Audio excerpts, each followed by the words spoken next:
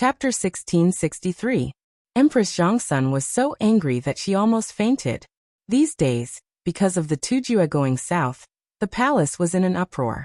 She had just finished dealing with the matters of the imperial harem with great difficulty, and eliminated the hidden dangers and suspicions. Before she could catch her breath, such a thing happened. How could this not make her angry? This was all money. This loss had to be repaired, right? Where did this money come from? Besides, how was she going to explain this to the people outside? In the middle of the night, there was a sudden accident in the palace. The retired emperor's bedroom was blown up by fire. How was she going to explain this to the people outside?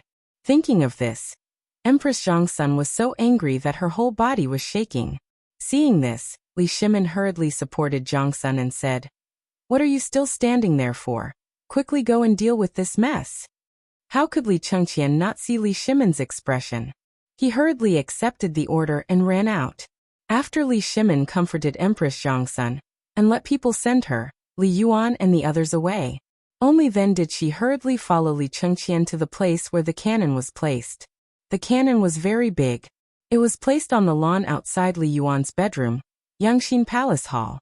Moreover, there was a large carriage beside the cannon. At this time, Li Shimin and Empress Zhongsun did not dare to raise the torch. They just looked at the cannon in the light of the burning fire. The cannon originally had 2 iron wheels, but at this time, one of the wheels had already sunk deep into the mud, and the other one was also broken. It looked a little strange. The material of the cannon was like a large iron rod. There was not a trace of decoration on it. At this time, the barrel of the cannon still had a trace of residual heat. The muzzle of the cannon still had the smell of gunpowder, and wisps of smoke entwined around it. At the back of the cannon barrel, at the position of Li Shimin's armrest, there was a protruding place. There was a cover at this place. It was unknown what it was for, but when the cover was opened, a gust of gunpowder smoke instantly choked Li Shimin and forced him to retreat. Li Shimin covered his mouth and asked in a low voice, "This is that cannon?" "Yes, Imperial Father. This is it." Li Shimin pointed at the lid and asked, "Then, what is this?" "Imperial Father, this is the place to fill the ammunition. You only need to fill the cannonballs. The cannonballs are gunpowder. Look, this is it." As Li Chengqian explained, he took out a cannonball the size of a head from a metal box on the metal car, and handed it to Li Shimin. The artillery shell was oval in shape and had a bottleneck on it. Some stripes were engraved on it. It didn't look beautiful at all. Li Shimin weighed it for a moment, and instantly had an evaluation. The entire cannon looked very ordinary. Wasn't it just a large iron pipe with 2 wheels installed on it? However, could this toy really destroy the entire Yangxin Palace Hall? Li Shimin was in disbelief. After all, he and Li Chengqian didn't see the scene of the test at the smelting workshop. At this moment, when he saw the head-sized object and the huge hole in the middle of the Yangxin Palace Hall, which occupied more than 2 mu of land, he couldn't help but feel a chill down his spine. Could such a small thing really cause such great destruction? Li Shimin couldn't help but feel agitated. He couldn't help but ask, "Is this toy really so powerful?" Li Chengqian swallowed his saliva and said, "Imperial Father, why don't we give it a try?" In an instant, the two of them couldn't help but shiver. Li Shimin's expression changed and he asked, "Did you say the same thing when the retired emperor asked you a question just now?" Li Chengqian hurriedly said, No, just now. The retired emperor was just playing around and didn't ask anything." "Oh yes, Imperial Father, it seems that the retired emperor knows more about this than we do." Li Shimin suddenly remembered that this thing was witnessed by the retired emperor. Although it was just a test shot, this toy didn't seem to be difficult. It was nothing more than putting the shell in the cover, and that was it. How could the retired emperor not know such a simple thing? Li Shimin was speechless. He was even a little angry. This was not something a human would do. Li Shimin took a deep breath and looked at the shell in his hand. Instantly his back felt numb. Just one of these things was already so powerful. What would happen if it exploded? Li Shimin hurriedly threw the shell in his hand to Li Chengqian, and waved his hand in annoyance. "You have to settle this before dawn. Otherwise, I'll teach you a lesson in the morning court." Li Chengqian felt wronged. But what could he do? One was Lao Tzu and the other was his grandfather. His grandfather was in trouble, and he didn't stand up for him. What could he do?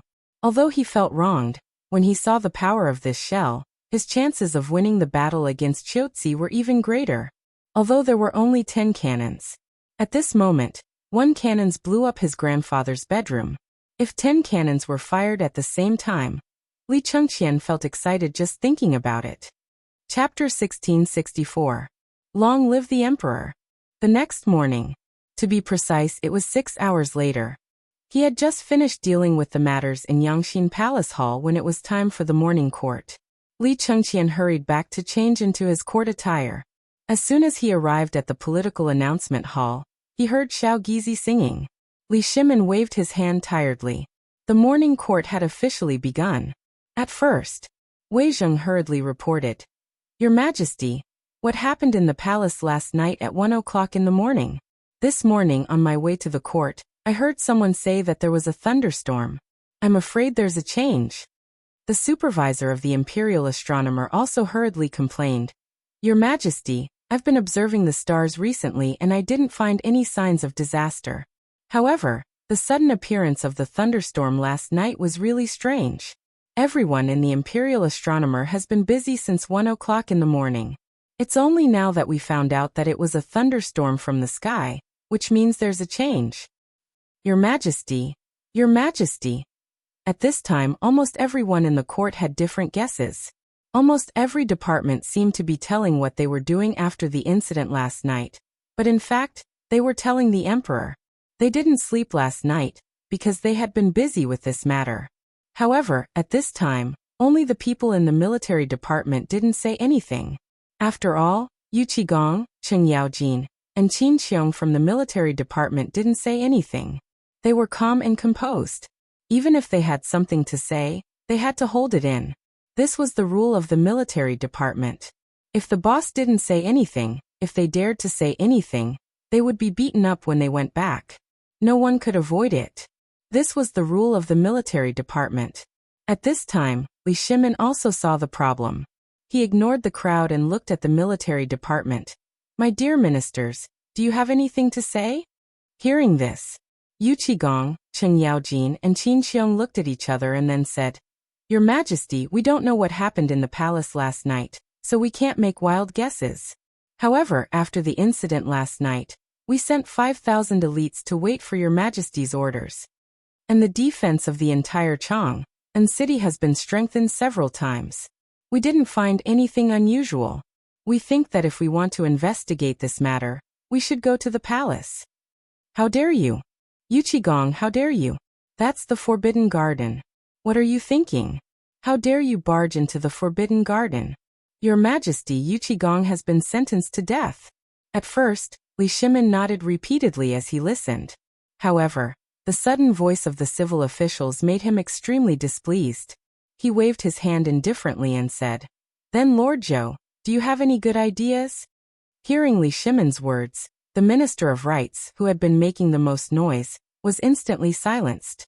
His expression quickly changed as he said, "Your Majesty, this matter must be investigated from within the palace. However, this matter is of great importance. I feel that Your Majesty should personally—" "Enough, shut up." At the end of the day, he just didn't want to care. Li Shimin looked indifferently at the Minister of Appointments and said, "As the Minister of Rights, you don't know what to do when something happens in the palace. Minister Yu Qi only spoke his opinion, and it was a capital offense. What do you think your punishment should be?" Instantly, the faces of the ministers who had just jumped up changed slightly. The Minister of Rights' face was as pale as paper. Seeing this, Li Xiaogong hurriedly said, "Your Majesty, this matter concerns the dignity of the Emperor.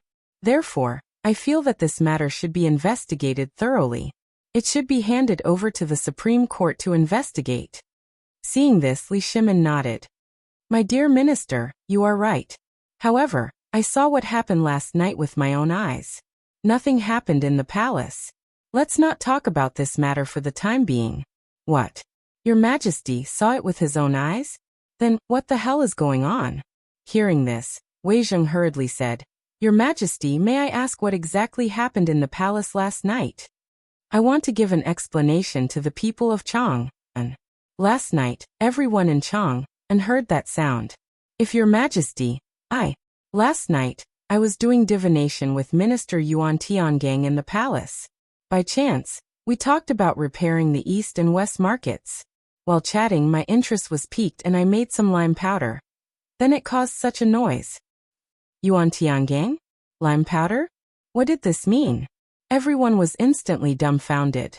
Only Wei Zheng and a few others remembered what happened on the mountain when they heard the emperor mention lime powder. Zhang Feng used this thing to fry fish, and the noise caused by that. But at this moment, Wei Zheng's expression suddenly became strange. This was definitely not the sound of frying fish with lime powder. That thing was not so loud, unless it was a cannon. Did Feng Ziba make that thing? Apart from Wei Zheng, Feng Xianling, Zhang Sun Wuji, Yu Qigong, and others all remembered this idea. They couldn't help showing a touch of excitement in their eyes at this time. After all, what they wanted to discuss today was the matter of the crown prince guarding the border. At this time, Li Shimin waved his hand and said, "This matter ends here. If you have any questions after the court, you can ask Prime Minister Wei. Prime Minister Wei knows what is going on." The war in Chiotzi has been going on for some time. Minister Yuqi, let's talk about the war in Chiotzi. Li Shimin saw the opportunity and pushed the problem to Wei Zheng. After all, Wei Zheng also knew about this matter. At this time, what they needed to deal with was the crown prince guarding the border. Although he had this cannon and had seen the power of the cannon, Li Shimin was still a little worried. Chapter 1665. In this regard, Li Shimin didn't dare to make any assertions. After all, once something happened, it would be a big deal. The crown prince's matter was of great importance. He also knew that if the crown prince wanted to go to the border, someone in the imperial court would definitely stop him. At this time, even he himself was a little hesitant, so he wanted to see what the ministers thought. At this time, Yu Qigong also told him about the matter of Chiotzi and Longyu Road. Almost all of them were about the lack of clothes, food, or armaments. However, he didn't mention a single word about the new weapons. Once this matter was mentioned, not to mention whether these people understood it or not, these people would definitely impeach this, and that because of the money, materials, and manpower used to make these weapons. Li Shimin didn't want to hear this voice either. After all, it was the emperor himself who ordered to supervise this matter. Li Shimin actually knew what Yu Qigong was going to say last night. Hearing this, he pretended to be thinking about it and said, "Dear ministers, the matter of Chiotzi City is related to the safety of the west gate of the Tang dynasty. At this time, you also know what's going on in the imperial court. Which minister can solve the problem of armaments?" This. In an instant, the lively discussion that had just been going on disappeared in an instant. At this time, because of the appearance of reward the good and punish the evil, almost all the affairs in the imperial court were clear. They even knew what was in the treasury of Chang and city. Therefore, at this moment, the emperor's words made this group of people, who only knew how to talk, shut up in an instant. Li Shimin ignored them and asked, "Beloved official Yuqi, have you distributed the cotton-padded clothes required for military use this year?" Hearing this, Yu Qigong sighed and said, "Your Majesty, I've talked with the two ministers of the Ministry of Works, Du Ji, and got the answer. It will take another month to get 50,000 thick cotton clothes. However, winter has just arrived, so things will be slightly better in Chiotzi. However, Liangzhou, Ganzhou, Shazhou, and other places are located at the foot of Mount Qilian. Right now, snow is already swirling in these places, and the temperature is plummeting. If it hasn't been through winter, I'm afraid that unforeseen events will happen. Moreover, these prefectures are located at the rear of Chiotzi City. If the rear is unstable, it will only cause the soldiers at the front line to panic." Li Shimin's expression sank as he asked, "Why didn't you report this earlier? Didn't we remember that this matter was reported in June? Why is it still like this when winter is about to enter the 12th lunar month?" Du Ji, Ministry of War, Ministry of Works, can you give me an explanation? The minister's expressions changed when they heard this, and they hurriedly explained. But it was only in June and July when there was a locust plague, so they didn't have the time to deal with it. When the matter was over, all the mulberry trees had been eaten clean. When the mulberry trees died, there was naturally no food for the silkworms. Most of them died as well. No matter how powerful the Ministry of Works was, there was nothing they could do. But the emperor had been busy with other things and didn't have time to deal with this matter. So it was delayed until now. At this time, the more Li Shimin listened, the more he felt that something was wrong. After all, he did receive such a report in the past, but because of other things he really forgot about it. The more he listened to these people, the angrier Li Shimin became. Enough! We didn't come here to listen to your complaints. Give us a solution in 3 days. We'll leave this matter to Zhang Sunwuji. Zhang Sunwuji was a little speechless, but he still obeyed the order. Li Shimin knew that he would naturally have a solution. After this matter was settled, Li Shimin said again, "Today, I want to put the matter of the military supplies aside for the time being. Let's talk about the matter of Chiotsi first. Sheng Province, Feng Province, and Tulikan, you all know about it, right? Then we won't say much. You've all seen this war. Right now, even Longyu Province and Chiotsi Province are in dire straits, let alone Feng Province and Sheng Province. This is a matter of wealth. Thus, we have decided to send the Crown Prince to Chiotsi to guard the border. On the one hand, we will stabilize the morale of the army, and on the other, we will investigate how serious this matter is. What do you all think?" Li Shimin's words immediately caused an uproar among the officials. They had heard about the Crown Prince's decision to guard the border before, but after what had happened some time ago and Tuli's sudden actions, they all believed that the emperor would not let the Crown Prince guard the border.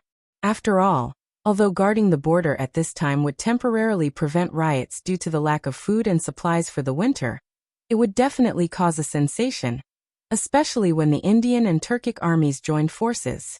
At this time, the morale of the army was slack, and the Crown Prince's sudden appearance was bound to make the war at the border extremely difficult to resolve. To go at this time, it simply didn't make sense. Instantly, all of the civil officials once again erupted with cries of protest and opposition. "Your Majesty, you absolutely can't do this, Your Majesty. Your Majesty, although the Crown Prince guarding the border can raise morale, if he goes now, not only will it not raise morale, it will also cause the entire Tang dynasty to fall into a passive position. Your Majesty. Your Majesty, please reconsider." Chapter 1666. At this moment, along with the voices of opposition and discussion, there were rising voices. Even the military, Yu Qigong, and the others began to advise against it. After all, the Crown Prince guarding the border was a major matter. Once the Turks received the news, the difficulty of this campaign would increase by several times. This was absolutely not beneficial to the already complicated war situation at the border. On the contrary, it would lead to an even greater crisis, and it might even destabilize the situation at the border. What would the court officials think? At this moment, Li Shimin was also in a difficult position. He had originally thought that the Crown Prince's decision to guard the border was a little hasty, but after seeing the armor last night, Li Shimin felt that it was feasible. But after seeing the cannon last night, he completely hesitated. Although the cannon was very powerful, was it really suitable for the Crown Prince? Hearing the opposition of almost all the officials, Li Shimin couldn't help but ask, "Crown Prince, what do you think about this?" Li Chengqian actually had something to say, but he knew that he couldn't say it too early or too late. Hearing Li Shimin's words, he said, "Your Majesty, sirs, you are right. This matter is indeed lacking in consideration. However, this son believes that if we go to the border, putting aside the war, even if this son is unable to resolve the crisis in the north, it is enough to stabilize the current situation in Longyu Dao." Hearing this, Li Shimin's eyes flashed with a hint of admiration. Just the aura he had just displayed, as well as the calmness and composure, made Li Shimin's eyes light up. Even many of the officials in the hall were somewhat surprised. They gradually quieted down, wanting to hear what Li Chengqian's plan was. Li Shimin waved his hand and asked, "At this time, all the soldiers and garrisons in Longyu Circuit lack winter clothes. Even if you are the Crown Prince, if you don't have something to help them survive this winter, will they trust you?" Li Chengqian bowed and calmly replied, "Imperial Father, although this son cannot solve the problem of the cold, this son's trip will mean the attention of the court, as well as imperial father's love. This is extremely important to the people's hearts. This is possible? Instantly, all the ministers were dumbfounded. They didn't even dare to think about such a thing. After all, if that was really the case, wouldn't it mean that the Crown Prince's trip this time would only be beneficial and not detrimental? Could it also give the soldiers who couldn't get winter clothes a sense of belonging, stabilize the morale of the army, and win the war? Although many officials had received the news that the emperor wanted the Crown Prince to guard the borders, the premise was that Shenzhou and Fengzhou were safe. However, not only did something happen in Feng Province and Sheng Province, but the sudden change in the weather also exposed the lack of food and clothing in the army. Otherwise, how could the ministers be at ease? This was the Crown Prince, the hope of the Tang dynasty. Once the news of the Crown Prince guarding the border and the Tang dynasty's army reached the ears of the Turks, then as a result, this war would only break out more fiercely. And if the Turks really captured the Crown Prince, what would the result be?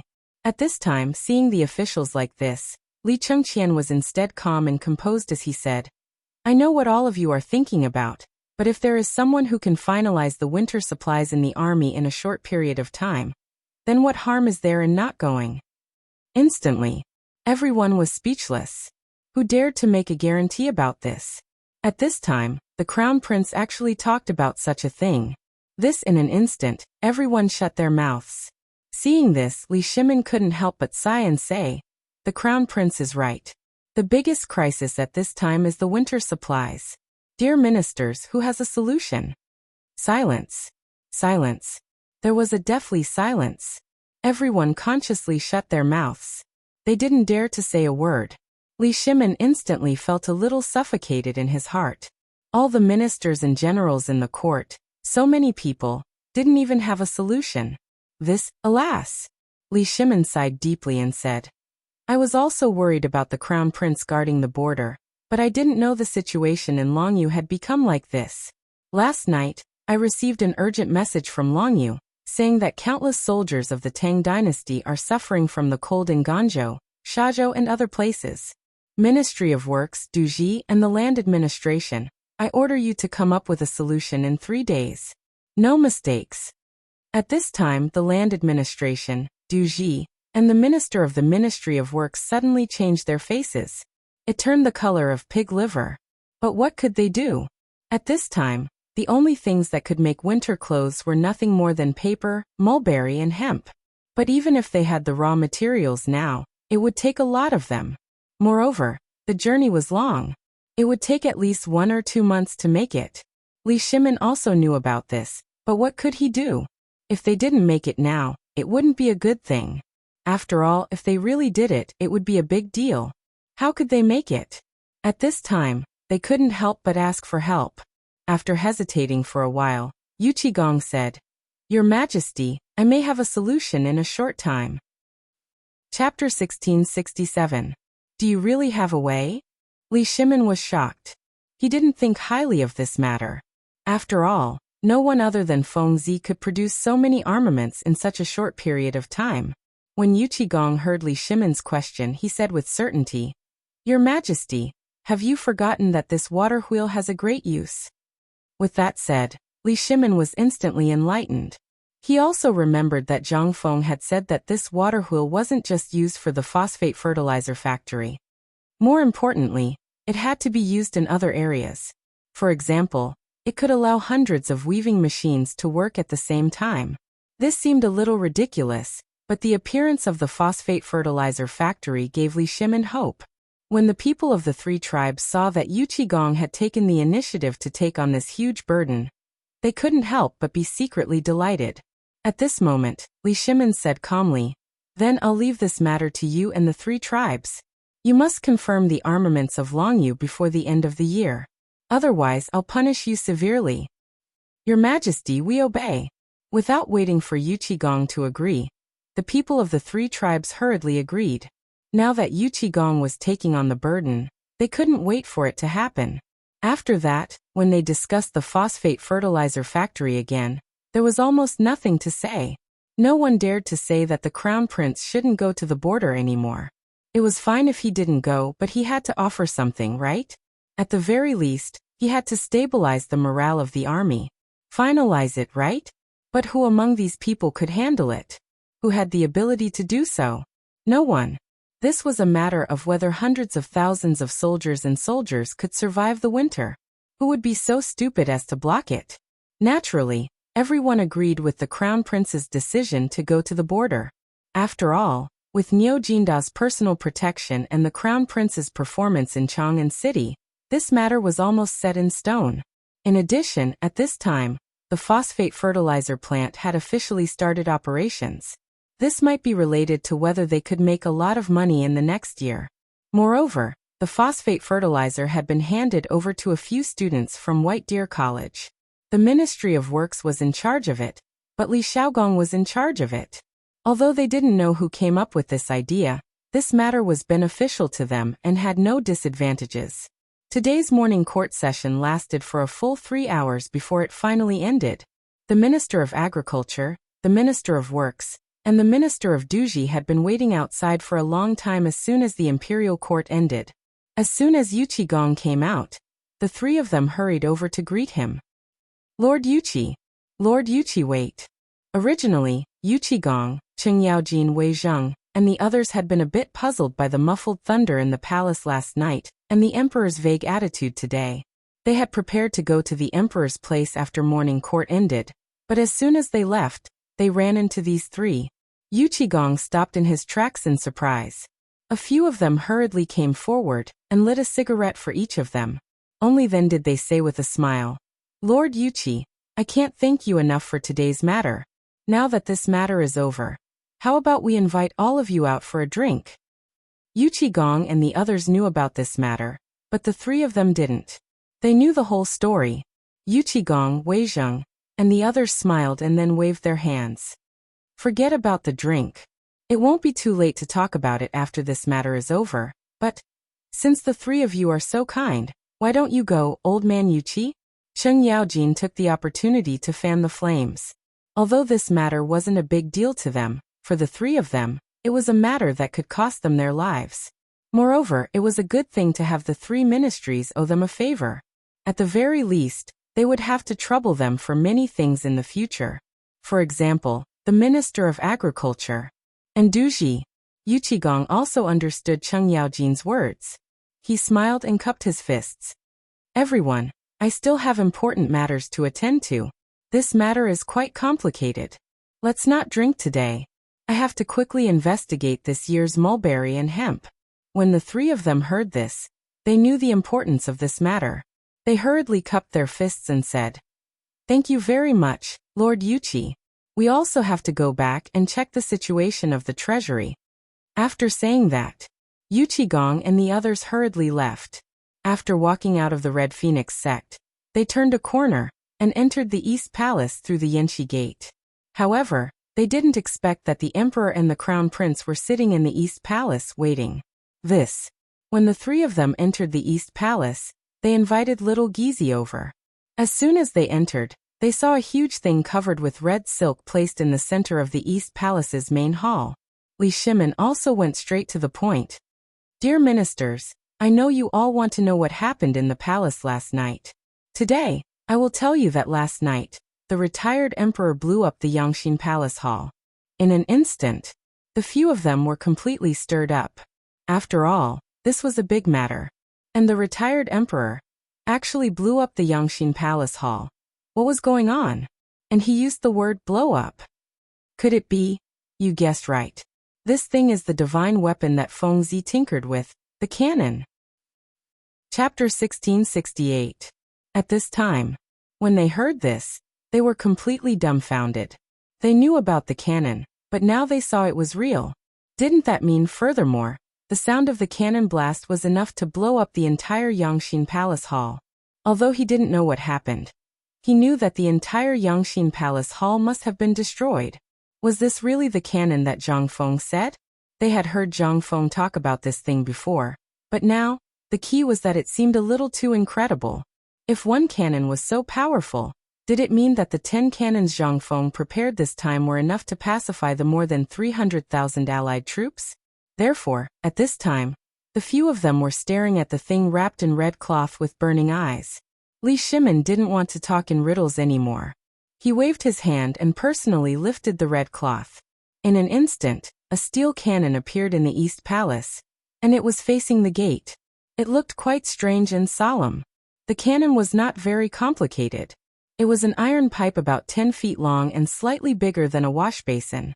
There were 2 big iron wheels under it, and 4 big iron balls in front and back supported the cannon. At this time, Li Chengqian introduced the use of each part of the cannon, and then said, "Your Excellency, what do you think of this thing?" "What do you think? What do you think of this thing?" Was there a need to ask? It was simply beyond their imagination. Wei Zheng said with a serious face, "Your Majesty, this thing is good, but when the Crown Prince leaves, won't it be too conspicuous if he takes it with him? And it will definitely attract the covetous eyes of many people. It will do no good to the war in Qiuzi." "Your Majesty, Prime Minister Wei is right. I think we should discuss this matter separately. After all, if this thing is leaked out, it will be disadvantageous to the war in the Tang dynasty. If the 300,000 allied troops attack together, Qiuzi will be in danger instantly. Moreover, the road in Longyu is long and narrow. People from the Turks often come to sell their sheepskin or goods. It's easy to hide spies among them. We can't do this. If something happens, we can't guard against it. Once they send a small group of elites to rob these armaments, the consequences—" "Your Majesty," Wei Zheng bowed and said, "Your Majesty, please reconsider this matter." Li Shimin waved his hand and said, "I've already thought about this. Those armaments are probably about to reach Liangzhou." "Liangzhou? What's going on?" Li Chengqian said. "Your Excellencies, when Fengzi bought the long and narrow road from Lantian County to Shao Mountain, we didn't know what he was thinking at that time. Although there were many good fields on both sides of the only road from Shao Mountain to Lantian County, they were all dry land and useless to buy. However, a few days ago, Fengzi used this place and the foreign merchants at the foot of Shao Mountain to secretly transport something out. These people didn't even know what it was. Not only Wei Zheng, but also Yu Qigong and Qing Yaojin were shocked. "Your Highness, do you mean that the cannon has been transported out of Chang'an?" Li Chengqian nodded and said, "Yes. Moreover, it was Arkanon who persuaded a few merchants who had been in close contact with Shaoshan and the Chang and tobacco factory to give me these things. Therefore, even if some people were suspicious about this matter, at this time, because I was going to guard the border, they would give in. Everyone's attention won't be focused on this small caravan." Now that he put it that way, it made sense. But there was a problem. That was, what about the cannon? Although those cannons had been transported out, these people were foreigners after all. Therefore, they were the most likely people to betray them most of the time. After all, one could know a person for a long time without knowing his true intentions. If such a thing really happened, who could be sure? Li Chengqian didn't explain much. He just roughly explained the situation of the Yangxin Palace being bombed. Then Li Shimin said, "I've decided to leave this cannon in the palace in case of accidents. My dear ministers, do you have any questions?" No. How could they dare to have any objections? However, if they were to blow up the palace again, then it would be really fun. After all, this matter concerned the safety of the palace. Although he did not know whether that brat could be recreated or not, it was necessary to secretly prepare one at this time. After all, Feng Province and Sheng Province were right above his head. He did not even know what the old mixed-hair Tuli was thinking. If by any chance he made a ruthless move, then this cannon could also produce unexpected results. "Your Majesty is wise." Li Shimin stood up with a smile and said, "This time, Fengzi can be considered to have created a great merit for our Tang Empire. Once we have this thing, Yuqi, do you have the confidence to fight your way to the grasslands?" Chapter 1669. Li Shimin did not dare to forget about attacking the Turks for even a moment. Therefore, after Zhang Feng made these divine weapons this time, Li Shimin's ambition grew. This was actually not much of an ambition. After all, with the Wei River Alliance and the Turks' plundering of the Tang dynasty for a long time, not to mention Li Shimin, every Tang wanted to slaughter these damn barbarians with their own hands. However, these barbarians came and went without a trace. The terrain of the grassland was extremely complicated. Anyone who went there would be trapped in the grassland to death. This was what Li Shimin had always wanted to do, but did not dare to do. After that, he encountered Zhang Feng's obstruction. The appearance of food gave him hope, but he could not wait any longer. After all, Tuli and Xieli were attacking from the north and south at the same time. At this time, he still did not know their purpose. If he did not act, how could he let the people and soldiers of the Tang dynasty be at ease? How could he let Li Shimin be at ease? However, the problem was that although there were divine weapons now, could they really break into the Turks? They did not doubt the ability of these weapons, but because of the number of people and the problems in the army at this time. However, Li Shimin did not give them a chance to explain. He waved his hand and suppressed the words that they wanted to say. Then he said, "I know what you are thinking. You just want to persuade me to wait until after the spring harvest to talk about this. I'm just talking about this. When the time comes, it will be best if we can defeat or destroy them and break into the Turks at the same time. But, if we can't, then forget it." Hearing this, Yu Qigong and others breathed a deep sigh of relief and said, "Your Majesty is wise." Li Chengqian hurriedly said, "Father, there is one thing that I don't understand about Qiuzi this time." "Go ahead." Seeing Li Shimin agree, Li Chengqian said, "Father, at this time there are military issues in Liangzhou, Ganzhou, Shazhou, and other places, but there is no news about Qiuzi. Is this because it is not cold for the time being? Or is it because the news there is blocked at this time, and there is no report?" Speaking of which, Li Shimin couldn't help but look at Cheng Yaojin. Regarding this matter, Cheng Yaojin, who was in charge of the Longyu garrison, should have the most right to speak. However, Cheng Yaojin acted as if he didn't know about this matter. He evaded the topic and said, "Your Majesty, this subject doesn't know about this matter for the time being. Qiuzi is located in an important trade area between the Tang dynasty and the western regions. This subject believes that there should be a large number of merchants' winter reserves there. Therefore, there shouldn't be a problem for the time being." As he spoke, Cheng Yaojin hurriedly gave Yu Qigong a look. Yu Qigong was a little speechless, but he still said, "Your Majesty, I think so too." At this moment, Li Chengqian said, "Since that's the case, I have no more questions." "Then go and prepare," Li Shimin said and left the East Palace in a hurry. After Li Shimin left, several old generals, Wei Zheng, and the others also left in a hurry. Although the matter of the crown prince guarding the border had been settled, they still needed to arrange how many soldiers to send, how many guards to send, and so on. Li Chengqian also had a lot of heavy work to do. For example, he needed to go to the ancestral temple to pay respects and bid farewell to the retired emperor and the empress. This delay took a total of 6 hours. After Li Chengqian arrived with a dozen large chests and a group of palace maids and guards, Li Chengqian had finished his preparations. Li Shimin personally read the declaration of war. And only then did Li Chengqian leave in a hurry. That scene seemed to want the entire Chang'an city to know. At this time, Chang'an city was already full of people. At this time, the people had already recovered from the joy of the phosphate fertilizer. And only then did they know about the war in Qiuzi. Although taxes and other things would increase once a war broke out, because of the previous example of the Wei River Alliance, not only did the people not object, but almost all of them came to see the crown prince off when they heard that he was guarding the border. However, there was only one person who was basking in the sun and drinking wine on the small balcony of White Deer College. Wasn't he carefree and unfettered? Who else could it be other than Zhang Feng?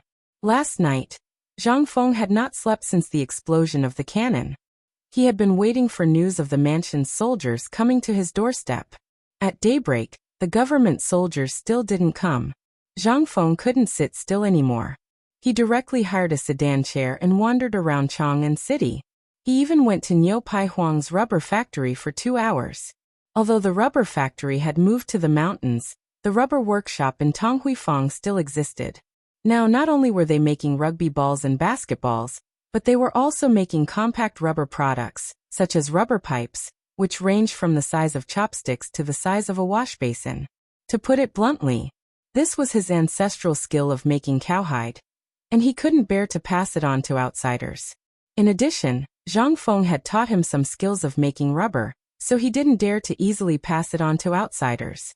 Although he was in charge of the rubber factory on the mountain, his disciples and his wife were all competent, so he had more time to come here and study this thing. What was this? This was all money. And most importantly, in Chang'an City, his wife and children were now on the mountain, and even his children had entered the academy because of Zhang Feng. Now that he had money, if he didn't drink and drink, wouldn't he feel sorry for himself? Chapter 1670. Zhang Feng also came to his senses after being reminded by Niu Pai Huang. He repeatedly claimed that Niu Pai Huang had inherited the old ancestors' teachings. Perhaps this was the laziness of the people in Guangzhou. Once they had money, their pockets would swell. They would be able to walk their dogs, play with birds, and drink with girls. Moreover, there were basketball, rugby, and even poker cards that Zhang Feng had created. With so many entertainment activities, how could the people of Chang and let go of them during the autumn planting period? Not to mention Niu Pai Huang. Just as Zhang Feng's imagination was running wild, wondering when he would be able to be like them and truly let go of everything and wander around without any restraints, a voice suddenly rang out. Jing Shu and Zhang Yuyao, who were sitting at the side and chatting idly, seemed to be attracted by something. They looked downstairs not far away. At this moment, a shout came from downstairs. Madams, Old Wei and the others are here. They say they want to visit Old Master. As they spoke, they saw Wei Zheng and the other four slowly walking over from the water wheel in the middle of the villa area not far away. The two women looked at Zhang Feng with a strange expression. Didn't he just come back? Why did he come back as soon as he stepped foot in? What was going on? But at this time, it was useless to think about it. The two women could only shake Zhang Feng awake and ask Xiao Cui, or to invite the others up. Then they left. As soon as they came up, they saw Zhang Feng in a daze. They were instantly angry and amused. I say, you ran really fast. Last night, you were still in the courtyard. Why did you come back to the mountain in the blink of an eye? Zhang Feng rolled his eyes and said, How can I not run? You all know what happened last night, right? If I don't run, am I going to wait for Li Gan to trap me and send me to jail?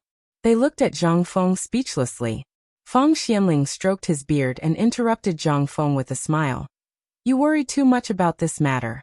If it was really a big mess, the emperor would have already issued an edict. But after all, this concerns the reputation of the imperial family. Under normal circumstances, the emperor would not intervene.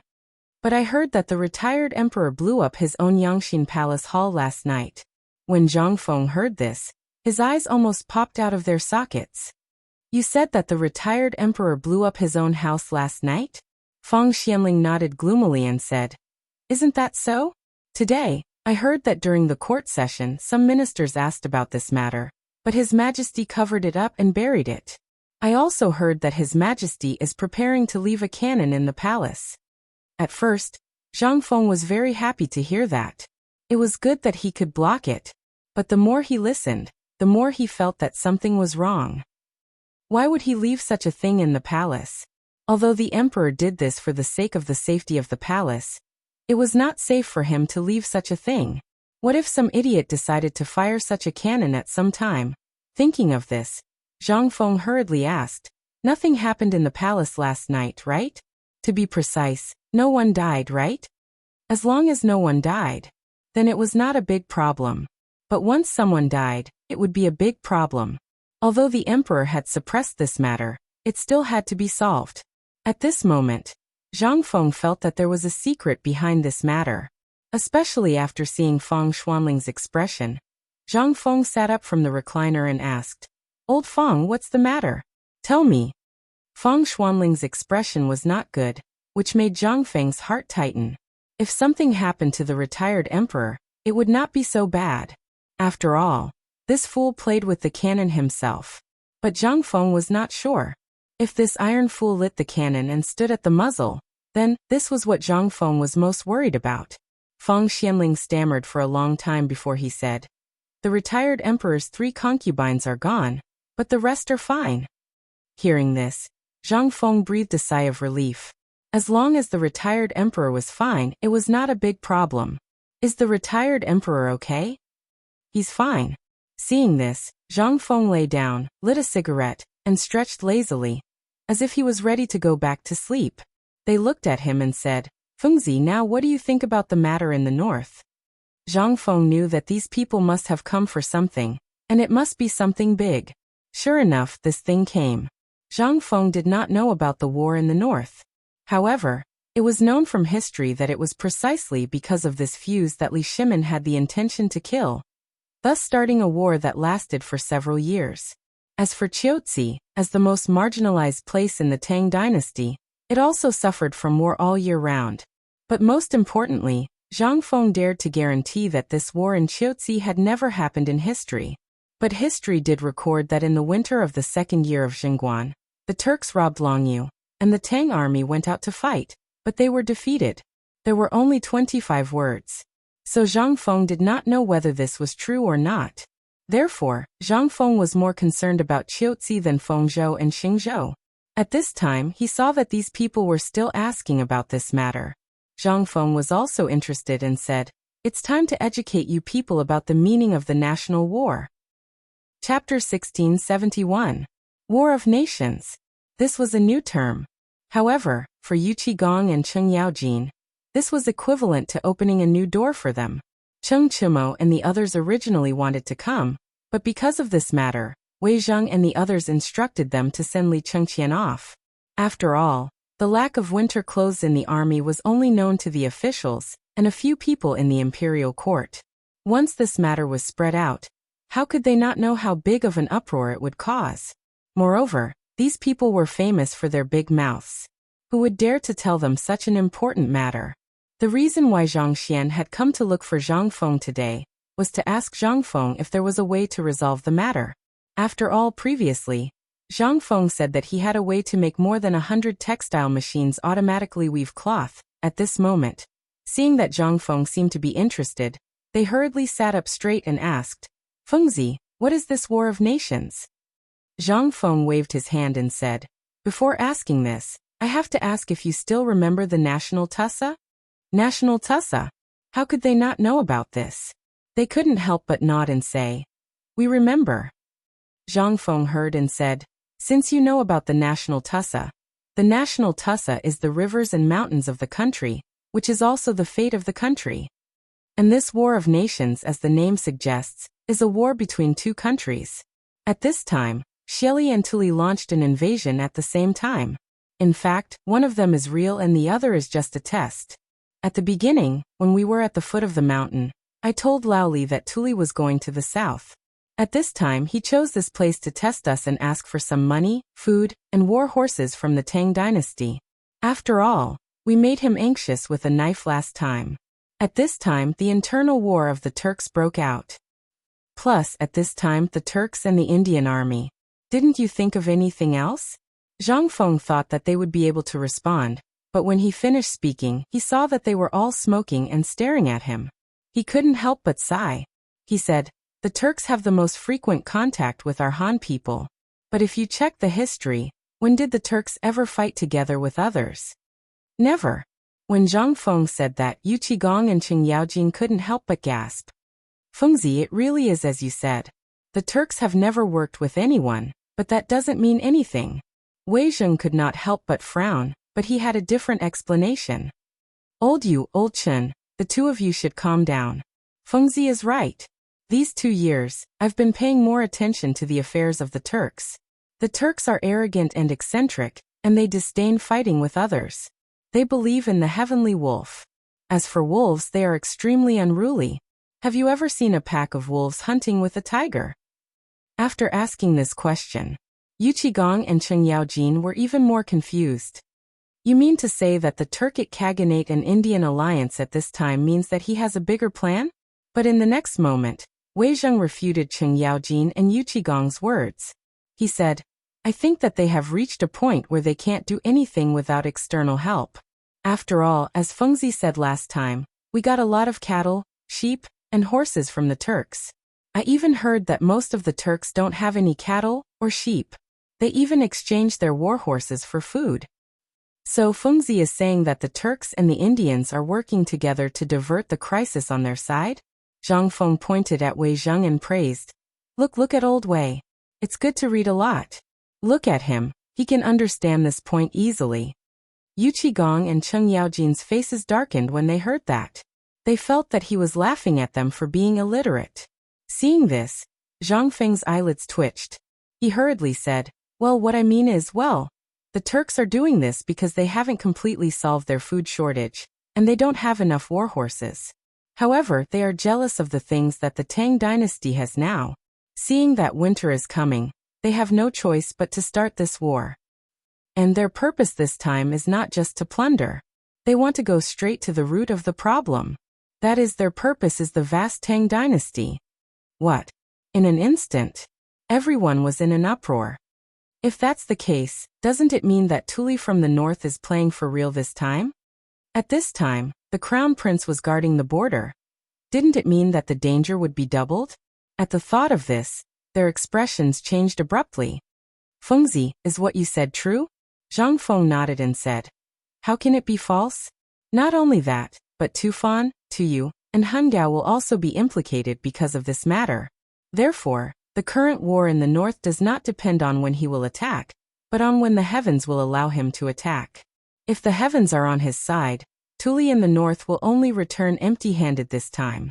However, this also depends on the crown prince's situation at the border." Chapter 1672. Look at the situation of the crown prince guarding the border?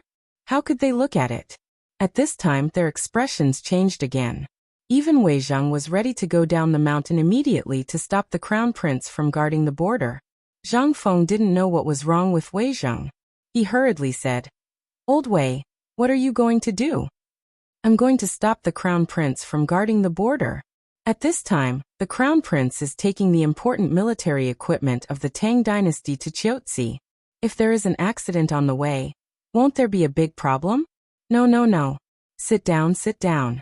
Don't be impatient. Don't be impatient.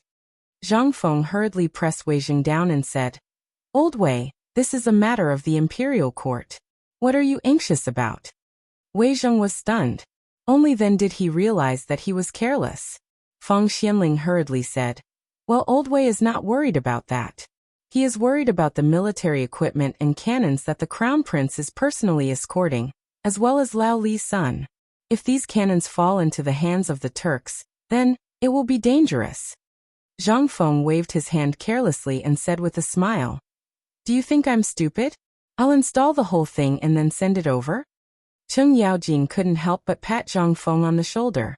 In an instant, Zhang Feng's face suddenly turned pale. In this short moment, the house was almost destroyed. Cheng Yaojin was so scared that he hurriedly put Zhang Feng on the rocking chair, patted his chest, and slit his neck. He couldn't wait to give him mouth-to-mouth resuscitation. Wei Zheng glared at Cheng Yaojin angrily. He was about to go forward and argue with him when Zhang Feng finally calmed down. After a violent cough, many people finally woke up. They asked in confusion, "What happened just now? Why do I suddenly feel like the sky is falling?" When they heard this, they didn't know what to say. They could only laugh it off and avoid this matter. Then Cheng Yaojin hurriedly asked, "Fengzi, at this time, if you don't let me go and save people, you should at least tell me your plan, right? We're old brothers. What's so hard to say? Don't you think you're asking for a beating?" Zhang Feng rubbed his aching shoulder. It took him a long time to recover.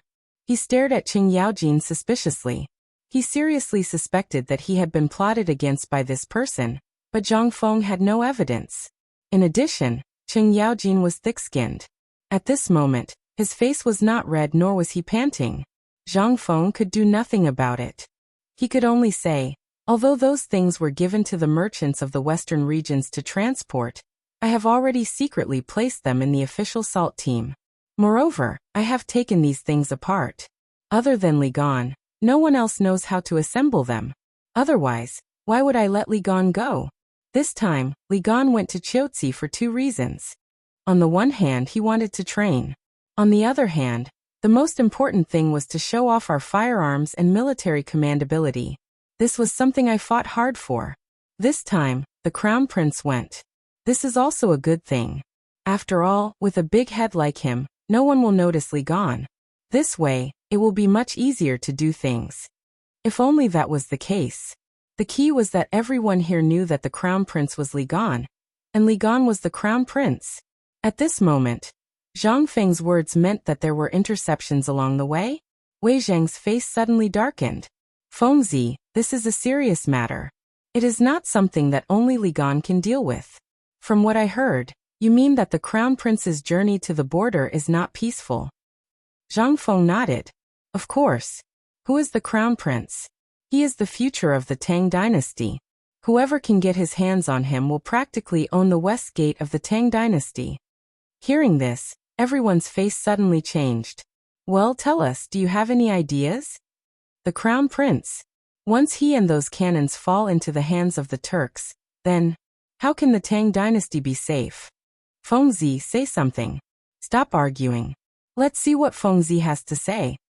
Zhang Sun Wuji, who had been silent all this time, suddenly said loudly. After calming everyone down, he said, Fengzi, this is a serious matter. If you have any plans, why don't you tell us? Zhang Feng shrugged and said, I really don't have any good ideas. This matter will depend on how Li Gan, the crown prince, and Niu Jijie handle it. I have already asked Tai Niu and the others to tell Niu Jijie about this matter. As for what happened on the road, it is actually a kind of trial. It will be of great help to the crown prince and Li Gan. Don't worry about it blindly. Instead of worrying about it blindly, why don't you think about how to deal with the Turks in the north, or think about what to eat to be safe later? After hearing Zhang Feng's words, although they were still a little worried, after all, this matter was of great importance. But seeing that Zhang Feng seemed to have prepared for it, if they said too much at this time, they would only expose their identities. They discussed. Then they temporarily suppressed all the thoughts in their hearts. After all, the 5,000 elites accompanying them and Niu Jinda were not to be trifled with. With so many people, unless the Turks came with several times more people, it was really impossible for them to stop the crown prince and the others. It was more reasonable. Among the things they brought, there was the indestructible long hair, and the powerful crossbow that could be fired instantly. Once these things were used, although there was a risk of being exposed, the crown prince's safety was assured. Chapter 1673. And at this time, the armaments and other important things had been sent out in batches. It was too late to recall them now, and Chiaotzi City couldn't wait that long. At this time, although everyone was still worried, they could only observe quietly. After all, they knew Niu Jinda's ability, and these 5,000 elites were all wearing special bulletproof vests. As long as these people were there, the crown prince's comfort would not be a problem. Moreover, this was the Longyu Dao of the Tang dynasty. Once the Turks entered the Tang dynasty, he would immediately send the message to all provinces and prefectures. In this case, what's wrong with the crown prince's comfort? Although they didn't know Zhang Feng had dismantled those armaments, if Zhang Feng said it was fine, then it should be fine. By the way, Old Wei, you just said Feng province. What's the situation in Feng province and Sheng province now? Zhang Feng asked curiously. Wei Zheng took a deep breath and said, At this time, the weather in Feng province and Sheng province is really cold as you said. And I heard from Lord Zhongsun that Master Yuan Tiangang did divination in person. And it was confirmed that there will be snow in Feng province and Sheng province soon. Perhaps, this snow is the reason for their retreat? Hearing this, Zhang Feng's eyes flashed with a touch of shock. Yuan Tiangang. This awesome person in the Tang dynasty was really awesome. Zhang Feng remembered that the legendary pushback diagram was a book that was banned from being circulated to foreign countries until he transmigrated in the future. And before his time travel, Zhang Feng remembered that this book was called a divine book in the Chinese department. It was not because of how gorgeous his writing was or how awesome his drawing was, but because of the things predicted in the pushback diagram. Of these matters, less than 7 had been analyzed. However, these 7 people had already been clearly arranged. What did this mean? This was a divine book that spanned thousands of years. This was the first year of the Tang dynasty. Not only did Yuan Tiangang predict Wu Zetian's ascension to the throne, but he also predicted Yang Guifei's rebellion and Ma Weipa's death. Just this alone was enough to shake the entire world, not to mention those unknown things. Previously, Zhang Feng had really forgotten about this person. However, after hearing Wei Zheng's words, the pushback painting and Li Chunfeng instantly occupied his mind. He hurriedly hooked his arm around Wei Zheng's neck and asked, "Old Wei, I have a favor to ask. When can you arrange for me to meet Master Yuan?" Wei Zheng felt a little strange. However, he was also looking forward to the meeting between the two. One was the most famous master of strange arts in the Tang dynasty, and the other was the most famous swindler in the Tang dynasty. What kind of sparks would erupt when these two people interacted? Although Wei Zheng was looking forward to it. However, this was not the time to talk about this. He said, "If there is a chance in the future, I will tell the Lord Zhongsun about this. As for whether Master Yuan will meet you or not, it's hard to say." Seeing that there was hope, Zhang Feng rubbed his hands and said, "Tell me, how did Master Yuan predict it?" Zhang Feng was more curious. Although he knew that people in ancient times could predict the future from the orbits of the stars and some natural means, he still wanted to know what method Master Yuan used. Wei Zheng said, "I have heard about this, and Master Yuan is best at finding incense and asking for directions. As for what method he used, I don't know. If you want to know, you will know when you meet Master Yuan. However, there is one thing I am sure of. Master Yuan also predicted that this time, the Turks in the north will definitely retreat because of this wind and snow. However, today the Lord Zhongsun came to us and told us a secret. Maybe the retreat mentioned by Master Yuan is not because of the snow, but because of the cold. At present, His Majesty has received a total of reports from Longyu, Yuzhou, and other stations. They are all about the issue of materials for the winter. I think this is not only a problem of the Tang dynasty, but also the key reason why Tuli appeared in Shang and Feng provinces at this time.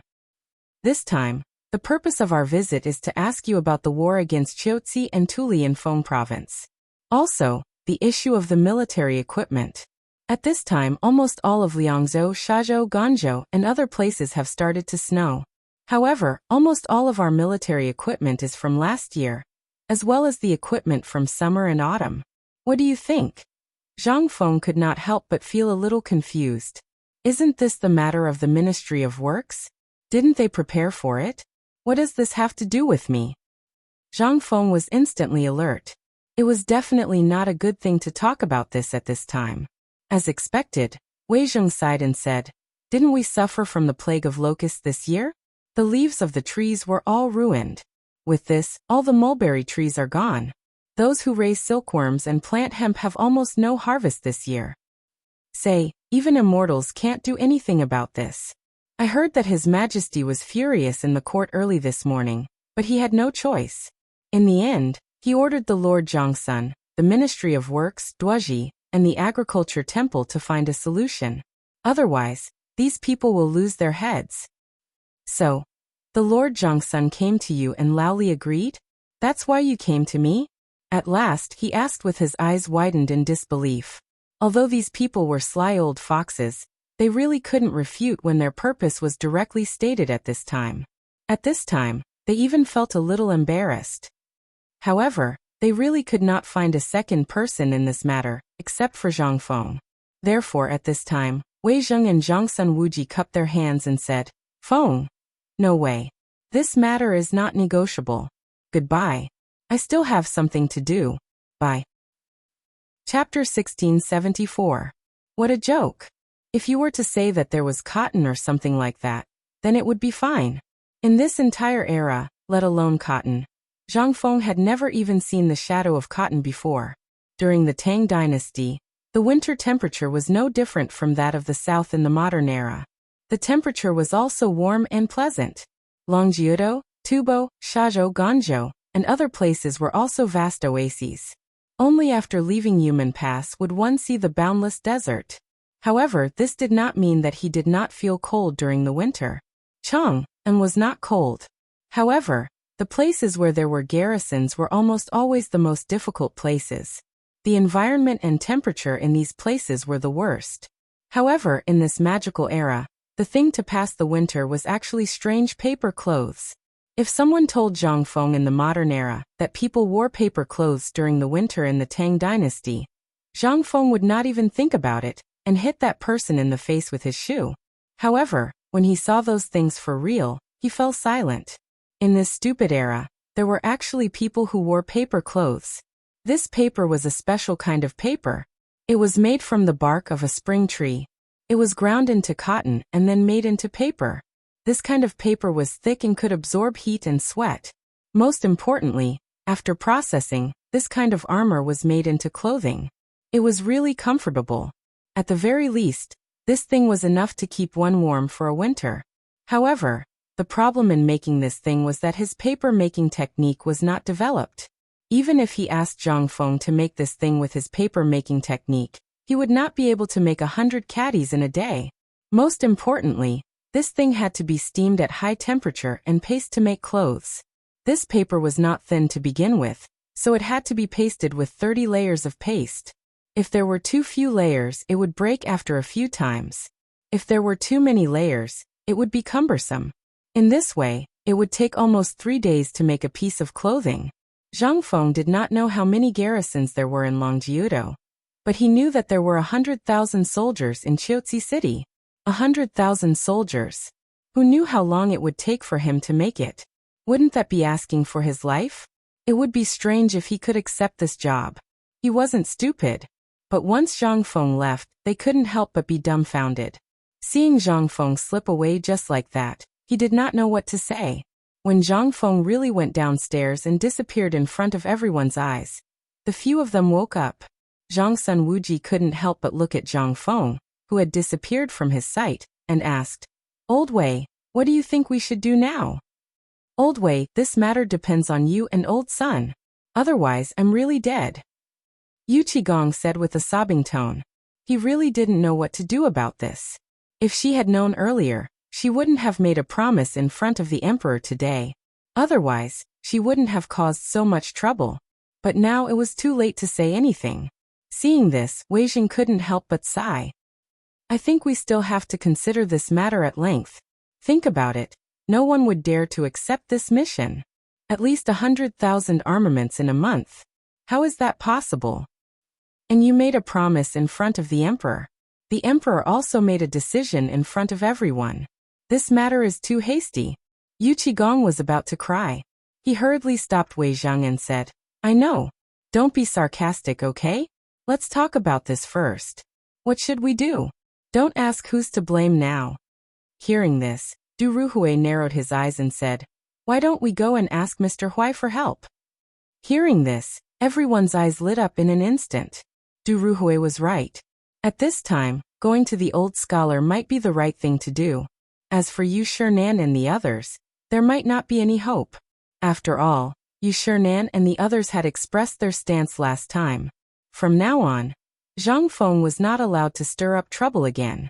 He had told them that at this time, if they went to Yu Shinan, wouldn't they be asking for trouble? At the thought of this, how could they sit still? They all went to look for the old scholar. On the other side, after Zhang Feng left the villa, his mind was filled with the matter of clothes. Although he didn't care about what others thought. However, his family, the few Confucians on the mountain, the students, the craftsmen, and the people in Tonghuifang all needed it. The people in Tonghui district and the craftsmen in the various workshops on the mountain worked every day to create today's White Deer College and the normal operation of the Daoshan market. These people were the ones who really needed them. Moreover, the average temperature on the mountain was at least 5 degrees lower than that below the mountain. At this time, it was indeed a little cold from morning to night. Zhang Feng was also considering the matter of winter clothing. However, thinking was just thinking. It was also troublesome to do it. If he really wanted to do it, it would be difficult. After all, it was really difficult to not have cotton. This was already the biggest problem in front of Zhang Feng. At least until now, Zhang Feng really didn't think of any useful way to replace cotton. Even cashmere and goose down, you must have a machine to make it, right? Although there were many of these things, there was no time. There was only a month until the new year. In such a short time, there were more than 100,000 people. Even if Zhang Feng sacrificed his life, he couldn't make so many cotton-padded clothes. Chapter 1675. What Zhang Feng was worried about was, it would end badly if they did that. How could they do it without anything? That was one thing. The main source of the problem was that the time was too short. Even if they used water wheels to make unmanned textiles, They could not make so much in such a short time.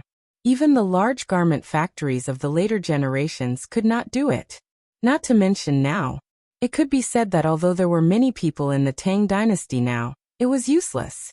This thing was not something that could be done with a large number of people. Most importantly, there was no cotton or other substitutes in this era. Even the best ones that Zhang Feng knew were sheepskin jackets, rubber thermal jackets, and paper jackets. Although Zhang Feng knew all of these, he knew that the best ones were sheepskin jackets, rubber thermal jackets, and paper jackets. But when he thought about the needs of hundreds of thousands or even hundreds of thousands of people, Zhang Feng felt a headache coming on. In this era, even if they added the cattle and sheep from Tubo and other countries, the Tang dynasty did not lack leather goods at this time. But it was difficult. Zhang Feng could not help but rub his forehead. Unknowingly, Zhang Feng had already arrived at the textile factory that was under construction. Once the textile factory was completed, the three major projects that Zhang Feng had mentioned were almost completed: the steel mill, the rubber factory, and the textile factory. But at this time, the textile factory was only a prototype. It was being built halfway up another mountain. Shao Mountain was divided into two mountains, and the whole Shao Mountain was like a gold ingot, sandwiched between the two mountains. On the mountain in the west, the forging workshop had been expanding all the way to the top of the mountain. And on the other side, it was the source of the water of the whole Shao Mountain, which was connected to the East Peak waterfall of Shao Mountain. It had almost become the main living area of Shao Mountain. The whole academy was built on the flat plain between the two mountains. At the foot of the mountain there was a paper factory, a rubber factory, a food factory, and so on. At this time, standing halfway up the East Peak, Zhang Feng looked down at everything at the foot of the mountain. He was in disbelief. A few months ago, this place was still a wasteland. Who would have thought that in less than half a year, this place would become like this? Moreover, it had become a place comparable to Chang'an City. Zhang Feng knew that he couldn't do all of this. After all, he really didn't have the ability. All of this was the result of everyone's hard work. Zhang Feng couldn't understand why these people followed him. He was just doing what he wanted to do. It could be said that he was doing everything according to his heart. However, he hadn't noticed it before. Only when he turned around and looked down did he realize that there were actually so many people gathered around him. Zhang Feng looked at all of this with a headache. He couldn't help but feel a little disappointed. Originally, he just wanted to start a business without relying on this unreliable system. However, this business was still in its initial stage, and he already encountered so many troubles. How could this not give her a headache? Now, although he refused to make winter clothes for the 100,000 people, what about the people on the mountain? These people all needed to survive the winter. Moreover, the temperature on Mount Kuei was much lower than that of Chang'an City at the foot of the mountain because of its altitude. Although the temperature of Chang'an in this era was very pleasant, it was still very cold in this winter. The clothes for these thousands of people became his biggest headache at this time. After all, more than 3,000 students, more than 50 Confucian scholars, more than 300 people in charge of logistics in Tonghuifang, more than 1,000 craftsmen, and Lao He. These people were all his old subordinates. However, at this time, a series of shouts pulled Zhang Feng back to reality from his thousands of thoughts. He saw that not far away, several craftsmen were cutting trees on the mountain, when a big tree not far from Zhang Feng fell down with a loud bang. Everyone also saw Zhang Feng, who was in a snow-white robe. Everyone was stunned at first, and then couldn't help but roar excitedly. "Dean! The Dean is here!" Along with the exclamation, Gan Ziyuan also hurried over with a stick in his hand. When he saw that it was really Zhang Feng, he was immediately wild with joy. "Dean, why are you here alone? You should have told me in advance." Gan Ziyuan. Zhang Feng was surprised. He hadn't seen him for a long time. At this time, Zhang Feng really didn't recognize him. After all, this time Gan Ziyuan was dressed a little shabby. Zhang Feng looked at Gan Ziyuan with some surprise, pointed at the wooden stick in his hand and asked, "Old Gan Yu, what's wrong with you?" Gan Ziyuan heard, waved his hand and said with a smile, "Hey, you're talking about this. Isn't this for work? The weather is cold, so I came up the mountain to work and warm up." Let's go, let's go. I'll take you to the textile factory. Now the textile factory is amazing. While speaking, Gan Ziyuan pulled Zhang Feng in the direction of the textile factory. After Zhang Feng left, the people who went up the mountain were peeling the bark and arranging the wood. Zhang Feng looked at the red tree deeply, then looked at the thin clothes on Gan Ziyuan's body, and couldn't help but ask, "Old Gan, do the people who go up the mountain now wear such clothes?" Chapter 1676. Clothes. Clothes again. This was the topic that Zhang Feng heard the most today. At this time, Zhang Feng was silent. Gan Ziyuan seemed to have noticed Zhang Feng's silence at this time, and could not help but ask in surprise, "Dean, what's wrong with you?" Zhang Feng did not leave.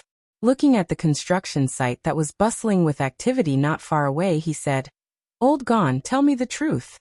Are you all wearing unlined clothes?" Gan Ziyuan was stunned. He said indifferently, "We're the ones who put in the effort, so we can't wear thick clothes. Once we wear them, we won't be able to see anyone in less than 3 days. Then you were peeling the bark just now to make clothes?" Zhang Feng interrupted Gan Ziyuan and said, "Old Gan, what are these people peeling the bark for?" In an instant, Gan Ziyuan was silent. Looking at Zhang Feng's strange expression, he began to falter.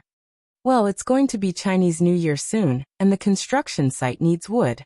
We're thinking of getting some bark while we're cutting down trees and hiring people to make some clothes. After all, thanks to the dean, we've made a lot of money this year. So, my brothers wanted to buy some new clothes. I was worried, so I followed them. I didn't expect to run into the dean, but we definitely didn't delay the construction. I can guarantee this with my head."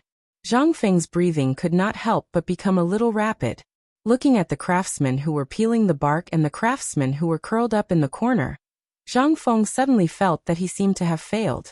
No wonder the old scholar and Yu Shernan advised him not to go out again, and to stay in the academy and deal with the academy's affairs. Zhang Feng did not understand before, but now Zhang Feng finally understood. Things outside were a mess, and things at home were still a mess. What was there to do? There was simply no way to do it. Zhang Feng took a deep breath and pointed at the textile factory. "Old Gan, let me ask you, do you know what this place is used for?" Gan Ziyuan saw Zhang Feng's dignified look and didn't dare to be careless. He hurriedly said, "I don't know, but I heard that it is a textile factory. It should be a weaving workshop. We have no right to ask the dean's decision. We only know how to do what we should do." Over the course of a few months, Zhang Ruochen had been in a daze.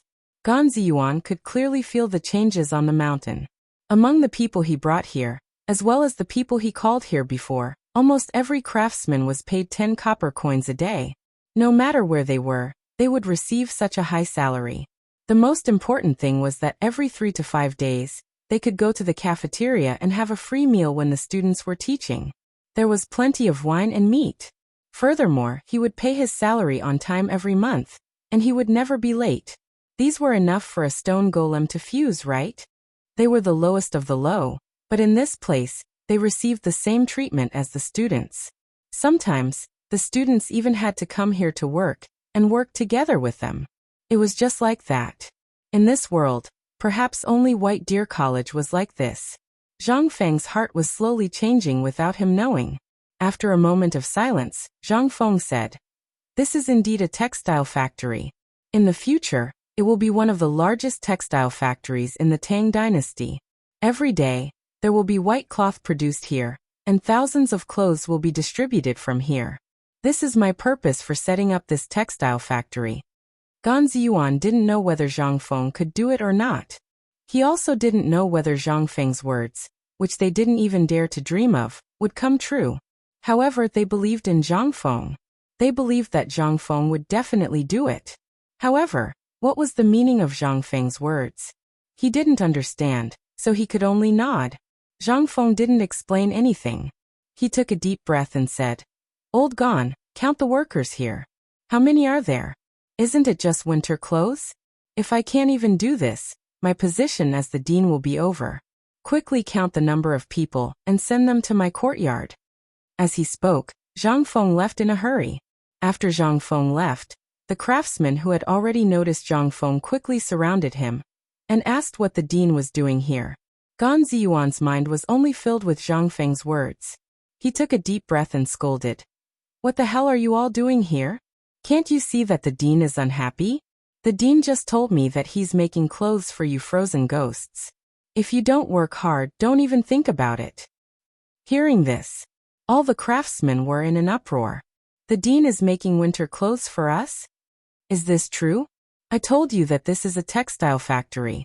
There's a shortage of winter clothes everywhere in the world. But where are we? This is White Deer College. It definitely won't happen here. Amidst the uproar, the craftsmen on the mountain were boiling. Winter clothes, even the cheapest paper clothes, cost 100 copper coins. Even they couldn't bear to buy it, let alone so many people at home. Now the dean actually said that he was going to give them. What was this? This was truly a joyous occasion. Chapter 1677. Lantian County had been the western gate of Chang, and since ancient times. It was also where the Guanyi Road and Shannon Road intersected. At this moment, a group of youths were waiting in boredom at the foot of an ancient tree that was at least 100 years old. On the side, the horses were leisurely gnawing on the small amount of sheep-beard grass on the ground. At this moment, all of a sudden, the horses seemed to be startled. They snorted in a panic, pricked up their ears, and spun around in circles. When the youths saw this, they were shocked and sat up straight. These youths were wearing the uniform of White Deer College. They were Ching Chumo and the others. They had originally wanted to send Li Chengqian off on the way to the college. However, after thinking about it, it was better to come here. After all, there were many eyes in the college. If their identities were exposed, then the losses would outweigh the gains. The only thing they were worried about now was Gao Kan the Iron Lump. It all depended on whether Li Chengqian had a way to deal with him. They're here. At this moment, Zhang Sunchong stood on the branch of a tall tree and looked into the distance as he spoke. Instantly, the youths were energized. There were only 5,000 people on this expedition, including Li Chengqian's bodyguards and personal guards. He didn't even bring a single servant girl. This was Li Chengqian's decision. The official road was not far from the foot of the mountain where Ching Chumo and the others were. After they watched the carriages and the soldiers leave, Zhang Sunchong hurriedly rode his horse down the mountain. Amidst the chaos, Zhang Sunchong hurriedly brought Li Chengqian to the foot of the old tree. The troops at the foot of the mountain returned to normal after the commotion. Li Chengqian dismounted and the youths gave him a bear hug. Then they looked at the strange dark green equipment on Li Chengqian's body and clicked their tongues in wonder. Chengqian, is this the new military uniform that Fengzi came up with? Li Chengqian showed off a few strokes and said, how is it? The youth's eyes were red with envy. They peeled it off Li Chengqian's body and each of them put it on. Only then did they reluctantly hand it over to Li Chengqian. At this moment, Du Go asked earnestly, Chengqian, when did Gao Kan find out about your identity? Hearing this, Li Chengqian's expression changed slightly. He nodded and said, Gao Kan is not stupid. In fact, he is smarter than anyone else. When he was in the military camp, he already knew our identities. I only found out today when I was chatting with him. Hearing this, everyone was a little stunned. In their eyes, Gao Kan was undoubtedly a blockhead, but they didn't expect him to be so meticulous. Li Chengqian shook his head and said, I think Fengzi sent him to Chiaotzi City with me because he values his meticulous thinking. Do you think any of the people Fengzi accepted are stupid? Now that he said that, only then did everyone come to a realization. Since he said so, then he must be clear about our relationship with Fengzi, right? Li Chengqian nodded and said, he said today that as long as we don't have any bad intentions towards Fengzi, he will pretend not to know. Moreover, when you guys stole from Fengzi, did you think no one would know? That kid was already watching. At this moment, they couldn't help but look at each other. This guy was in existence that could even beat up the Yuchi brothers. If he wanted to beat someone up, all of the people here would probably not be a match for him. And this time, Fengzi sent him to Chiaotzi. This also had a profound meaning. However, at this moment, they couldn't figure out what Zhang Feng was planning. Li Chengqian looked at the Yuchi brothers and Feng Yai and said, that guy is waiting for you at the foot of the mountain. After all, you guys have a good relationship after fighting. Aren't you going to send him off?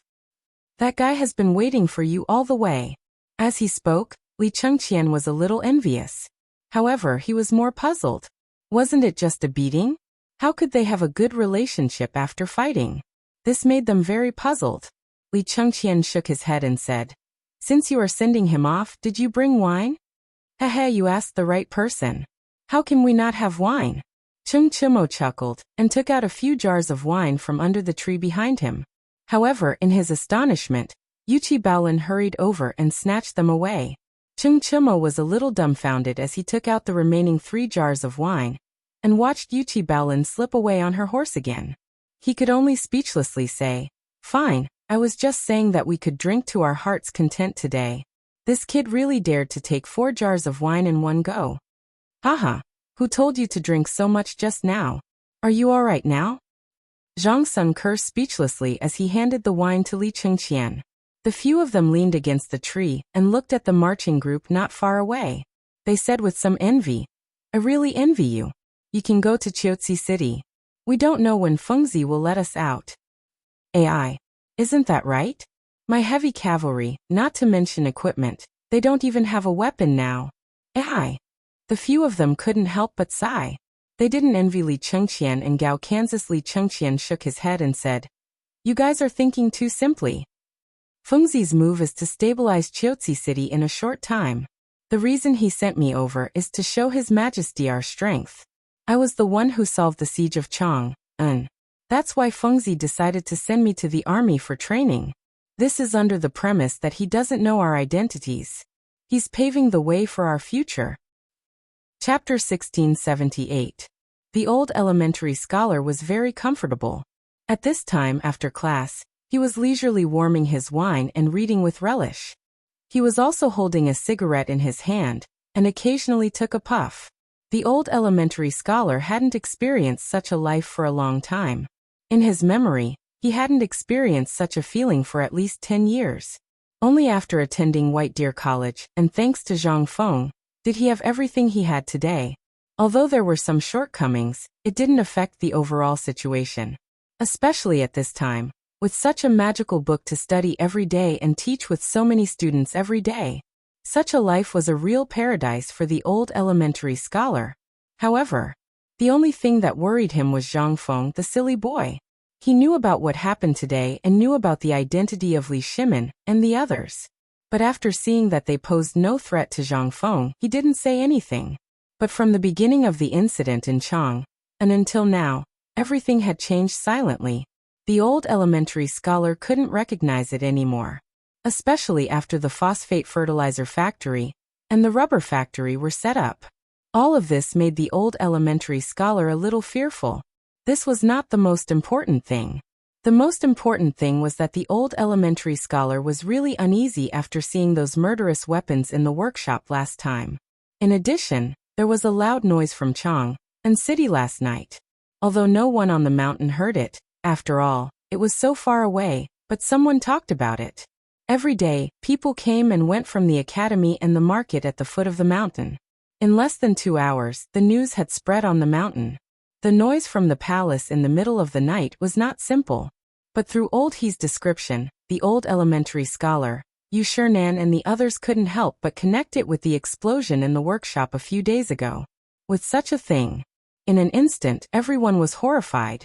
But fortunately, for some reason, this matter was suppressed by the palace for the time being. Only then did everyone feel relieved. After all, this thing was ignited in their own courtyard. He couldn't blame anyone else for this.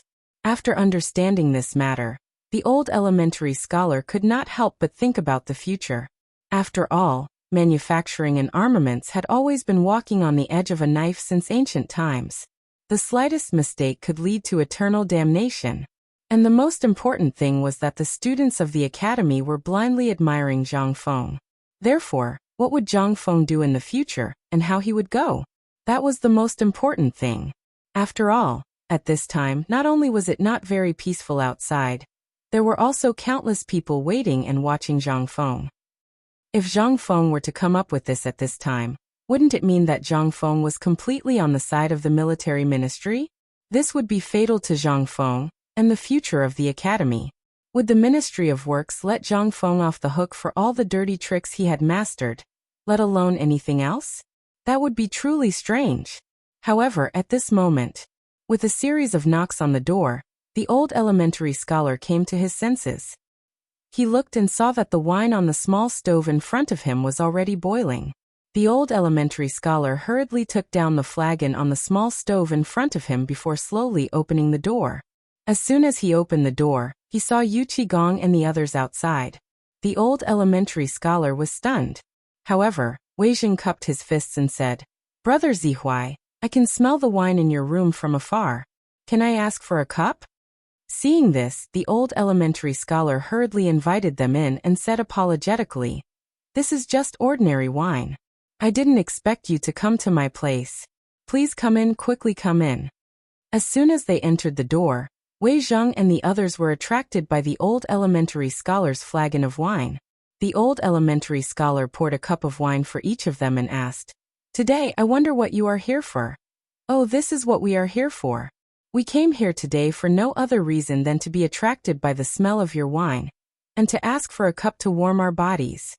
How could the old elementary scholar believe Zhang Sun Wuji's words? After all, these people wanted to drink wine, but he didn't. Besides, this kind of wine was popular now. At least in Chang'an City, almost everyone could drink it. Needless to say, these people were of high status and the wine was brewed by them at this time. How could they be short of wine? At this time there must be something, and it must be something big. He couldn't help but ask, "Brother Sun, if you have something to say, there is no harm in saying it. We are not outsiders here. But let me say first, if it's about Fengzi, I can't make the decision." His words directly blocked their words. Zhang Sun Wuji and the others couldn't help but be stunned for a moment. Then he said with a smile, "Brother Zihuai, let's sit down and talk." After a few cups of wine for the old elementary scholar, Zhang Sun Wuji and the others complained about their poverty and their miserable situation. Cheng Yaojin even sneezed directly. When everyone felt that it was enough, Zhang Sun Wuji changed the topic and said, "Brother Zihuai, it's going to be cold soon. At this time, we don't know where our clothes are. And the textile factory that Fengzi mentioned last time, we don't know when it will be able to produce it. So we are worried." "Hey Brother Zihuai, it's still warm here." The old elementary scholar's eyelids couldn't help but twitch when he heard that. He hurriedly said, "Let me say first, I can't help you with this. If you want to drink wine, I have a little here. Drinking wine is easy, but other things are not necessary." Chapter 1679. Seeing the old scholar's simple and straightforward refusal. In an instant, the few of them could not remain calm. At this time, the only person who could change Zhang Feng's mind was the old scholar. Although they had thought of asking the old village chief, after much consideration, they still felt that the old scholar was more reliable. After all, they knew very well what kind of person the old village chief was. Besides the old scholar, there was actually a more suitable candidate, and that was Jingshu. But at this time, this kid was hanging out with these two all day long, and there was no chance to say anything even if they wanted to. Only then did the old scholar come, but now? At this time, there was nothing to do. Once the old scholar refused, it meant that there was almost no possibility of these great scholars agreeing. After all, these people were all of the same breath and branch as the old scholar. At this time, the wine that they were drinking was no longer as sweet as before, especially Yu Qigong. At this time, when he saw the old scholar, his face changed instantly. He hurriedly begged, Brother Zihuai, please be magnanimous and help me. Last time, Fengzi said that he would leave the textile factory to me, and you all heard it. But today, I don't know what wrong medicine Fengzi took. He actually said, if he does this, even old man can't do anything about it. And this is a big matter that benefits the country and the people. Now the north is rapidly cooling, and as far as I know, most of the students in the academy are from the north. Think about it. If they know that their families are in such a state, will they still have the heart to stay in the academy? If this is done, it will be a big matter for the entire academy. Once the students are uneasy, the academy will be the one to suffer losses. Hearing this, the old scholar's eyebrows slightly furrowed. This matter was of great importance. If what Yu Qigong and the others said was true, once the weather in the north dropped, although it would not cause widespread mourning, but it would cause the people to be uneasy. In the past, there had indeed been such a thing, but every year, the mulberry and hemp crops would not be cut off, and they could almost survive the winter. But once something happened in the winter, such as a heavy snowfall, there were bound to be people who froze to death because of it. This was rarely seen in previous years, but it was not unheard of. However, this year there was a drought in Longyu Dao, followed by a locust plague. Almost all of Longyu Dao, Guanyi Dao, Shannon Dao, Jiannan Dao, and other places were affected by the locust plague. It could be said that this year's winter was even worse. Although the old scholar knew that these people were singing the same tune, he still fell for it. After all, the academy was founded by Zhang Feng. In order to build up the reputation of the academy, Zhang Feng had spent a lot of effort. But now, with the development of phosphate fertilizer and military equipment, the reputation of the academy was increasing day by day. However, if something were to happen at this time, then it could be said that everything Zhang Feng had done before had gone down the drain. Thinking of this, the old scholar could not help but frown. Is this really the case? Seeing this, Yu Qigong exchanged a look with Zhang Sun Wuji and hurriedly said, "How can this be fake? Fengzi and we are all brothers, and we have even gone through life and death together. How can we harm him?" The old scholar rolled his eyes and automatically filtered out Yu Qigong's lies. This matter was stirred up by them. If not for them, how could there be such a situation? However, what Yu Qigong said was not false. They had no choice in this matter. Now that things had developed to this point, even if they did not want to do it, they had no choice. In short, at this point, there would be many chain reactions. And this was only one of the reasons why the students of the academy were in a state of panic. If this was really the case, everyone in the world would think that what the academy had said before was all empty talk. That would be fatal. Although the old scholar did not know how much Zhang Feng had boasted before, now it seemed that the old scholar could not help but feel a chill in his heart. Once Fengzi stopped and did not care about this matter, everything that the academy had done before would instantly fall apart. The academy. Everything was because of the academy. Moreover, these things were all because of these people. If it weren't for their appearance, Zhang Feng would probably still be sloppy all day long. Then, at this time, perhaps he wouldn't be involved in these things that were enough to make people cut into pieces. Thinking of this, the old scholar could not help but say, "Gentlemen, we are all old acquaintances, and there are no outsiders here. Tell me, how serious is this matter this time?" Seeing that the old scholar had finally relented, Yu Qigong said, "Well, almost all the memorials in the north are talking about supplies for the winter. And you know this year, because of the plague of locusts, almost all the mulberry, hemp, and textile industries have suffered heavy losses. And the Ministry of Military Affairs and the Ministry of Works, which had been in charge of this matter in the past, are now delaying as much as possible. There is even a temporary shortage of supplies. And you know about the emperor's situation." It wasn't strange for old Xiao to know their identities, so Yu Qigong didn't try to hide it anymore. Instead, he revealed everything about this period of time. Anyway, this was how it was. Old Xiao knew how serious the problem was better than anyone else.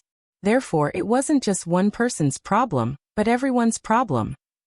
If Qiuzi was selfish, then the entire west gate of the Tang dynasty would be completely surrendered to the Turks. At that time, no one would have a good time. As expected, when the old elementary scholar heard this, his face instantly turned ugly. Stupid. He was completely muddle-headed. How could he forget such an important matter? Was he still the ruler of a country? He was not inferior to the ruler of a fallen country, Yang Guang, was he? That person, is this how he handles things? Everything is thrown to Fengzi. Has he ever thought about Fengzi's future? Have you ever thought about why Fengzi did not agree? This matter, let's not talk about others. Even you, the ruler of a country, can't handle it, and you throw it to Fengzi? Don't tell me this country belongs to him? Or does he have to do these things? Is there no one in the Tang dynasty who can do it? The old scholar said all that he wanted to say in one breath. Everything that Fengzi had done these days was still vivid in his mind. He had always wanted to stop him, but because of some things, they could not get too involved. But this matter, There was only a month before the new year. Who could do anything about the military supplies of hundreds of thousands of people? But Yu Qigong and the others were right about one thing. He understood the principle that if the skin did not exist, the hair would not be attached. That was why the old scholar was so angry at this time. And Wei Zheng and the others did not look good. But although they did not look good, they still had to do it. They had thought of these things when they came to the old scholar, and they even thought of something more ruthless. At this time, seeing the old scholar's gloomy face, they relaxed. They were very straightforward. After all, they were all troublemakers in the imperial court. What kind of situation had they not seen? Wei Zheng sighed, but he leisurely lit a cigarette for old Xiaocai and said, "Brother Zihuai, this is a serious matter. Now that you have scolded and said, we still have to deal with it. You see, can we trouble you?" What could old Xiaocai do? At this time, other than glaring at them, what else could he do? He had a little way to deal with it. Would Wei Zheng let him scold him like this? He would have jumped up and punished him. After thinking, the old scholar took the cigarette from Wei Zheng's hand and said, "I'll go and ask, but it's hard to say whether it will work or not. You have to wait." Chapter 1680. At the foot of the mountain. The old village chief was very happy today. Due to Niu Weili's ruthless methods, the order in the market was maintained. Almost everyone was well behaved. Furthermore, those bailiffs no longer wore their bright and dazzling official uniforms. Instead, they obediently wore the ragged clothes that they usually only wore at home.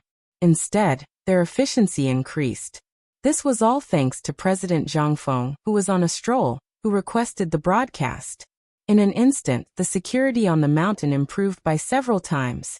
This was all because of Zhang Feng.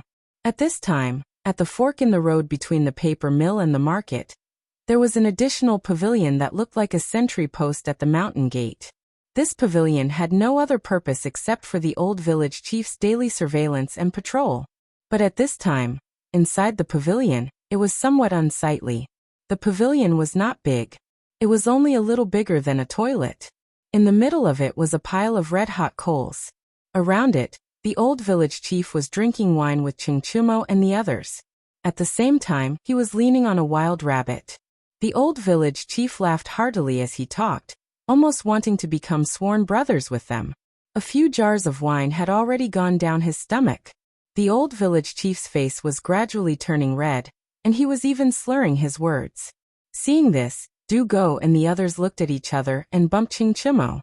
Chingchumo then pretended to light a cigarette for the old village chief and said in a daze, "Grandpa village chief, you're already so old. How could Feng Zi be so cruel to let you come here to suffer the cold and hunger?" The old village chief was dizzy at this time. How could he know what these kids were talking about? But at this time, the old village chief was unhappy when this matter was brought up. "What are you talking about? Feng Zi's actions are the smartest of all.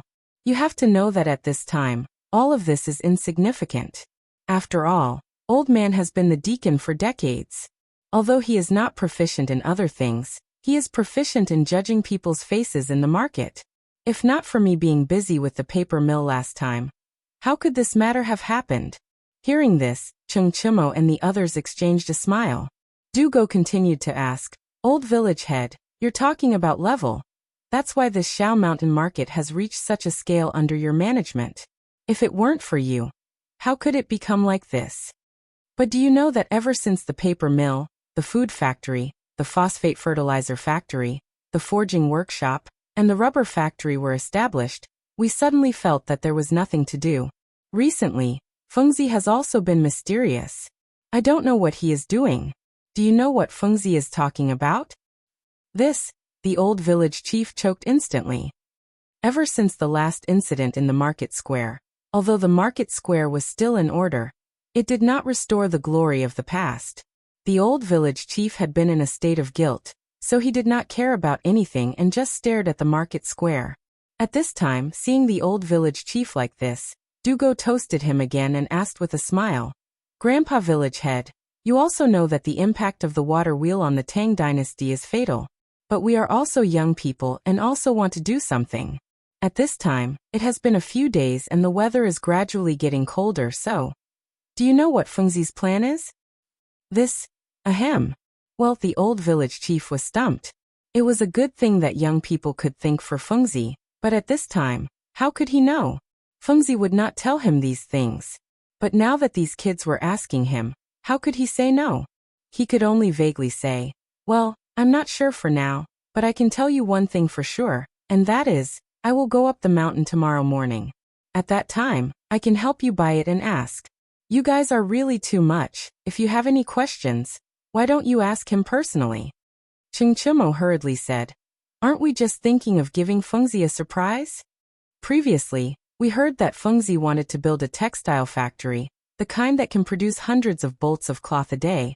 So we were thinking of asking you to help us ask if you can give it to us. The old village chief was naturally aware of this matter. At this time, when he heard them say this, the old village chief instantly understood. No wonder these brats came to drink with him today. They wanted to attract business. When he thought of the money from the paper mill being divided among them, the old village chief's heart was bleeding.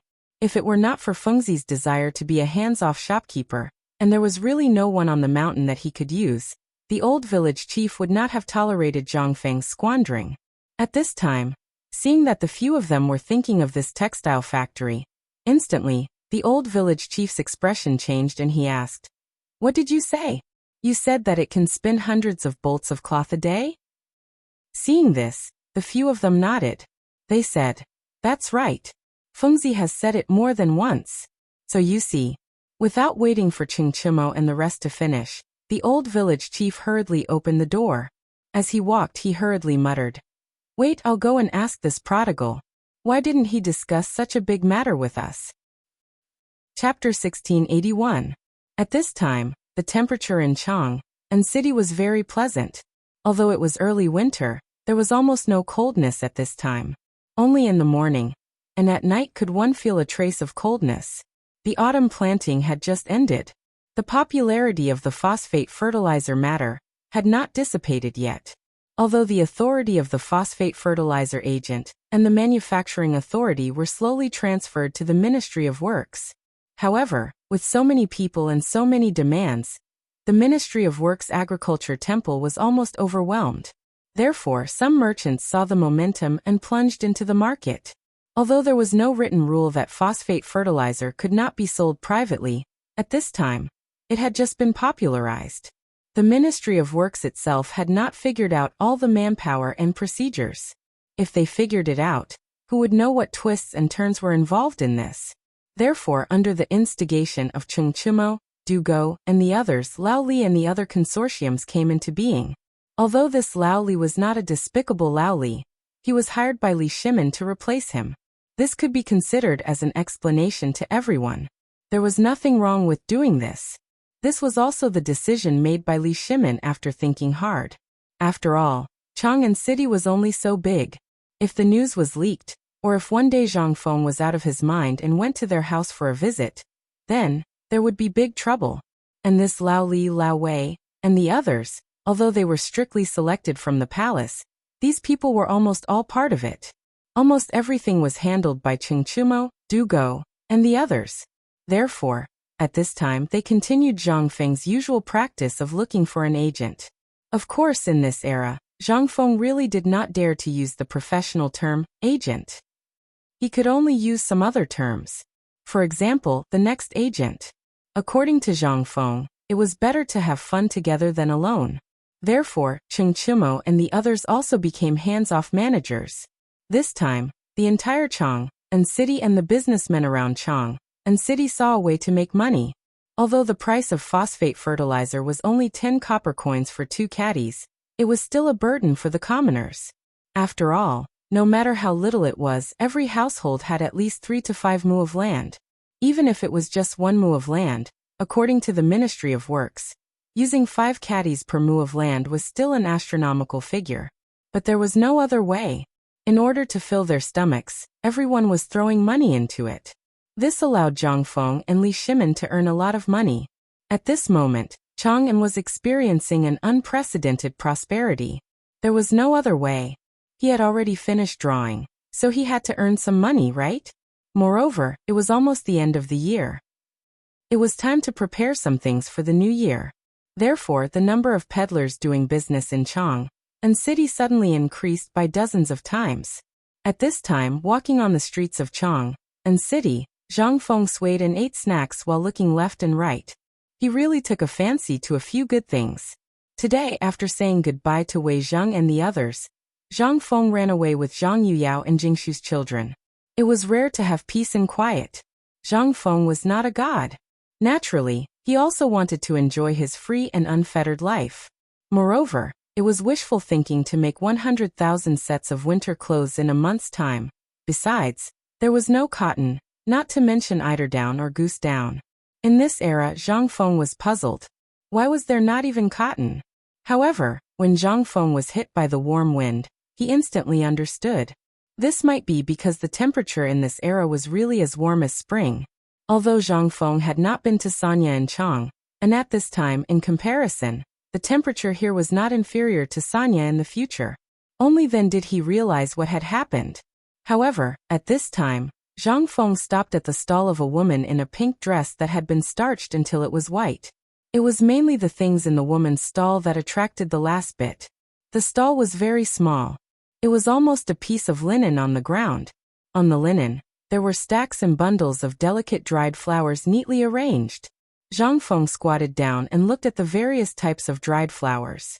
He smiled and asked, "Madam, are these dried flowers for sale?" Zhang Yuyao and Jingshu were also attracted by the dried flowers in front of them. After all, it was not easy to preserve fresh flowers, and it was even more difficult to make them into dried flowers. As for this woman, although she was dressed very plainly, not a single hair was out of place. Especially her hair, it was even neatly combed. Seeing that Zhang Feng and the other two's actions were not ordinary, she smiled and bowed. She said, "Mister, may I ask why you're buying these flowers?" Zhang Feng was a little confused. He asked, "Don't you buy flowers because you like them? Then this old woman will not sell them." The woman's words stunned Zhang Feng instantly. The voice here also attracted the attention of other people who were also doing business at the side. When they saw the situation, they said, "Young master, you look unfamiliar. You're probably not a local, right? This person has been selling flowers here for a few days, but she hasn't sold a single one. Do you know why?" Zhang Feng was also interested and asked, "Why?" "Because this woman has a rule. She said that only those who cherish flowers are qualified to buy them. Other than that, no one can buy from her." "Oh my God! He is Zhang Feng. He is President Zhang." In an instant, among the onlookers, someone suddenly recognized Zhang Feng. He exclaimed. As for the woman, although she was also a little surprised, she just looked at Zhang Feng a few more times. That was all. Zhang Feng gestured to the crowd and then asked, "May I ask, what is this flower? What is cherishing flowers? What is loving flowers?" Hiss. Hearing that, in an instant, all the onlookers could not help but gasp. A moment later, someone in the crowd shouted, "Young Master Zhang, you're awesome." Chapter 1682. In fact, Zhang Feng was also a little angry, but he understood a little bit of this person's idea. After all, for a person who was obsessed with a certain Tao, this thing was his lifeblood. For example, the thing that a scholar couldn't bear the most was others destroying some words, no matter whether these things were good or bad. Another example was a person who left a deep impression on Zhang Feng. Kong Yiji. This person also represented the hearts of countless people, and what he said just now was also a question to this person. The woman was also silent for a while. She squatted down and caressed the dried flowers on the ground. She said, "Young Master Zhang, I don't understand the principles you speak of, but I do know that these flowers are alive. If you really feel sorry for them, then just like how you feel sorry for the books in your academy, I feel the same way for these flowers." Jingshu's and Zhang Yuyao's eyes couldn't help but twinkle. They couldn't help but pull Zhang Feng's lapel behind his back. After giving his children a reassuring look, Zhang Feng said, "Madam, I understand what you said, but these things will only show their value in the hands of those who really need them. If you blindly appreciate their beauty, then why do you care about them? The meaning of life lies in the moment when it blooms. This is a matter of time. Just like a person, he is indeed alive, but a person's beauty doesn't lie in his moment, but in his journey of life. And this is the same for these flowers. Life should be like a summer flower. If its splendor can stun the world, they will naturally have expectations for its arrival in the coming year, and not leave it here to be turned into corpses. The corpses of flowers are publicly acknowledged and pitted. Buzz. In an instant, the whole Chang'an city fell into a dead silence.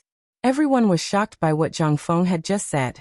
Even in the crowd, the students and literati who asked about Zhang Feng's arrival were even more shocked. Everyone was shocked by what Zhang Feng had said at this moment. What was this? This was what they were looking for. The first thing that came out of his mouth was a famous phrase from ancient times. It was simply shocking. As for the woman who met Zhang Feng's gaze, her entire body was trembling. After a while she said, "Young Master Zhang, you're right. I was too obsessed. These flowers, I will deal with them properly." As she spoke, Zhang Feng saw the hint of understanding and disappointment in her eyes. Jingshu couldn't help but hold the woman's hand and say, "Madam, please don't mind what he said just now. It's not wrong to love flowers. If you really want to sell these flowers, why don't you sell them to me? I'm also someone who loves this path, but..." The woman shook her head bitterly and said, "Madam Zhang, you're too serious. Prince Zhang's words just now really made me feel ashamed. Please don't mention this matter again." When Zhang Yuyao saw this, she anxiously glared at Zhang Feng, but she could only stop him. Zhang Feng was also helpless under the glare. He could only stop the woman and say, "Madam, don't be anxious. My words just now were indeed a little harsh. It's my fault. However, I really do like these flowers. If Madam doesn't mind, why don't we go to the tea house over there for a drink, and I'll explain it to you. I think Madam won't be able to find another person who cherishes flowers as much as you do." At this moment, the passers-by were already mesmerized by what they heard. When they saw Zhang Feng and the two women say this, they all tried to persuade them. Finally, the woman carried a basket of dried flowers and followed Zhang Feng into a tea house not far away. Originally, Zhang Yuyao wanted to ask Zhang Feng what he wanted to do. One moment, he was the one who talked about others, and the next moment, he was the one who invited others. She couldn't help but feel a little confused. However, she was stopped by Jingshu in the end. As soon as they entered the tea house, the owner hurriedly asked everyone to make room for Zhang Feng. There was no other way. Zhang Feng's reputation was too big. Moreover, at this time, Zhang Feng called people over. There must be something important to discuss. This was a living signboard. Who dared to offend Zhang Feng? They simply didn't want to live anymore. Other than leaving a few waiters to serve them, the rest of the people were all driven to the hall on the first floor. Zhang Feng and the others were invited to a private room on the second floor. Even those high-ranking officials, as well as those second-generation rich people, didn't dare to let out a fart. Who was Zhang Feng? He was a king god of slaughter. Zhang Feng was also a little depressed. However, he had no choice. He was too lazy to waste his breath on these people. Moreover, he also wanted to have some peace and quiet. After all, when he saw the dried flowers just now, he instantly thought of another way to make money. This thing was not simple. Originally, he wanted to take the two girls to Jiangnan. After parting with you last time, the people who were sent by Zhang Feng to protect you also sent some news. However, they heard that Yuer's family and that so-called young master seemed to be crazily pursuing you. Zhang Feng couldn't help but feel angry. However, he didn't dare to say it. Old Li and the others, once he told them, they would definitely cause a huge commotion. He was the one who was in the wrong in this matter. He was the one who ate the other party. This matter was still covered up until now. If they caused a commotion, he was afraid that, however, after seeing the dried flowers, Zhang Feng had an idea. Therefore, he had an idea. As soon as he entered the door, Zhang Feng directly asked, "May I ask if Madam's family has declined?" Chapter 1683. Zhang Feng's words had undoubtedly hit the woman's sore spot. However, Zhang Feng's eyes were sharp. Although the woman was dressed very plainly, her dress was very exquisite and she loved flowers. This was not something an ordinary family would do. That was why Zhang Feng asked this question. However, at this moment, the woman's expression suddenly changed, but she forced herself to be calm and said, "Why are you asking this? Does the young master have other matters? If not, then don't tease me. Seeing this, Zhang Feng was even more certain of his guess. He said indifferently, Madam, don't be anxious. The matter of the flowers is easy to deal with. It was inconvenient to check in that filthy place outside, so I hope Madam won't blame me. I saw that there were many peonies among Madam's flowers. These flowers are not something an ordinary family can have. That's why I asked. If I have offended you, I hope Madam won't take offense. Zhang Feng stared indifferently at the woman. After a moment he added, This one is willing to buy these flowers at a high price. As expected, after Zhang Feng said that he would buy them at a high price, a trace of excitement flashed through the woman's eyes. However, after a moment, it was hidden again. Seeing this, Zhang Feng continued, Madam, this one only has about 1,000 strings of silver notes on me when I left the mountain this time. If Madam thinks it's okay, you can sell it to this one. If it's not enough, I'll ask the shopkeeper for a pen and ink and write an IOU. When the time comes, you can use this IOU to go to any branch of White Deer College in Chang, and to exchange for the money you need. What kind of person does Prince Zhang think I am? The madam couldn't help but feel a little angry at this moment. In an instant, an aura that only belonged to a superior suddenly bloomed from her body. However, who were Zhang Feng and the others? This moment was enough. Zhang Yuyao widened her eyes and stared curiously at the woman. Even Jingshu couldn't help but look at the woman and secretly size her up. The woman also felt a little regretful, but it was too late for regrets. She could only sigh helplessly and say, Prince Zhang is indeed a genius. I admire your sharp eyes. What you said is correct. My family was once a noble family. However, due to the destruction of the Chen dynasty, we were also affected. Chen Chao? Zhang Feng's interest was immediately piqued. He hurriedly asked, From what I've observed, Madam's speech is also extraordinary. Why would you sell flowers on the street? Did something happen at home? If there's an emergency, I'll definitely help if I can. There's no need to trouble Prince Zhang. I just want to ask Prince Zhang, is there a person named Xiezong in your academy? Hearing this, Zhang Feng could not help but be stunned. There were so many people on the mountain. How could he remember them all? She could only ask, I don't know about this for the time being. Madam, why don't you tell me this person's appearance, age, or some other title? I'll send someone up the mountain to look for him. When the woman heard this, she said, He is very proud of himself. Since 10 years ago, pft. 3 sounds of water sprayed out, interrupting the woman's words. Zhang Feng could not help but ask in surprise, Madam, are you saying that Mr. Zihuai is about 70 years old? Hearing this, the woman's eyes changed and she said, Yes, he is. I heard about him before, so I moved my family from Jiangnan. However, after coming to Chang'an, I couldn't find him anywhere. So, I just asked by chance. I wonder if Prince Zhang can introduce me to him? At this moment. After that, he began to seriously observe the woman, especially when compared with the old Xiaotsai. After all, these two people were too similar. He could not help but ask, May I ask, what is the relationship between Madam and Mr. Zihuai? If you ask Xiezong and Chang, and no one will know. However, if you ask the old Xiaotsai, you'll probably find him long ago. The old Xiaotsai? The woman frowned slightly, but seeing the meaning in Zhang Feng's words, it seemed that there was news about him. She hurriedly said, He used to be the most talented person in the Xie family of Chen County. After the fall of the Chen dynasty, his talent was recognized by Emperor Wen of Sui, and he was appointed as the crown prince's servant. However, because of the fall of the Sui dynasty, he disappeared in order not to bring disaster to the family. However, in the end, our Xie clan was still affected. Even though we were not exterminated, we still fell apart. Xiezong, the old elementary scholar that you spoke of, was from our bloodline. He is also my uncle. The woman poured out this piece of old history like pouring beans out of beans.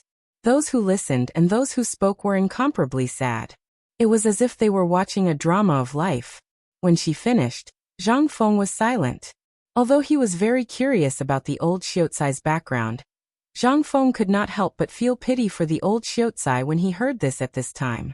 This stubborn old man. If Li Yuan and the emperor really wanted to deal with you, Do you think you can be safe hiding in Chang and city? After so many years, it was really. Zhang Feng sighed deeply and said, the old Xiaocai is my teacher. Leave it to me. I'll send someone to invite him down the mountain. If he doesn't come, I'll tie him up and bring him here. How about it? Chapter 1684. The Xie family. Although the woman did not say much, Zhang Feng could vaguely guess which family it was. It was the poem mentioned in Lu Yushi's Wui Lane. Flowers bloom by the Vermilion Bird Bridge, the setting sun at the entrance of Wui Lane. In the old days, Wang Xietang's swallow flew into the common people's house. Wasn't this a description of them? Who would have thought that Zhang Feng would be able to experience the sacrifice of a dynasty in this era, as well as the process of a clan going from glory to decline? After Zhang Feng sent the waiter to deliver the letter to the old scholar on the mountain, he returned to the private room. As soon as he entered, he asked, I heard you say that the Xie family has been living in Jiangnan for a long time. Why did they suddenly move to Chang'an? But what kind of great change had happened? And they need. After the woman learned about the old scholar's whereabouts and that Zhang Feng was a disciple of the Xie sect, she felt slightly better than before. After all, a person's shadow was like the bark of a tree. Zhang Feng's reputation was well known. So when she heard Zhang Feng's question, the woman said, our success is because of the Xie family, and our failure is also because of the Xie family. When uncle left, the family was robbed by the Sui dynasty soldiers and the local people. 80% of the family property was lost, and we could barely get by. But this year, because of the drought and the suppression of several merchants and aristocratic families in Jiangnan, the family was really. Therefore, some time ago, the phosphate fertilizer business caused the entire family to fall apart in an instant. I advocated using all of our family's assets to purchase the Jiangnan phosphate fertilizer, but it was because of this that the patriarch expelled our bloodline from the Xie family. We had no choice but to come and try our luck after learning about Prince Zhang and uncle's names from the students who returned from Chang'an. But our family had just bought a property outside Chang'an city, and we were really short on food. Plus, our son was seriously ill, so we had no choice but to do everything we could to treat him. Seriously ill? Hearing this, Zhang Feng could not help but frown slightly. But before he could say anything, Zhang Yuyao couldn't help but sit beside the woman and say, Madam, you may not know this, but the divine Dr. Sun Simiao, or Mr. Sun, is teaching in the academy right now. And our Prince Zhang is also quite. Cough cough. Zhang Feng coughed and interrupted Zhang Yuyao. He did not dare to let her continue. This little girl was simply too much. Nothing had happened, and he had already said everything? How could this be? What if this person had some incurable disease? If he couldn't be cured, wouldn't he be smashing his own reputation? And what kind of miracle doctor was he? It was just a blind cat running into a dead mouse. Last time, if Niu Xiaohu's leg was really broken and split into two halves, he would be helpless.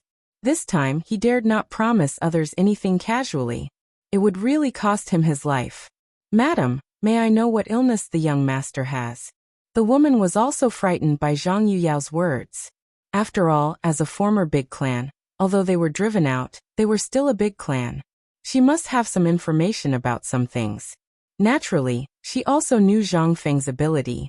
At this time, seeing this, she hurriedly explained the illness. Zhang Feng couldn't help but frown and said, according to the illness you said, it should be lung disease, but has this lung disease been diagnosed before? I found out, but the doctors told my son to avoid meat and fish, and not to be exposed to the wind. However, it has been several years and there hasn't been any improvement. There is only one male in the family, and my son is known in the family as a talent who has the potential to surpass uncle. However, his fate is full of misfortune, and I have no other choice. Moreover, my son's monthly medical expenses are simply astronomical, so The woman said it with tears in her eyes. Jingshu and Zhang Yuyao were also in tears. Seeing this, Zhang Feng felt a headache. K. If Zhang Feng saw that quack doctor, he would definitely cut him into pieces. K. Is there anyone who treats patients like you? K. You can't just care about money and ignore people's lives, right? Lung disease was mainly to clear the lungs and stop coughing. What was needed was fresh air. Moreover, This disease did not have any other requirements regarding diet.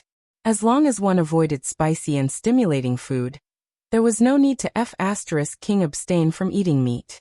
Wasn't this killing people? Zhang Feng felt a sense of cynicism inside. This illness isn't a big problem. I'll get Divine Doctor Sun to take a look at it later.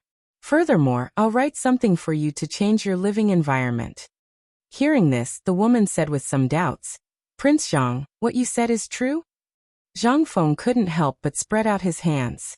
The woman smiled apologetically, and then hurriedly pushed the dried flowers in her hand to Zhang Feng respectfully and said, To be honest, there are some at home.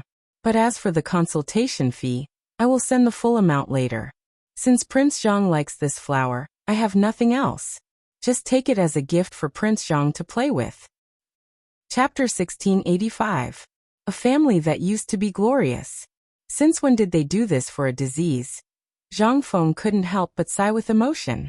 Looking at the flowers in front of him, Zhang Feng asked again, How many of these things do you have in your house? If you have, I'll take them all. How much should they cost? I won't give you a penny. Prince Zhang, are you humiliating me? Before Zhang Feng could finish, the woman flatly refused Zhang Feng and said, These things are valuable, but compared to my son's life, they are nothing. This is just an ordinary perfume sachet. If you want it, there are a lot of it in the south of the Yangtze River. You can buy half a kilogram of it for 1 penny. However, it is very rare in Chang'an. That's why I'm thinking about it. 1 penny for half a kilogram. Sachets. Zhang Feng's eyes lit up instantly. The woman couldn't help but turn pale. Although the woman looked a little down, she couldn't hide her beauty. She was not as beautiful as Jingshu Yuyao or Yuer. However, the charm of a mature woman had long been coveted by lechers in Jiangnan. Moreover, the woman was only in her 30s, at this moment. Zhang Feng's eyes made the woman feel a little disgusted. Since her husband passed away, she could often see this kind of greedy eyes from the servants, the clan members, and the passers-by, but now, the woman couldn't help but want to cry. In the past, she would have turned around and left. However, only Zhang Feng could save her son now. How could she dare to leave? Madam, you said that this kind of dried flower is everywhere in Jiangnan? The woman patiently nodded her head in response. When Zhang Feng heard this, he immediately burst out laughing. We're rich, we're rich. Ha ha ha, Jingshu Yuyao, we're going to be rich. Hearing the question marks on the 3 women's heads, the woman came to her senses at this time. Zhang Feng was not that kind of lecher. He just thought of some way to make money, so his expression eased a little. Jingshu was a little speechless as she tugged at Zhang Feng's clothes and asked, You're fine. There are outsiders here. Seeing this, Zhang Feng came to his senses and hurriedly cupped his fists at the woman. Madam, I'm sorry. I lost my composure just now. It's just that I really thought of a way to make money that I've never thought of before, so I couldn't help myself. Sorry, I couldn't help it. The woman was a little suspicious. However, she couldn't say much. After all, this was other people's business. Moreover, she knew Zhang Feng's character very well. Let's put it this way. This kind of aristocratic family cared most about making acquaintances with the local merchant families and famous people. In Chang'an City, although the woman was from the declining Xie family, she had once enjoyed a great reputation. Of course, these things were necessary lessons. It was impossible for them not to inquire about Zhang Feng's reputation in Chang'an City and its surrounding areas. At this time, the atmosphere suddenly became a little strange. Zhang Feng also noticed it. He coughed and said, Madam, since you're a relative of my teacher, and you must know more about the things in Jiangnan than I do, how about this? I have a business here. Can you see if you can cooperate with me? Although the woman didn't understand what cooperation meant, she also understood that Zhang Feng did this for Xiezong's sake. Otherwise, why would he care about a declining aristocrat?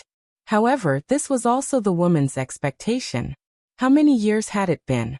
The Xie family tried everything to climb up the social ladder, but no one dared to provoke the remnants of the previous dynasty. Even if they used up all the remaining financial resources of the family, in the end, because of her husband's mistake, the Xie family suffered a great disaster. At this time, she didn't expect to meet Zhang Feng by chance because of buying flowers. Not only did he solve her son's illness, but he also solved the Xie family's urgent problem. At this time, because the Xie family had moved here, they only had enough money left to plant this autumn after purchasing the land title deed. If they didn't have a chance to survive, they would probably have a difficult new year. At this time, the woman couldn't help but ask, Prince Zhang, if you have something to say, just say it. Although my family has indeed declined, I still have some connections in Jiangnan. And if Prince Zhang really wants this kind of dried flower, then I can guarantee that I can buy you as many as you want. And the price is the most reasonable and cost-effective. It's just that the road from Jiangnan to Chang and is a little long. Zhang Feng waved his hand and said, In that case, thank you very much, madam. I haven't asked for your surname. It's really my fault. May I ask for your surname? My surname is Xie, and my name is Chuyan. So it's Madam Xie. How about this, Madam Xie? According to the price here, I'll charge you 3 copper coins per caddy. You can take the money just now, and if it's not enough, you can get more from the account. This will be the deposit for the first batch of goods. What do you think? Zhang Feng's wealth made Xie Chuyan's eyelids twitch uncontrollably. But she still couldn't help but ask, Prince Zhang, to be honest, this thing is really useless. I really don't know what Prince Zhang wants this for. And why waste this money? Zhang Feng smiled mysteriously, but just as he was about to speak, there was a cough outside the private room. Zhang Feng immediately shut up and pointed to the door. The person you're looking for is here. Chapter 1686. Xie Chuyan looked at the door in a daze. But before she could say anything, Zhang Feng had already opened the door. When he opened the door, he found that the 2 girls were looking at him strangely. He waved his hand and asked the 2 girls to leave the room quietly. After all, this was other people's family matter. He did not have the hobby of prying into other people's family matters. Once out of the door, Jingshu could not help but look at the dried flowers in the basket and asked, Young master, you, shoo. Zhang Feng made a shushing gesture and pointed downstairs. Jingshu immediately saw that downstairs was already crowded with people. They were all looking at him eagerly. Seeing him come out, many people were cheering. There were even some young people who were holding up their calligraphy books and shouting. Zhang Feng was too lazy to look at them. Even if he did, he would not understand. He simply pointed to the crowd downstairs and said to the 2 girls, Do you see this? This is the current me. If I were to be as lonely as her one day, I reckon. Sigh. Zhang Feng sighed. He looked at the commotion downstairs, and then looked at the sunlight shining in through the window. He could not help but say, There are wild flowers by the Vermilion Bird Bridge, and the sun is setting at the entrance of Black Clothes Alley. In the old days, Wang Xietang's swallow flew into the ordinary people's house. Sad, lamentable. Buzz. In an instant, there was a burst of excited roars downstairs. And in this roar, it was as if someone was crazily writing a brush and ink. There were even people fighting over the brush and ink. Seeing all this, Zhang Feng felt even more upset. Looking at a female servant who was trembling with excitement, Zhang Feng shook his head and said, Are there any more private rooms?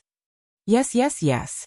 The female servant was so excited that she could not complete her sentence. She just nodded her head like a chicken eating rice.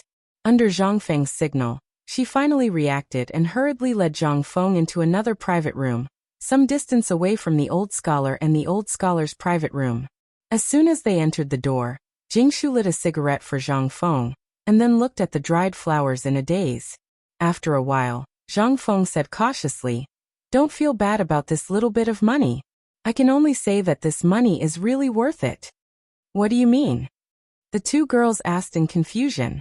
Zhang Feng smiled mysteriously and said, Don't ask about this. In short, you will understand everything when you go to Jiangnan with me. I want to make something that only women can use and give it to you. Jingshu couldn't help asking, What is it? Perfume. This thing is good stuff. It extracts the fragrance from the flowers, and then smears it on the body. The fragrance will stay on the body for a few hours. So, do you like this thing? Also, the perfume made from different flowers will have different scents, and the effects will naturally be different as well. In short, we are destined to be rich. Almost all the women in this era didn't wear any makeup. And in this era, The thing that Zhang Feng couldn't stand the most was not taking a bath. They rarely took a bath. This was the thing that drove Zhang Feng crazy the most. Zhang Feng wanted to open a sauna or something in Chang'an City. This was simply too much for him, especially every time he sat in the house with Chen Tiniu and his father. It was simply too much. But this perfume was different. This thing could not only block the smell on the body, but also make people feel relaxed and happy. Once this thing was made, it would definitely be popular in the entire Tang dynasty. And the most important thing was, Zhang Feng was too embarrassed to say it. After all, the two girls were strong women. How could he say it out loud? Besides, Zhang Feng also wanted to go to Jiangnan to see Yu and experience the Jiangnan of this era. The most important thing was that he wanted to hide 100,000 military uniforms a month. Damn it! Even if he was a god, it would be difficult, right? And Jingshu and Zhang Yuyao were not stupid.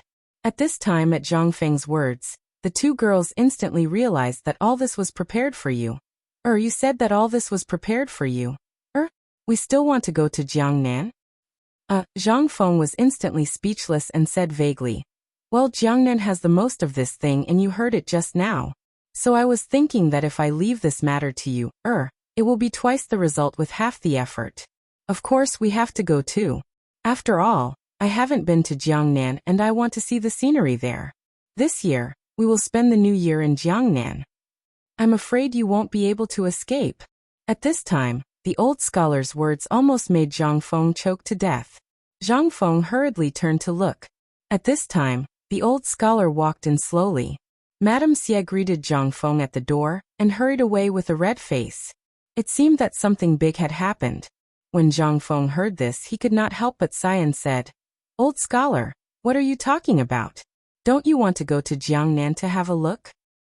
Chapter 1687. The old scholar shook his head and said, I'm not going. It's a sad place. Going there will only add to the sadness. Fengzi, I want to talk to you about something serious. When Jingshu and Yuyao heard this, they hurriedly got up and left quietly. Zhang Feng asked, You finished talking so quickly? The old scholar sighed and said, It's all in the past. What's there to talk about? When I have time, I'll go back and have a look. Seeing that the old scholar didn't want to talk about it, Zhang Feng quickly shut up. After all, this was his family's business.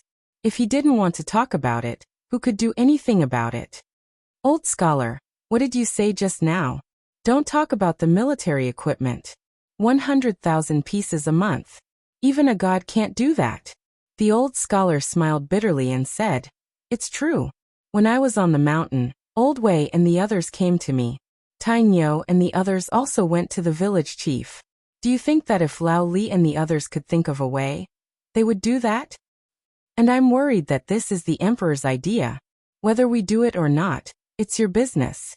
I have no right to interfere, but you should know that if you don't do anything about it, everything we've done will go down the drain. What's more, once the news of the lack of winter supplies gets out, it will shake the morale of the army. And if the enemy finds out, then, you know the consequences. Zhang Feng naturally knew the consequences if he didn't handle it well. But 100,000 pieces a month? Zhang Feng wanted to go crazy just thinking about it. There was nothing. He didn't even know where Mian Mian was. What could he do? With what? With his mouth. Therefore, Zhang Feng decisively slipped away.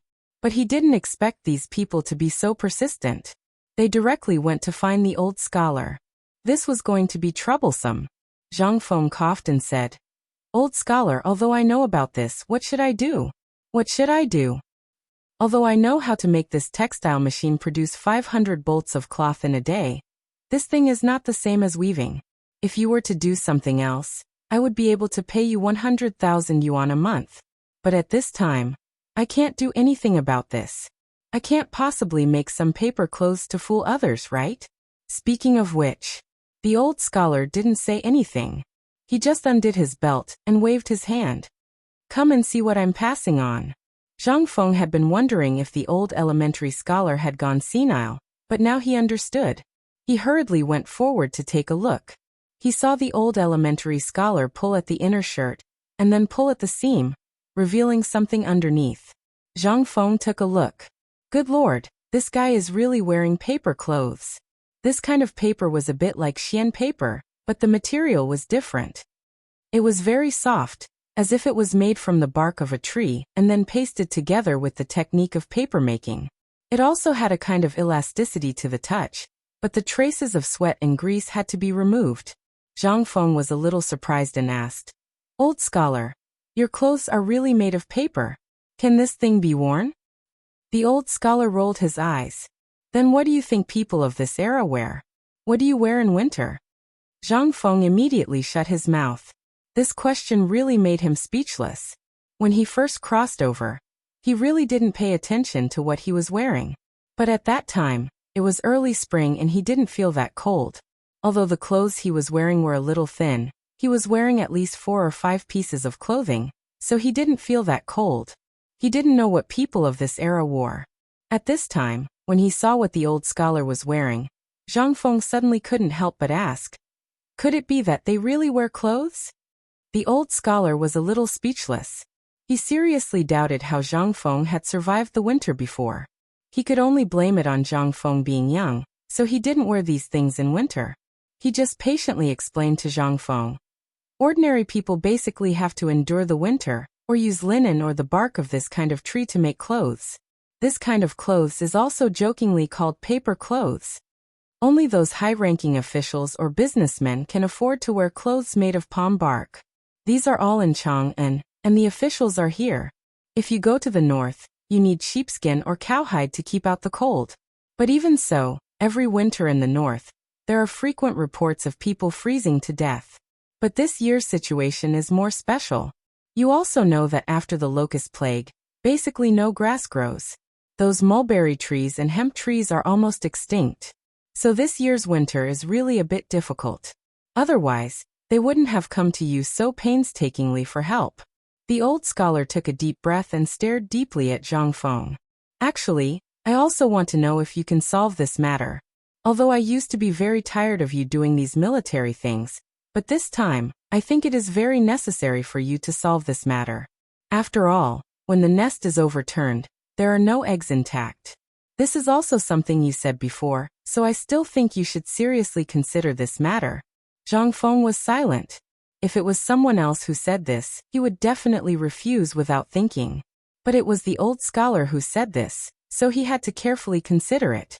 After thinking for a while, Zhang Feng took a deep breath and said with a bitter smile, "If it was someone else, I would definitely ignore them. But since it is you who came to plead, it means that this matter is really serious to the point where I have to deal with it. Okay, then I will give it a try." Chapter 1688. Seeing that Zhang Feng had agreed, the old scholar heaved a deep sigh of relief. Just as he had said, he really did not want Zhang Feng to be involved in this matter. However, this matter had really reached the point where it had to be solved. Zhang Feng could not help but say, "Although I have agreed to this matter, there is one thing that I have to make clear to you." The old scholar smiled and said, "Don't tell me about this matter. If you want to say something, you should say it to your brothers.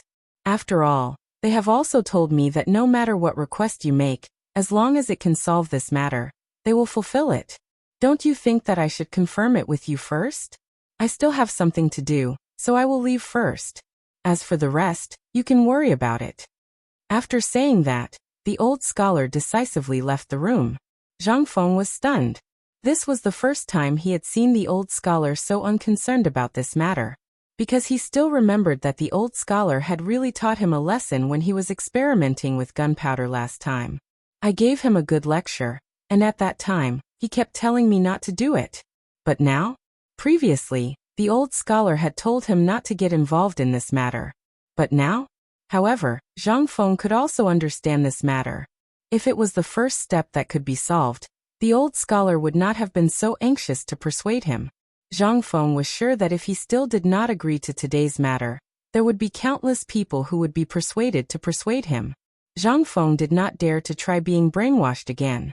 Furthermore, it was the horrifying scene of the 4 great Confucian scholars surrounding and brainwashing him. At this time, Zhang Feng fell into his own thoughts again. These things were for him to do. The first thing that came to Zhang Feng's mind was cotton. As soon as he thought of cotton, Zhang Feng could not sit still. He hurriedly followed the crowd downstairs. Although the downstairs was already blocked, at this time, seeing that Zhang Feng was coming down, no one dared to stop him. They all opened up a path for Zhang Feng to escape from the scene. As soon as he got out of the door, Zhang Feng hurriedly hired a carriage and rushed towards his courtyard. Moments later, Zhang Feng appeared in the mansion.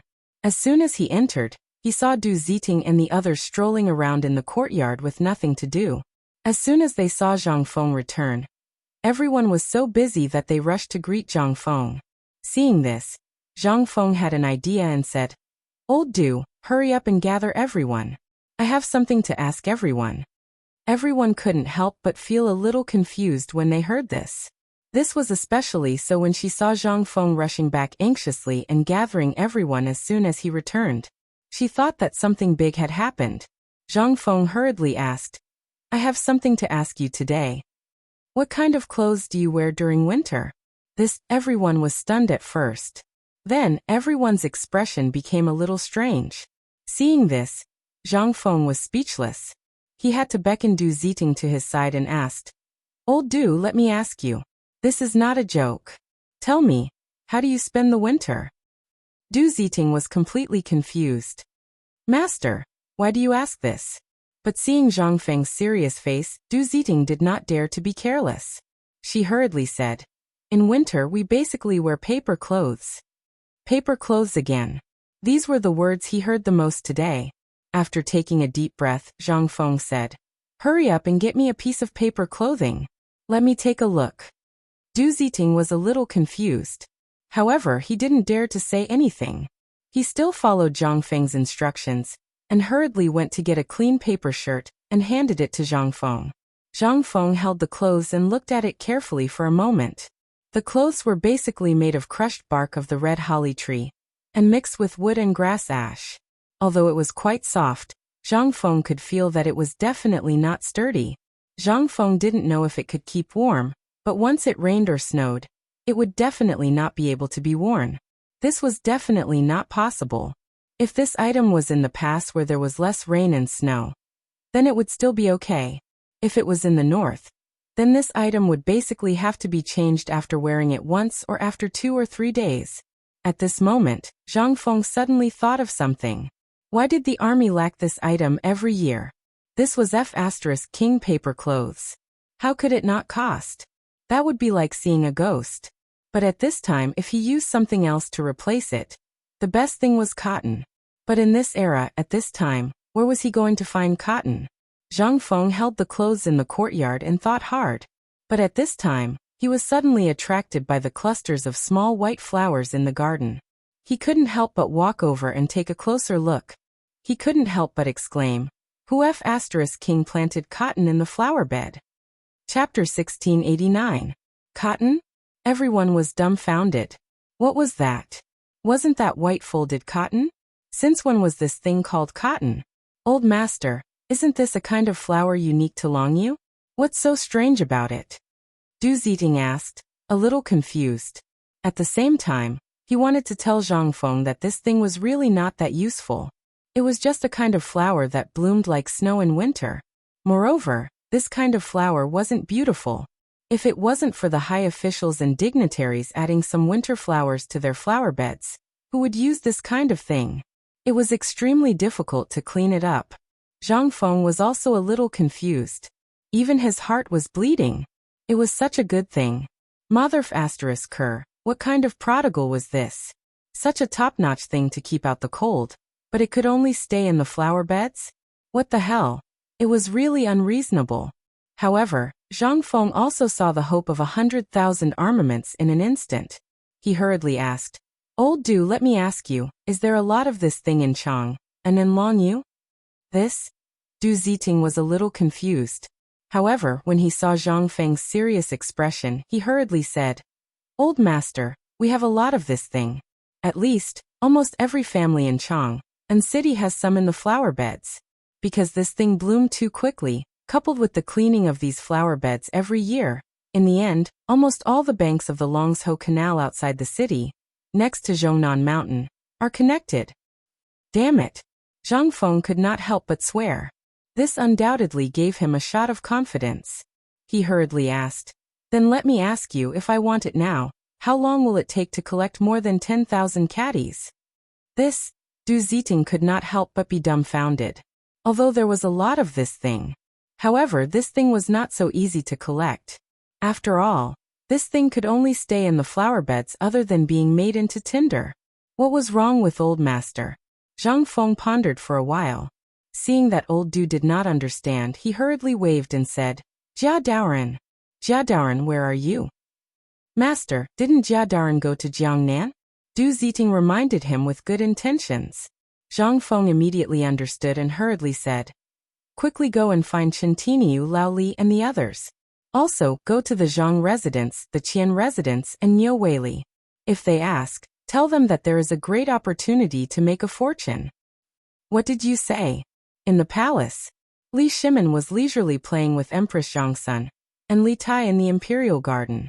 She had just found out that the old elementary scholar was in contact with Leng Yu, and that the old elementary scholar was actually going against Zhang Feng.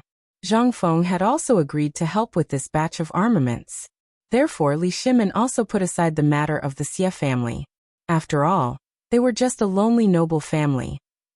If he wanted to, it would depend on whether he had eyes or not. This matter was insignificant to him.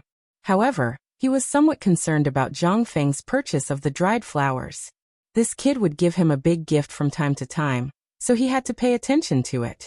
But at this moment, he suddenly heard an urgent report from Yu Qigong, saying that Zhang Feng had gathered all his connections in Chang'an City.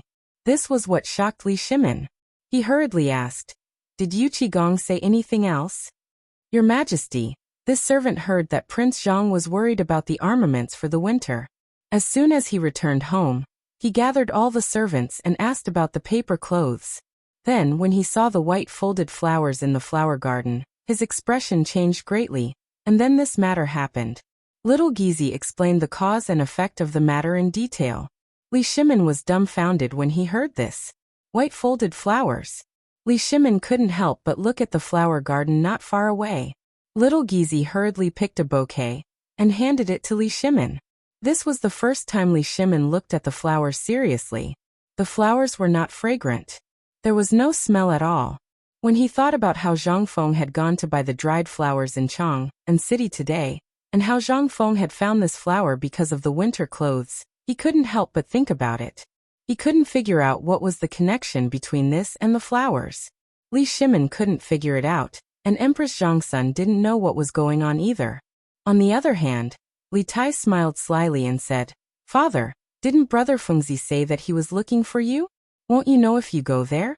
Coincidentally, I also want to take you there to broaden your horizons." Li Shimin was hesitant. But at this time, when he heard Li Tai say this, he couldn't help but smile. He touched Li Tai's head and said, "Since Qin Ke wants to go, then I'll go and take a look." Zhang Sun Wu Go pursed her lips and smiled. She said, "Do you want to call father? This morning, when I went to pay my respects, retired emperor kept talking about it. I'll go. Go now. I haven't seen that little bastard for a long time. What good things is he doing now?" At this time, Li Yuan's voice sounded urgently not far away, and it was accompanied by a burst of scolding. Obviously, when Li Shimin received the news, Li Yuan also received the news. Chapter 1690. On the other side, Qian Mansion. Although the loss of Qian Wanli had a great impact on Qian Tang, after seeing Qian Xian's terrifying achievements on the mountain and his talent in business arithmetic, Qian Tang was amazed. Qian Tang could only sigh that God was kind to him. And that was not all. Because of Qian Wanli's matter, Zhang Feng's paper mill business was still operating according to the share when Qian Wanli was still there. Now Qian Tang was earning more. Even now, because of the business connection with White Deer College, the Qian family was almost soaring in the business world. Not to mention in Chang'an City. It could be said that because of Qian Wanli, they even had a connection with Niu Weili. Since ancient times, merchants had been the lowest profession. But once they had a relationship with the government, it was different. This was the so-called collusion between officials and merchants. But this was just a little unpleasant to hear. In this era, All merchants who wanted to do business had the shadow of a merchant behind them. Before, Tang was just a small bank manager. How could he be qualified to come into contact with this? But now it was different. All of this was because of Zhang Feng. At this time, Tang's business not only included the white paper business, but also the phosphate fertilizer business around Chang, and he even had a connection with Zhang Tufa's farm. At this time, Tang felt that he had lived half his life in vain. In less than a year, he had achieved a terrifying achievement that he didn't even dare to imagine. How could he not be excited? At this time, in the Qiantang private bank, Tang was checking the daily accounts when he was suddenly alarmed by a voice. On the orders of the patriarch, I invite Master Qian to the Zhang mansion for a chat. Zhang mansion? Tang hurriedly stopped writing and looked out of the window.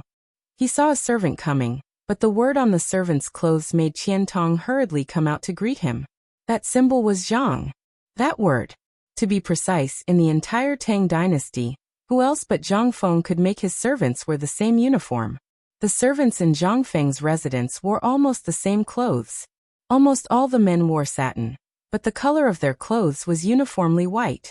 It was a world of difference from the brown clothes worn by other servants. Moreover, there was another special point about Zhang Feng's servants, that was, their clothes and trousers were almost separated. It was not like a long gown, but it was also not like a short gown. In short, the clothes of the servants in Zhang Feng's mansion were a beautiful scenery in the entire Chang'an.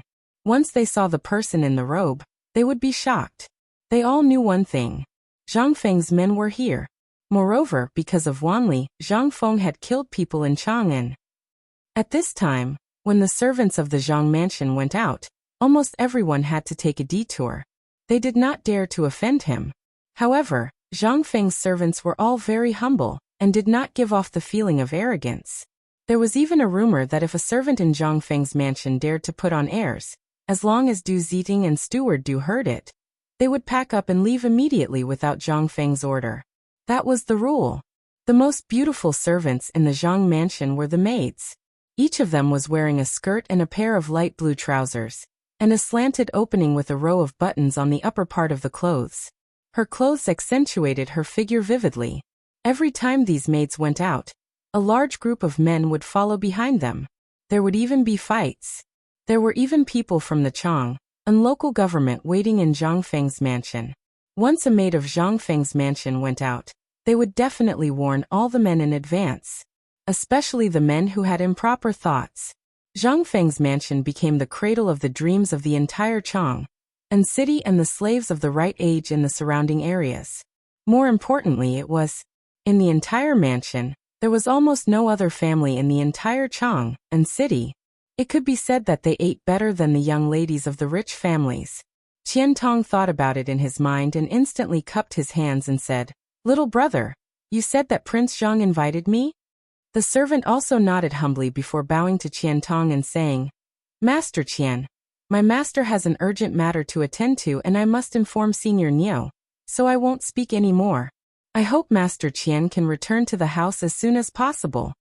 How dare Tang act rashly? He hurriedly cupped his hands and hurried to Zhang Feng's mansion. And at this moment, in Zhang Shan's mansion, he had also received the same news. After learning about the situation, Zhang Shan hurriedly flipped the sign of the dessert shop and closed the shop. Those who were waiting to buy desserts, as well as the little beggars who were waiting for Zhang Shan's desserts every day, were instantly in an uproar. This was the first time in more than 10 years that Isan dessert shop closed in such a hurry. Everyone looked at the man in white servant clothes and thought about what he had just said. They instantly understood what was going on. Zhang Feng. It was Zhang Feng. And from the meaning of his words, it seemed that something big had happened.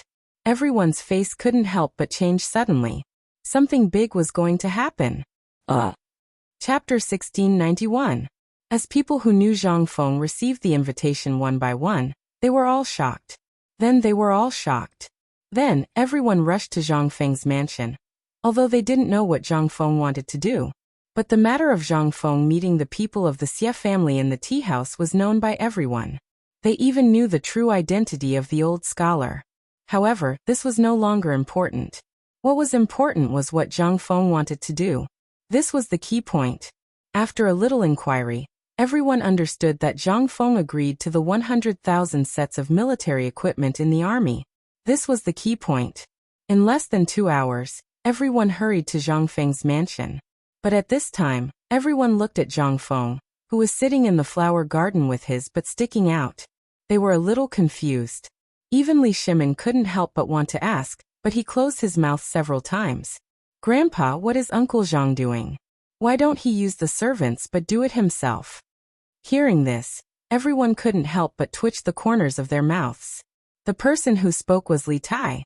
This man was amazing. Not only was he deeply liked by the emperor and empress, but he was also deeply liked by the retired emperor. So, only he dared to say so at this time. Wei Zheng and others had already arrived. But with the retired emperor and empress here, they didn't dare to say anything. They could only keep their heads down and stare at Zhang Feng. "Grandson, you have to watch carefully. This kid is a crafty person. Anything he can get must be a treasure. Just wait and see. Today will definitely be fun again." Li Yuan smiled and hugged Li Tai. He wanted to carry him up, but after a few hugs he didn't lift him up. He was so tired that he was panting. Seeing this, Li Tai rolled his eyes and said, "Grandpa, you said it would be fun? But this uncle, why does he look like the flower thief that the maids in the house said?" Puff. Hearing this, there were already people who couldn't hold themselves back anymore. Zhang Feng also staggered. He stared at Li Tai and said, "Little guy, who taught you this? Tai, don't talk nonsense." Zhang Sun Wugo's expression also changed slightly as he scolded. Li Shimin and the others didn't care. Instead, they looked at Zhang Feng with a smile. This brat had called them over. Now they had been here for almost half an hour, and this brat was actually playing with flowers in the flower bed. No matter who it was, they would not be able to stand it. Furthermore, this prodigal was stepping on precious flowers and plants. Moreover, this was originally a gift from Li Shimin to Li Yuan. How could anything planted in this flower bed be ordinary? However, to Zhang Feng, they were like weeds.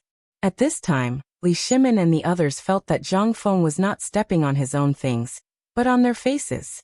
It hurts. His heart ached. This prodigal, it simply. Even Zhang Shan and Qian Tong couldn't help but have a toothache when they saw the flowers and plants under Zhang Feng's feet. Seeing Zhang Feng leave the flower bed, everyone breathed a sigh of relief. Zhang Feng was also excited. Seeing that Li Tai seemed to be declaring his sovereignty, Zhang Feng glared at him and said, "Little brat, you don't learn good things. If this was my academy, do you believe that I wouldn't let Tai Niu and the others beat you? They wouldn't dare." Li Tai also pouted and put his hands on his hips. "Enough, you're already so old. Why are you acting like a child?" Li Shimin felt a headache coming on and hurriedly covered Li Tai's mouth, pointing to the pile of white stacks behind Zhang Feng. "If you want white stacks, I'll find someone to get them for you. In less than an hour, your courtyard will be filled to the brim. More importantly, what are you doing with these things? Also, brat, you should know that any of these flowers under your feet can be bought for at least 1,000 stacks of white stacks. You really are a prodigal son." Zhang Feng was stunned. He couldn't help but turn around to look at the flower bed he had ruined, then at the pained expressions on everyone's faces. Speechless, he asked, "What you said is true?" Li Shimin shrugged and said, "Of course this is not worth mentioning to you. Brat, your money can be said to be the richest outside of the imperial treasury." Zhang Feng did not refute, washing his hands and sitting next to Li Shimin, looking at the mountain of white stacks in front of him and said, "Today, I invited everyone here for this." "We know." Li Shimin coughed and said, "Today, did you go to see the people of the Xie family? And you even wrote a poem on the street and bought dried flowers?" Zhang Feng was a little surprised. Zhang Sun Wugo said with a smile, "Second brother is right. Almost the whole of Chang and knows about this. They said that for the two madams, you were generous and bought dried flowers. We didn't believe it before, but now." Zhang Sun Wugo smiled and did not say anything. How could Zhang Feng not know what she wanted to say? Zhang Feng also pretended not to hear, coughed and said, "These flowers are important to solve the problem of 100,000 sets of winter clothes." Chapter 1692. In an instant. Everyone's face couldn't help but change. Although they all knew that Zhang Feng was fiddling with this thing at this time should be related to this matter, they really couldn't figure out how this thing was directly related to the 100,000 winter clothes. More importantly, at this time, it seemed that they had no other way. Li Shimin slowly put away the smile on his face and said seriously, Fengzi, this matter is of great importance. Lord Zhongsun may have passed on what you promised to His Majesty at this time. At this time, it's a done deal. You don't believe me? Zhang Feng narrowed his eyes and looked at Li Shimin. He patted him on the shoulder and said, Lao Li, you still can't do it. In an instant, Wei Zheng and Empress Zhongxuan's faces suddenly changed. Daring to say that His Majesty couldn't do it, and in front of His Majesty really. Only Zhang Feng alone. Who dared to say this? Ahem. Ahem. Little Gizi and Du Ziting stood aside and coughed anxiously. Wei Zheng also hurriedly winked at Zhang Feng. Seeing this, Zhang Feng was stunned. Looking at everyone's face one by one, Zhang Feng asked, Lao Li, this? Okay boy, let's not talk about this first. Tell me, how are you going to play? Or, how are you going to turn these flowers into clothes? As far as old man knows, the crown prince is guarding the border at this time. If this causes unrest at the border because of this, do you know what kind of crime you will bear? Li Yuan was no longer in the mood to play. After all, he also knew that this matter was of great importance, and he had to face it seriously. Moreover, this matter is of great importance. Once the temperature in the north plummets, Tuli Khan will go south, and this matter will be serious. Moreover, it's only a day's journey from Feng province to Chang, and so, don't joke about this. That's right, Fengzi. Because of this, your brother Li can't sleep at night. He's worried about this. You see, now that Qian'er has gone to Chiotzi, what if something happens? Madam, don't worry. I didn't say there was no way. Zhang Feng was also anxious.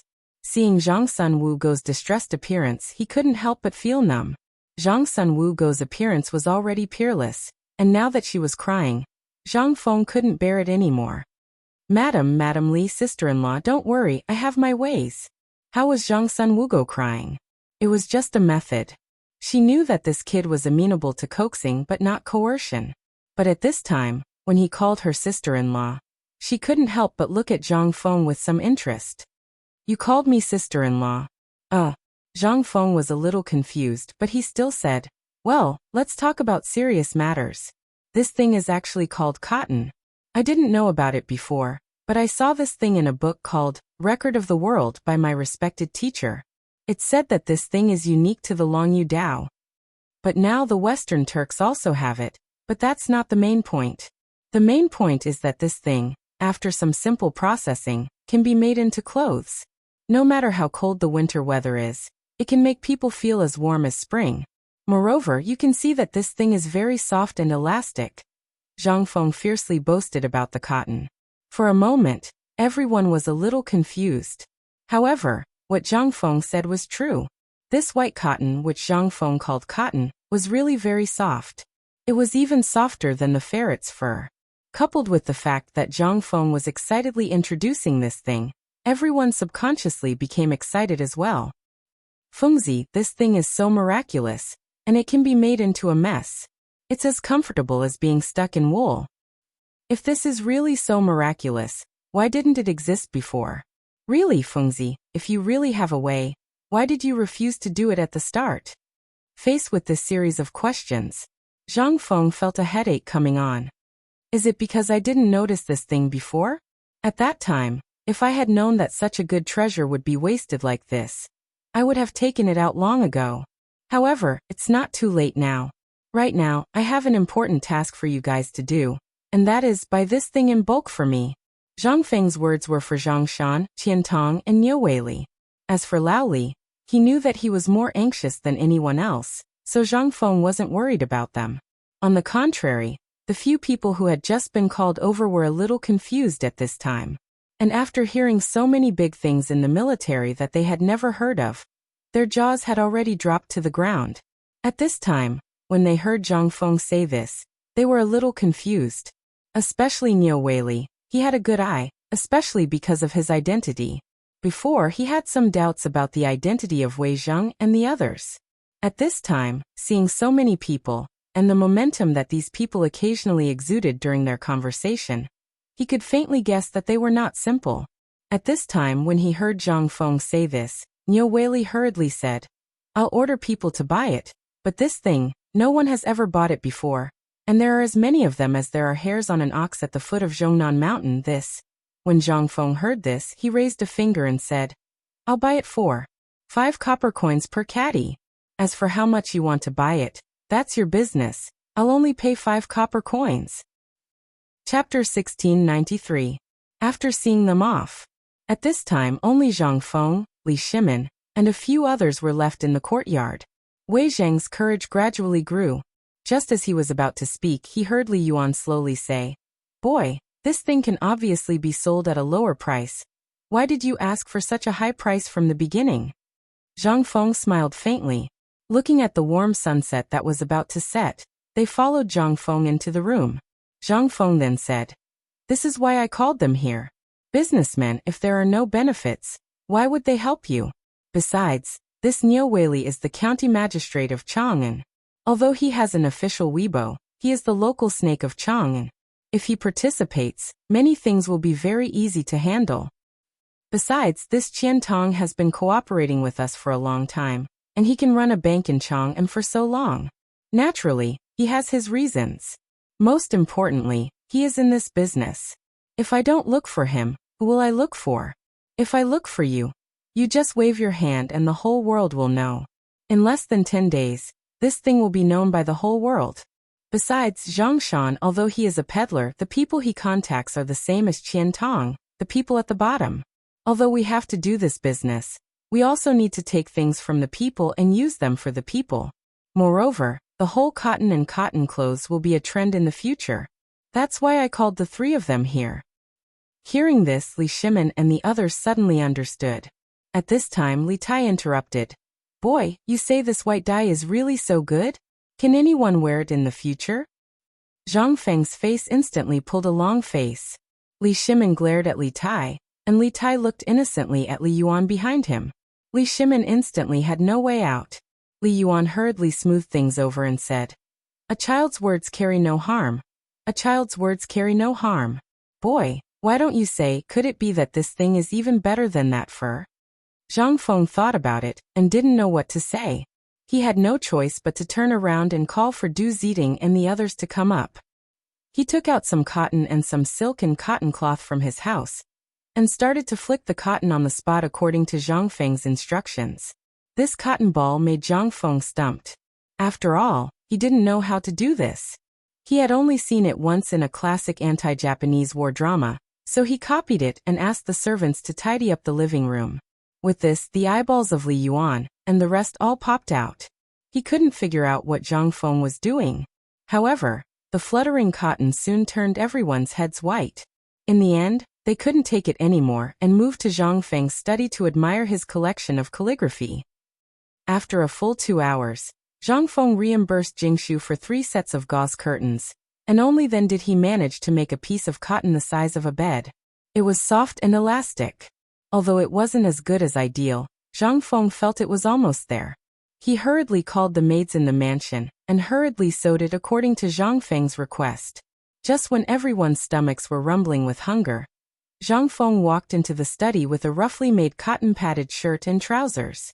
As soon as he entered the door, it instantly attracted everyone's attention.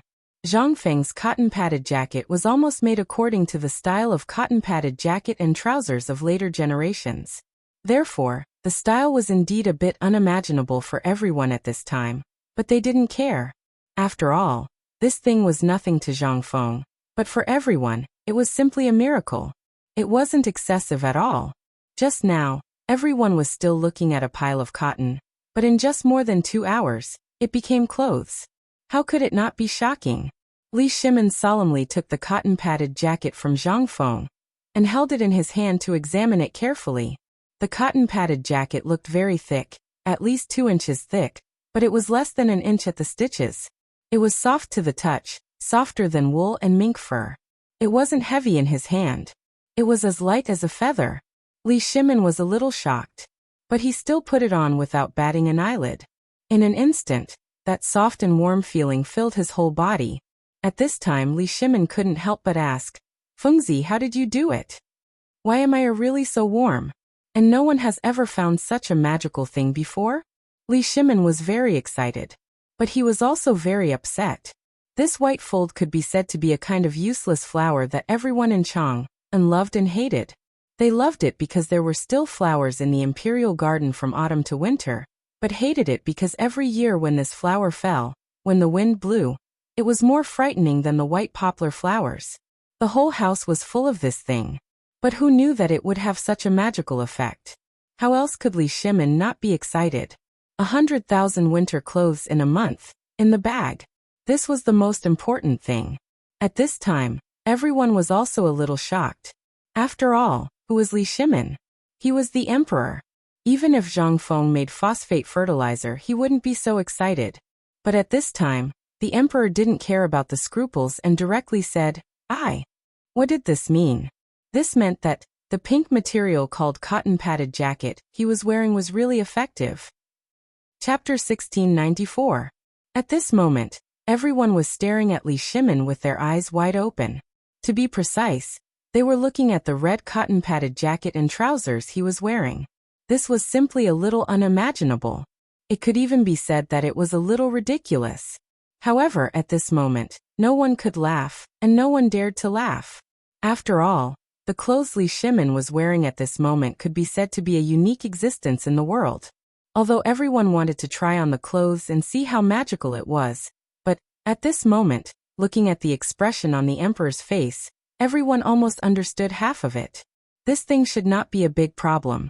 After all, it was made by Zhang Feng. Could Zhang Feng's products be bad? No. Fengzi, do you think this thing is really so magical? What was it? It felt as light as a cloak that was draped over his shoulders. It's just that the trousers look a little awkward. Li Shimin looked at Zhang Feng speechlessly.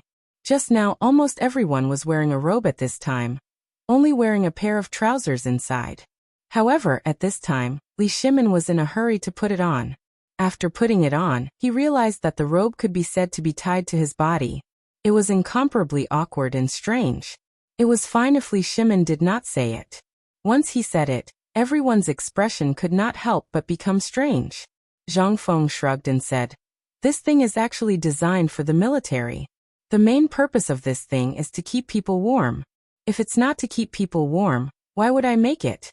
I dare to bet that with such a jacket, even in the bitter cold of the North Desert, in the snowstorm, there is almost no problem. Most importantly, after wearing this thing, not only does it prevent cold and warm up, but it also does not affect movement at all. Don't you realize that this thing is as good as not wearing it? And most importantly, this thing, if you wear it with a little care, there is almost no problem wearing it for 2 to 3 years." Yu Qigong and Cheng Yaojin's faces lit up at his words. This kid was really thinking for them. Didn't this thing come out for them?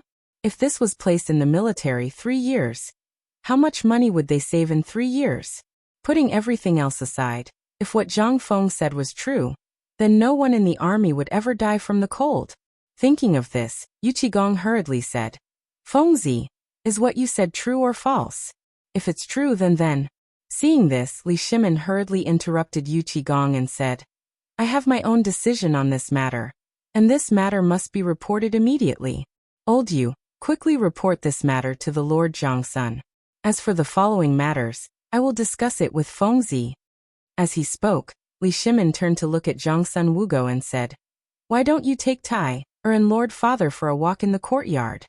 How could Zhangsun Wugo not know that Li Shimin had something important to discuss with Zhang Feng?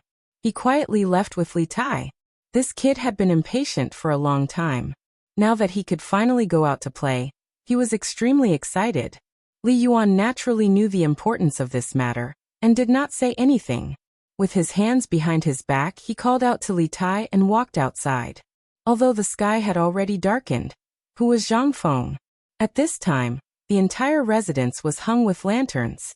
Even the trees were full of lanterns, and the entire courtyard was as bright as day. Even Li Shimin could not bear to be so ostentatious. At this time, after everyone had left, Li Shimin reluctantly took off the cotton-padded clothes on his body. He smacked his lips and asked, Fengzi, do you have any other use for this thing? Or rather, what other purpose do you have for creating this thing? I don't believe that you created this thing just for the army. As he spoke, Li Shimin's eyes stared straight into Zhang Feng's eyes, wanting to see everything about Zhang Feng. Zhang Feng did not decline and shrugged, saying, That's right, this thing is a good thing. If it is only used for the army, then it is indeed a bit of a waste. As a merchant, Lao Li, could it be that you have not thought of other ways?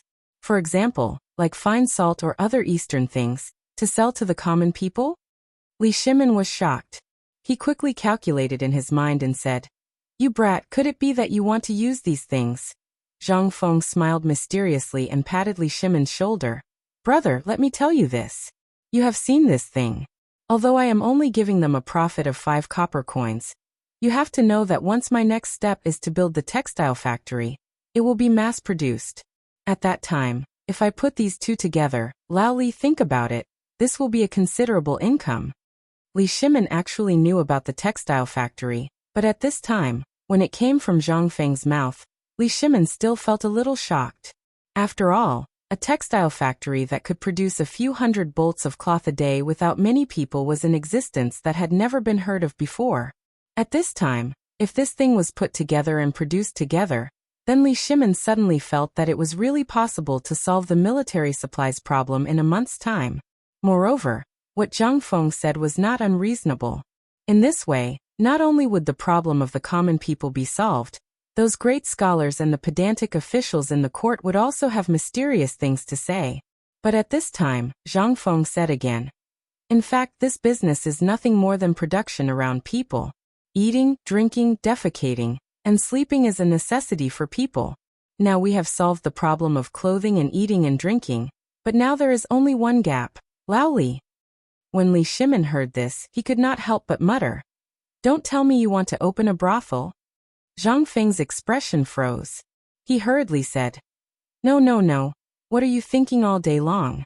What I mean is, these cotton-padded clothes and trousers are one thing. The real use of the cotton is to make quilts, cotton-padded clothes, cotton-padded trousers, and quilts. This is the next big thing I want to do. Once this thing is completed, it will be difficult for us not to become rich. Cotton-padded clothes, trousers, and quilts are the 3 most important things in life. Chapter 1695. Li Shimin didn't know what the 3 major items were. He didn't know anything else either. There was only one thing in his mind at this moment, and that was the quilt that Zhang Feng mentioned. He had never heard of this thing before. It was used for sleeping. Now the only thing he could think of was the bedding on the bed. At this moment, when he thought of what Zhang Feng said, he instantly understood Zhang Feng's intention. The reason why the bedding was called a bedding was because this thing was almost made of mulberry hemp and animal fur. Although it was soft, after a long time, it would become furry. Before this, he didn't feel much, but now, after feeling the softness in his hand and the low price, Li Shimin was tempted. It would be a lie if he didn't feel tempted. This thing. If Zhang Feng really made it, then. Fengzi, is what you said true?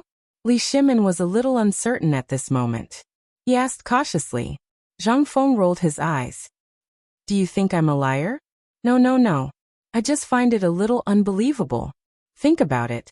This thing can not only be made into a quilt, but it can also be made into a 4-piece bed set with our textile factory in the future. Then it can be made into a sleeping bag for travelers.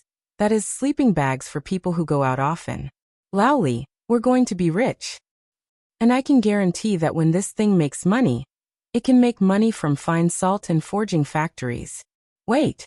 Li Shimin quickly stopped Zhang Feng, who was about to blindly talk, and asked, What is the sleeping bag you mentioned? This. When Zhang Feng heard this, he immediately reacted. He thought for a moment and said, Lao Li, aren't we now raising military equipment for the army? Let me ask you, if we can produce a thing that can make soldiers sleep directly in the snow, how much do you think we can make? How much can Lord Zhongsung give us? Seeing that Li Shimin was about to ask again, Zhang Feng hurriedly stopped Li Shimin and said, This sleeping bag is made from a quilt made into something like a gunny sack. A thin layer of rubber is applied on the inner and outer lining of this gunny sack, to create a waterproof layer and an insulating layer. This way, when you sleep, you only need to crawl into the bag. No matter how heavy the rain and snow outside, it will still be as warm as spring. Think about this thing, is it good? Li Shimin was a little speechless. Let's not talk about whether this thing is good or not. You have to make it first. Otherwise, what can I use to fool the court? No, I mean show it to those old things in the imperial court. Fengzi, let's talk about something more practical. How much do you intend to buy a set? After pondering for a moment, he asked the questions. This was the biggest problem. Now his identity was a businessman. At this time, they had not talked about money after chatting for so long. This was a little unreasonable. What if this kid remembered later? Wouldn't he be exposed? Zhang Feng pondered for a moment and said, I'm a businessman, business is business. The cost of this set is temporarily set at 50 coins. 50 coins? Although Li Shimin was also thinking about the price in his heart, he was also shocked by the final price that was mentioned. In his opinion, this thing, no matter what, would be at least 100 coins. But he did not expect that Zhang Feng would directly give him a 50-50 price. And most importantly, Zhang Feng's price was really too low. Seeing this, Zhang Feng smiled and said, Do you think I'm deliberately trying to please you? Otherwise, why would such a good cotton coat only be sold at the price of a paper coat? Li Shimin nodded subconsciously. Only then did Zhang Feng say, To set a price, you have to sell it. And now, this thing is not only connected to the military, but also to the common people. Do you think there are many people who can take out 50 copper coins to buy clothes now? Li Shimin frowned in surprise. According to the previous situation, almost everyone will buy. That's right. You said that almost everyone will buy it. But if we directly raise the price to 100 coins, think about it, how many people will be able to afford it? This does not include the profit margin of the second-hand dealers. Let's put it this way. Although we only have a profit of 50 coins, if the people buy it, on average, it will reach about 60 coins. What I said is what I know. Whether there are other profit chains in this, I don't know. So, Laoli, what do you think of this price? Also, we can't afford to lose the border. Let's set the price as doing something for the military. After all, if the border is lost, the first to suffer will be us merchants. Li Shimin was a little enlightened. But at this time, he also understood why this guy was not so stingy when they were talking about the production of armaments. This was all because this guy thought further than anyone else. After all, Zhang Feng was right. Once Chiocha was lost, once the Turks came in, the first to suffer would be them merchants. There was no escape. Chapter 1696. Zhang Feng's plan was good. It could be said that she had thought of it since the first time she told Zhang Feng about making weapons. But why didn't this kid say anything? Thinking of this, Li Shimin couldn't help but smile bitterly. You had this plan from the beginning, didn't you? Zhang Feng shrugged and threw a cigarette to Li Shimin. I didn't, but, as he spoke, Zhang Feng lit the cigarette from the oil lamp on the table. He took a deep breath and said, My idea at that time was very simple. That was to take over the trade city of Chiotzi. Once we took over the trade city of Chiotzi, we would have an escape route in the future. Li Shimin asked in surprise, What escape route? Zhang Feng looked at Li Shimin for a long time and said doubtfully, Laoli, sometimes I feel that your talent in business is extremely terrifying. If you learn from me for a month or so, it won't be a problem for you to become the richest person in the world in the future. But you are a busy man. Li Shimin's expression stiffened. Under the cover of the night, he smiled and brushed it off. Zhang Feng didn't take it seriously and said to himself, Actually, merchants are ultimately not presentable. Most of the time, they are even the target of disdain by the officials and the literati. In their eyes, we merchants are just a group of people who buy low and sell high. We are just a group of people who only care about profit. Li Shimin didn't object to Zhang Feng's words. He said, You are right. Isn't that how merchants are? You think so too? Zhang Feng was a little surprised. Li Shimin knew that he had misspoken and hurriedly waved his hand. No. What I mean is, this is how it is in the eyes of many people. Scholars, farmers, businessmen, why is the merchant last? Why do we have to kneel when we see the officials? This is all. Zhang Feng was a little unhappy. To be honest, Zhang Feng was also a merchant at this time. He was just carrying the name of the academy on his back. However, Zhang Feng was different from a merchant at this time. Zhang Feng pointed at himself and Li Shimin and said, "Look at us. The kind you are talking about is just the kind of people who set up stalls on the street. That kind of people can't be called businessmen. More or less, they are just ants. They just sell the fruits of their labor to people who need it. And the businessmen I'm talking about are people like us. You can look at the whole Tang dynasty and before that. Have you ever seen a business model like ours?" Li Shimin's expression instantly froze. Zhang Feng was right. Before and at this time, almost all the businessmen in the Tang dynasty were family members. Even if they hired workers, they were almost all there to do odd jobs. At this time, Li Shimin recalled the operation of Zhang Feng, Wei Zheng, Feng Xianling, and the others at this time. He couldn't help but be stunned. They were not real businessmen. If they were real businessmen, then this would be terrible. This was the business that Li Shimin created according to his own conjecture. After thinking about it casually, he instantly understood the meaning of Zhang Feng's words. Li Shimin couldn't help but be surprised and said, "Do you mean that you want to start with the people of the 5 families and 7 clans?" Dealing with these big families had always been Li Shimin's worry. These clans had the hegemony of the Tang dynasty's market. Even Li Shimin didn't dare to provoke them easily, such as the iron mine before. At this time, the new weapons were made, and Zhang Feng had a new toy. At this time, it was time to deal with these big families. However, Zhang Feng waved his hand speechlessly and said, "No, there's no rush. It's still too early to deal with them. You have to remember what happened with the iron mine. So before we have a complete plan, we can't move." "Then why are you talking for so long?" Li Shimin stared at Zhang Feng speechlessly and asked. Zhang Feng grinned and said, "Don't worry. I know that it's not good for you to be under the control of the 7 families and 7 clans. They control the businessmen of the Tang dynasty. Almost all the idle businessmen can hardly survive. However, these people occupy all the places of the Tang dynasty. And the most important thing is that we have a common enemy, those big clans and powerful families. This is an opportunity. My plan is to dump all the benefits in our hands. While maximizing the benefits, we can also lead more people to fight against the 5 families and 7 clans. Even the emperor will be afraid of us by then." Hiss. Cough, cough, cough. Li Shimin was shocked. He took a deep breath. The cigarette in his mouth lit up instantly and burned a large part. In an instant, Li Shimin coughed violently. He said, "You are really crazy. Let's not talk about whether the people of the 5 families and 7 clans will know about it.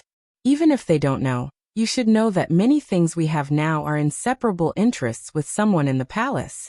Even many ministers in the imperial court have interests with us. Won't this share of interests offend all those people in the imperial court in an instant? At that time, not to mention other things, the people in the imperial court will bite us in the blink of an eye. Think twice, you must think twice before you act." Chapter 1697. Li Shimin was really afraid of Zhang Feng's craziness. This matter involved too many things. He didn't expect Zhang Feng's idea to be so crazy. But at this time, Zhang Feng didn't care about what Li Shimin said. He waved his hand and said, "Laoli, this is the general trend. Think about it. Come, come, come, try this." While talking, Zhang Feng brought Li Shimin to the flower bed outside the study. While he was at it, he broke some sticks from the branches and handed one to Li Shimin, saying, "Why don't you try breaking it?" Li Shimin was a little confused. He didn't understand what Zhang Feng wanted to do, but he still followed Zhang Feng's instructions. He took a branch and broke it easily. However, Zhang Feng broke a lot of branches. In total, there were about a dozen branches. He handed them to Li Shimin. "Laoli, try and see if you can break it." Li Shimin looked at Zhang Feng. Seeing that he didn't mean to joke, he took the branch. This time, Li Shimin couldn't break it no matter what. This time, Li Shimin was even more confused. "This is..." Zhang Feng smiled but didn't say anything. He signaled Li Shimin to return to the study again. Then he said, "Laoli, the stick from before was us. Or it could be said that it was our group. But we are facing the 5 surnames and 7 clans, as well as the Guanlong group. Do you think we can break them? But don't we have a new weapon? Li Shimin said, somewhat unconvinced. After all, he was very clear about the terror of the 5 surnames and 7 clans, as well as the Guanlong group. They were able to establish the Tang dynasty and destroy the Sui dynasty. It was inseparable from the Guanlong group.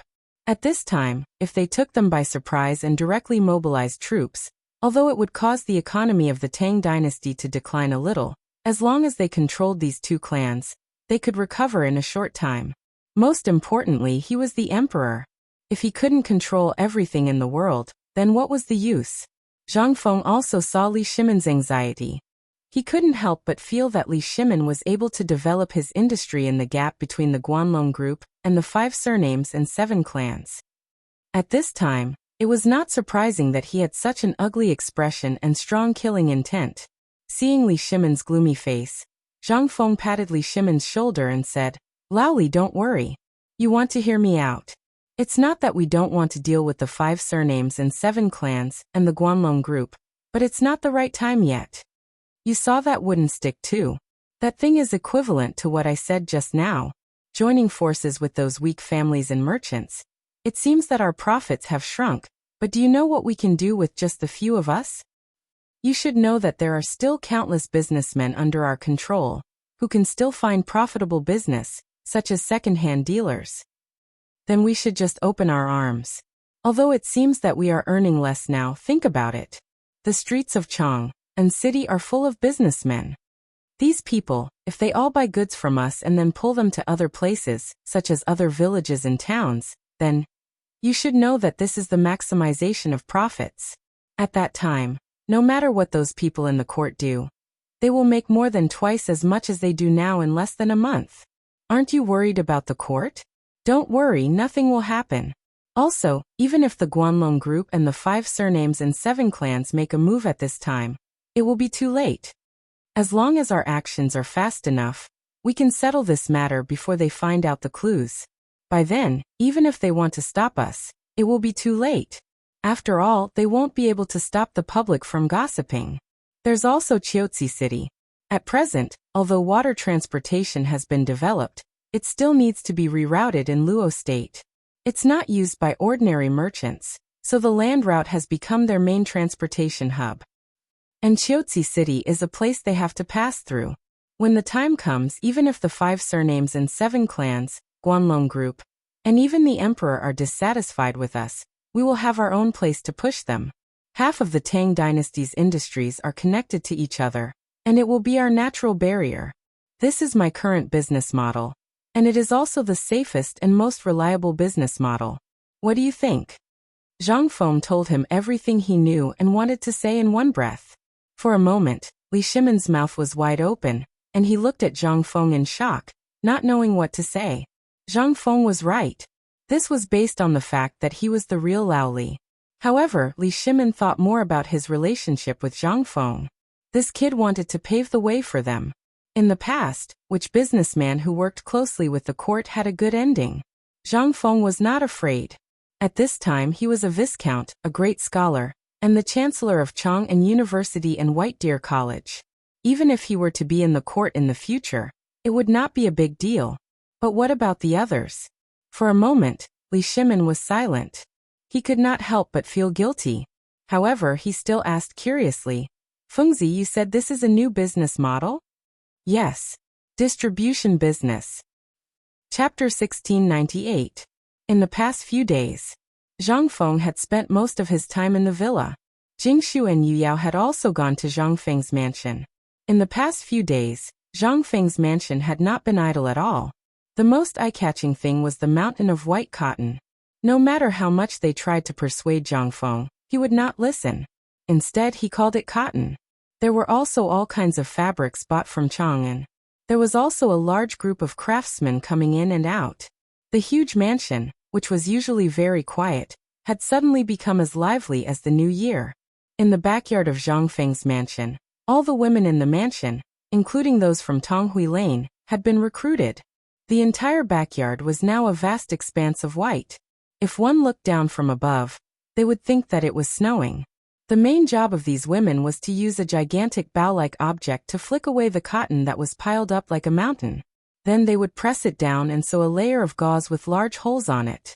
Then they would cover it with another layer. And so on, until the thickness of the gauze reached the standard of 2 inches. Although Zhang Feng's mansion was very big, it still felt a little cramped when more than 300 people were working at the same time.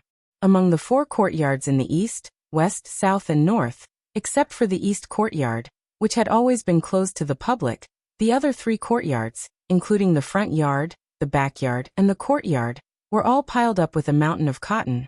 In the hundreds of empty rooms, the finished cotton was almost bursting out of the windows. At this time, the servants and guards in the mansion were dumbfounded when they saw the people coming in and out, and then looked at the snow-white things on top of their heads.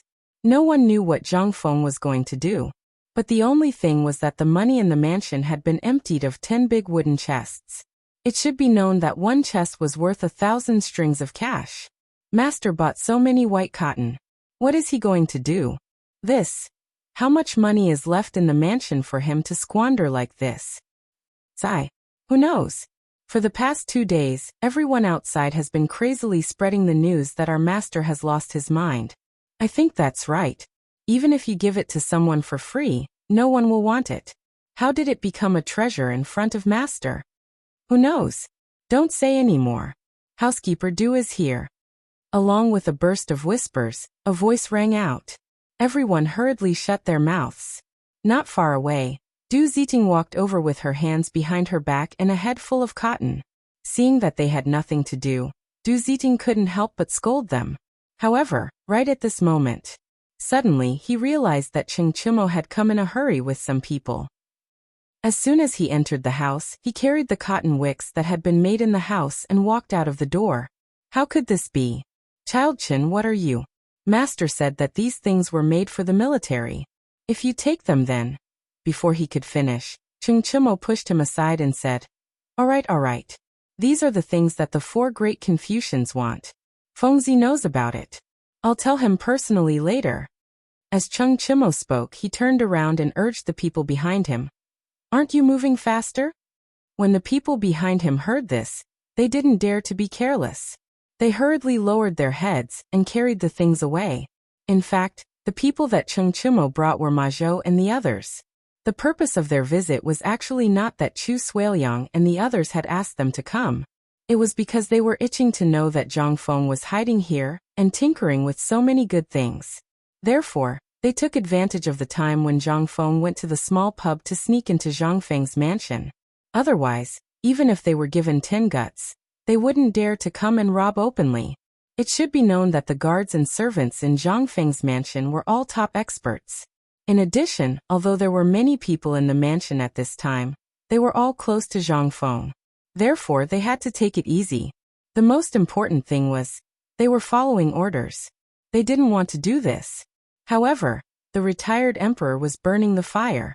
Who dared not to come? A few nights ago, after Li Yuan saw Zhang Feng's cotton-padded clothes, he simply forgot to eat and sleep. However, he also knew that Zhang Feng was too busy these days. Therefore, he thought of such a clever idea. He thought that he would hide comfortably on Shao Mountain and drink with the 4 great Confucians. Instead, he let Cheng Chimo and the others be the thieves. However, Cheng Chimo and the others were also afraid of Zhang Feng, this abnormal person. The most important thing was that Zhang Feng had the magical weapon that they longed for. They didn't dare to offend Zhang Feng at this time. They could only look for an opportunity to do this. After everyone hugged slowly, Cheng Chimo also pretended as if nothing had happened. Under the eyes of Du Ziting and the others who were staring at him with blood-red eyes, he calmly walked away. As he walked, Cheng Chimo also said, Well, old Du, didn't Fengzi just go out? I know where he went. I'll go find him now. You do your thing. After all, this thing is very important. I don't dare to delay it. However, at this time, Cheng Chimo heard a voice that he didn't want to hear the most. Who's looking for me? Chapter 1699. Actually, Zhang Feng was very busy. And in these 3 days, Zhang Feng was extremely busy. First, he had to settle the cotton flapping equipment, then he had to settle the cotton gelling, as well as the cotton shaping and so on. He had to teach these people step by step. He was busy for 3 days. At this time, Zhang Feng was discussing with Niu Pai Huang on how to pour rubber on cloth. When Niu Pai Huang was about to join in this bustling and mysterious matter, he realized that Cheng Chimo and the rest were actually stealing things. This time, the entire courtyard was extremely quiet. Everyone looked at Zhang Feng, then looked at Cheng Chimo, Ma Zhou and the rest. Their expressions were strange. At this time, Cheng Chimo also slowly realized that everyone was strange, as well as Zhang Feng's malicious expression. His expression couldn't help but change. What a coincidence, Fengzi. Zhang Feng also didn't expect that Chen Tiniu and the rest would steal into his house. But the moment he saw him, Zhang Feng understood many things.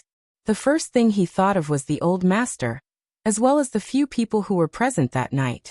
If not for these few masters, how would he dare to let Chen Tiniu be so crazy? What's more, he even dragged Ma Zhou and the rest along. This was simply comparable to a rebellion. I say, do you have to go to this extent? Zhang Feng was a little speechless. He wanted to beat them up, but he couldn't. If he didn't beat them up, if they all learned like this, what would happen in the future? Thus, Zhang Feng couldn't be bothered to beat them up. He waved his hand and said, "The few of you, that's enough. Just now the old master told me. Otherwise, the guards in the courtyard would have already broken your legs. Let's go, Tiniu. The few of you enter the house. Ma Zhou, after getting the things away, the few of you quickly come back. I have something important for you to do." Cheng Chimo, Du Shu, and Zhang Sunchong looked at each other in confusion. They really didn't expect Zhang Feng to cover for them, but this also meant that Zhang Feng and the others had something big to announce. After all, this was the first time Niu Pai Huang had come to the mansion with Zhang Feng. Without saying a word, they followed Zhang Feng into the study. As soon as they entered the room, Zhang Feng asked them to quiet down. Only Niu Pai Huang was in the middle of the study, fiddling with a big iron pot. Inside the pot was a pot of rubber that had already solidified. Everyone was dumbfounded. He didn't know why Zhang Feng let Niu Pai Huang boil rubber here, but how could it be an ordinary thing if Zhang Feng valued it so much? Zhang Feng patted Cheng Chimo's shoulder and said, "Tiniu, it was the old master who asked you to come, right?" Hearing that, Cheng Chimo shrunk his neck and said, "How did you know? If I didn't even know this, I wouldn't be called Zhang Feng." Zhang Feng was a little speechless and spread his hands. Then he continued, "Tell me what's going on?" Cheng Chimo saw that there was nowhere to hide, so he had to brace himself and make up a story. He forcibly turned Li Yuan's curiosity into the people of the Tang dynasty and so on. Of course, Du Go, Zhang Sun, and the others couldn't be left out of this. In the continuous smooth lies of these people, Zhang Feng was fooled into a daze. However, he didn't have a trace of doubt. Instead, he was a little excited and reached out his hand and said, "Since the old master said it so arrogantly, then according to his character, he must have prepared the money for me, right? Come quickly take it out. I'm also worried about where to get the money now." This time, it was Cheng Chimo and the others' turn to be dumbfounded. Cheng Chimo glanced at them and saw that they were very confused. He hurriedly asked, "What money?" Zhang Feng was also dumbfounded. "Isn't it the money for the order of 100,000 cotton-padded clothes from the military? Why, the old master didn't tell you about this." Cheng Chimo finally understood what was going on. He hurriedly shook his head and said, No one really mentioned this, but Zhang Feng frowned a little disappointedly at first, but after Niu Pai Huang's shout, Zhang Feng also let go of this matter. He grabbed Cheng Chimo's hand and pointed at Niu Pai Huang, saying, "Tai Niu, now I have a difficult task for you. As for other things, you can put it aside first. It's here. It's really here. I knew it, this guy, King won't let himself be taken advantage of." Cheng Chimo wanted to cry but had no tears. However, he still forced himself to ask stutteringly, "Well, tell us, as long as it's something we can do, as long as it's something the 4 great scholars ask us to do, we'll definitely do it." "Hey, look at how scared you are. Actually, this is nothing else, it's something you've done before." Zhang Feng was stunned for a moment, then he grinned. However, when everyone saw Zhang Feng's grin, they instantly felt bad. Zhang Feng didn't care about this and said, I don't mean anything else. You've seen it too, since this phosphate fertilizer factory was built. It seems like you've been idle. Next, I want you to work with Niu Pihuang in half a month. Wait. Zhang Sun rushed over and looked at Niu Pihuang, who was boiling rubber, with horror, saying, Feng, you want us to boil rubber? Chapter 1700. Making rubber. This looked like a place on the mountain. It was even more horrible than squatting in the reflection room after making a mistake. The reflection room. As the name implied, it was used to reflect on one's mistakes. However, calling this house a house was a waste of talent. The entire house could only accommodate a small bed that was half the size of a door and a night fragrance bucket. It was only 4 feet high. Just think about it. How terrifying would it be for a person to squat in a dark room that was only 4 feet high? However, even so, everyone on the mountain thought that it was a blessing. The rubber factory on the mountain was built in the most remote part of the mountain. Usually very few people would go there. However, most of the students were 17 or 18 years old. They liked to explore these things. However, everyone who had been to the rubber factory was forced to step back by the pungent smell of rubber and the pitch-black, stinky gutters that stretched for over a mile. The most important thing was, even the birds in the sky didn't dare to provoke the poison of this thing. The fish in the water had long died, not to mention the ones in the sky and the ones in the ground. They had all run away and died. Who would dare to go to such a terrifying place? However, at this time, Zhang Feng wanted them to go. What was this? This was a reward. They knew that Zhang Feng wouldn't let them go so easily. It turned out that this was the trap. Cheng Chimo's face was like a pig's liver. He hurriedly said, Fengzi, this matter was instigated by the old man. You know that we are the younger generation. We have to listen to whatever the old man says. We know that stealing is wrong, but you don't have to trick your brothers like this, right? What are you talking about? Zhang Feng was a little confused. However, looking at the expressions on their faces, he suddenly understood. Just this? You're scared? Zhang Feng shook his head. Cheng Chimo didn't know what Zhang Feng was thinking. He hurriedly said, Isn't it? We saw it with our own eyes. The place where the rubber factory was located was pitch black all day long. Even the fish in the canal were all dead. The water was pitch black. There were no birds in the sky, and no wild animals in the ground. We all heard that it was the poison of the rubber that had blocked the canal. Poison? Wasn't it caused by air and water pollution? How did it become like this? Zhang Feng was anxious at the current level of everyone's intelligence and understanding of these things. He waved his hand and said, It's not about this. I mean, the textile factory should start. At present, we have enough cotton in Guanyi, Shannon and Longyu Road.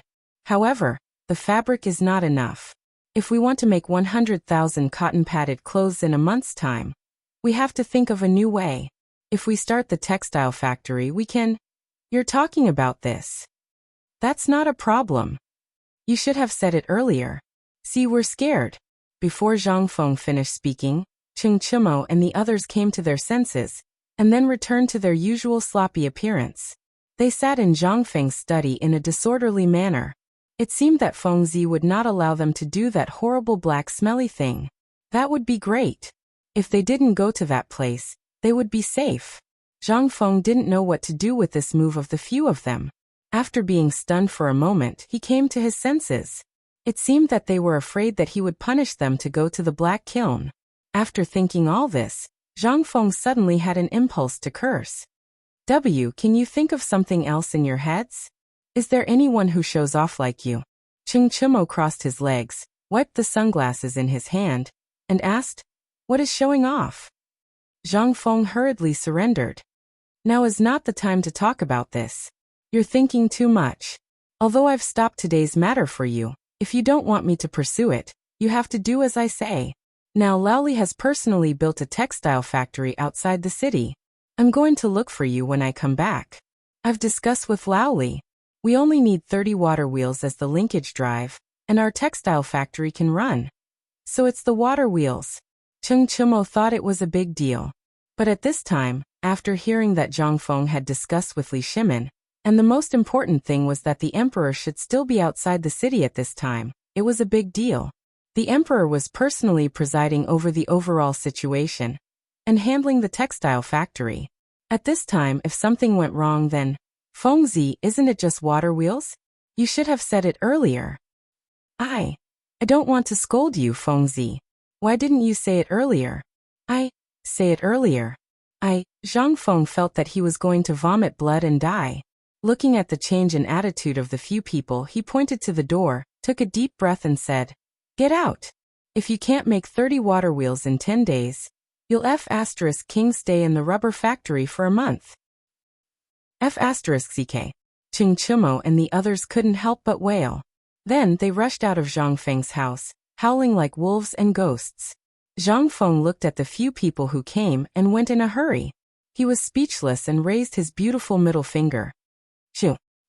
Chapter 1701. As soon as Ching Chimo and others left, Zhang Feng hurriedly closed the door of the study. In an instant, the whole study was filled with an indescribable smell. The smell could even be smelled from 3 feet away. It was so stinky that it made people's hair stand on end. However, it didn't matter to Zhang Feng. Instead, he squatted beside Niu Pai Huang, watching Niu Pai Huang seriously boiling the rubber with relish. Niu Pai Huang was already guilty, but at this time, he couldn't think too much. After all, the matter between Zhang Feng and his brothers didn't allow him to have any improper thoughts. These were all things that he didn't want to touch. After a while, Niu Pai Huang finally finished boiling the rubber that needed to be boiled. When he turned around, he didn't know when Zhang Feng had already put on a mask. Niu Pai Huang was stunned but still said, "Director, it's done."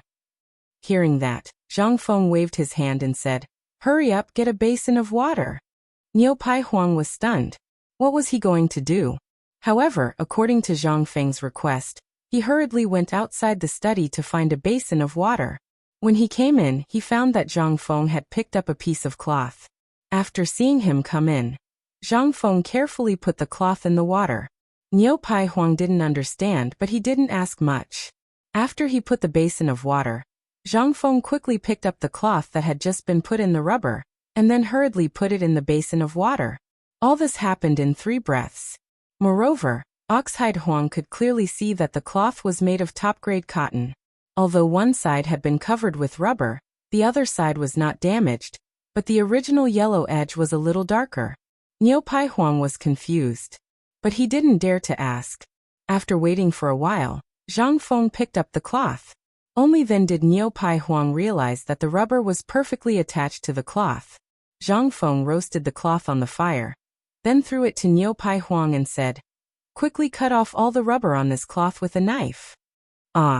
Oxhide Huang was dumbfounded. He looked at Zhang Feng in a daze. Zhang Feng said, "This is something that transcends time.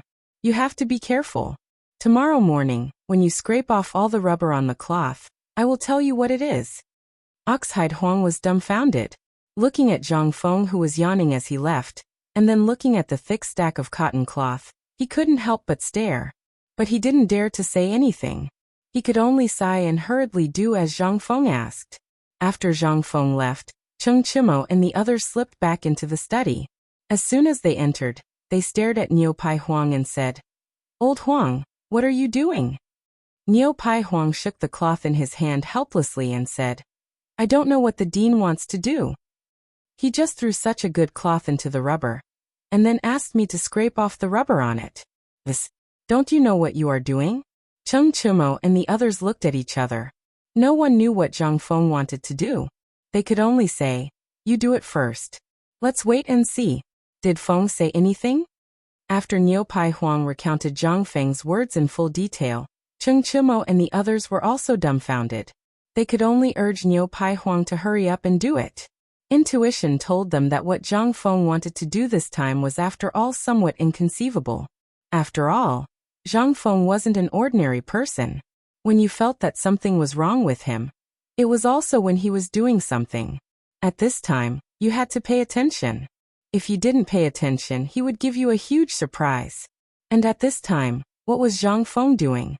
At this time, he was tinkering with 100,000 armaments. He could actually do something that no one could understand at this time. What was he doing? This guy was definitely doing a huge surprise. At the thought of this, Cheng Chimo's eyes rolled. He signaled Yuchi Baolin, Wei Shuyu, and the others with his eyes. They were all wily old foxes. With just a glance and a movement, they could almost understand. After they left the study, Ching Chimo said with a rare seriousness, I think what Feng wants to do this time is definitely related to the 100,000 armaments. And you also know how important this matter is not only to the second master, but also to my family and Baolin's family. So, I think, should we tell the family about this matter? Is there a need to say this? If it weren't for the fact that you all didn't say anything, I would have gone back long ago. Oh right, Tai Niu, have you given those things to the second master and the old master? Zhang Sun looked worriedly at Ching Chimo and asked. Ching Chimo gave Zhang Sun a reassuring look and said, Don't worry, I just asked Ma Zhou and the others to send these things to Chang'an Hotel. There are specialized people there who will send them back safely. But I got some for my father.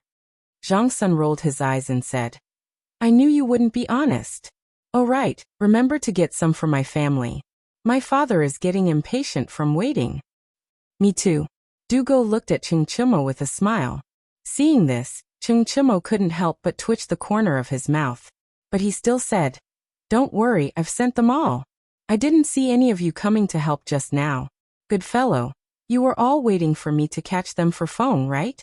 And you call yourselves brothers. Chapter 1702.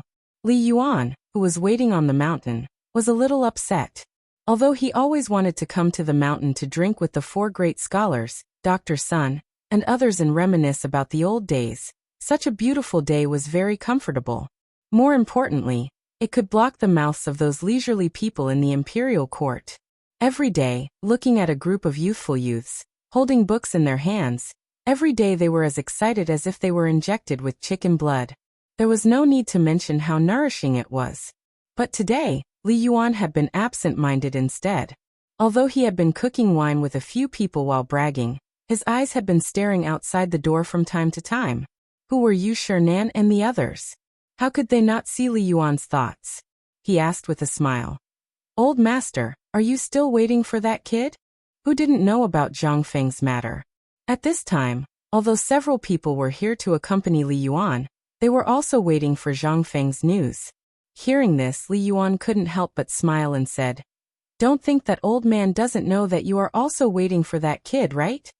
Ha ha, we are the same. But seriously, can that kid really make this kind of thing? Shueji laughed. Seeing that Li Yuan didn't speak, he continued. In fact, if this thing can really be made, it will be a real blessing for the Tang dynasty. At this time, what the Tang dynasty needs most is this kind of thing for the people's livelihood. I remember that in the past, almost every winter, there were many people in the north who were frozen to death, and almost many of the students in our academy came from poor people. If that kid really makes this thing. Shueji's eyes narrowed slightly, and his voice suddenly became calm. I think that at that time, not only will the reputation of our academy skyrocket, but this kid will also take advantage of this. This bastard kid, I have heard a lot of words denouncing him during this time. Li Yuan was slightly surprised and asked, There are still people who dare to denounce him? I'm afraid they don't know what this kid will do, right? What can he do? Ouyang Xiao was speechless. He spread out his hands and said, Old master, this is your fault. Wouldn't it be better for him to stay in the academy? He, Zhangfeng, was now an unpolished jade that needed to be carved. In addition, he was the youngest Confucian scholar. At this time, how many people and young people in the Tang dynasty were looking at him? Previously, when he embarked on the path of Zhenwu, the Shandong side directly spread lies to mislead the public. It's not like you don't know about this. At this time, it's great that this kid can realize his mistake and mend his ways. Therefore, I feel that this matter, whether good or bad, is a good attempt. We can also take this opportunity to shut the mouth of the Shandong side. Li Yuan narrowed his eyes. Although he had been listening to Ouyang Xiao's words that carried a bit of resentment for iron not becoming steel, his eyes had been staring at the old Xiao Kai. He saw that the old Xiao Kai hadn't said a word from beginning to end, and even the expression in his eyes hadn't changed. Li Yuan could not help but feel his heart skip a beat. Could it be this kid? Did he really do it this time? However, at this time, he also heard the dissatisfaction of the four Confucian scholars with his previous decision. He glanced at Ouyang Xiu lightly and said, although that's the case, the war in the north is urgent. In addition, Tuli Khan is covetous, as well as the plague of locusts and drought. In these few times, the old foundation of the Tang dynasty has been hollowed out. In this matter, the imperial court has no way at all. Otherwise, why would the old man beg that kid like this? Li Yuan was right. But there was also something wrong. He cleverly bypassed the matter of him urging Zhang Feng to get the new weapons, and the people present did not dare to say anything. They just snorted angrily. If it weren't for you and those stubborn and incompetent people in the imperial court, how could you let Fengzi worry about it? You are so happy. You throw everything to this kid. Don't you think about his future?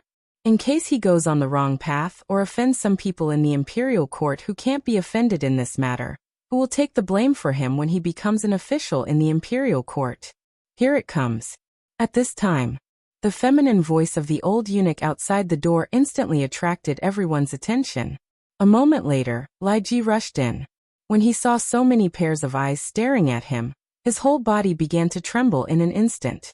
This student greets the teachers, greets the vice principal. What you are holding in your hand, give it to the old man. Li Yuan did not wait for him to finish speaking and directly waved his hand. Lai Ji did not dare to be careless. He hurriedly handed a sheepskin package in his hand to Li Yuan. Yu Shernan and the others did not care about any poise. They hurriedly got up and came to Li Yuan's side. Their eyes stared at the package in Li Yuan's hand. The thing in Li Yuan's hand at this time was not anything else. It was really an auspicious sign from the heavens. If it was true, then in the future no one in the Tang dynasty would be afraid of winter. The package was very big, only the size of a person's embrace. But Li Yuan actually easily raised it with one hand. Li Yuan also could not wait. His eyes were burning as he hurriedly opened the package. When the package was opened, a red thing jumped out of the package in an instant. It instantly gave everyone a big fright.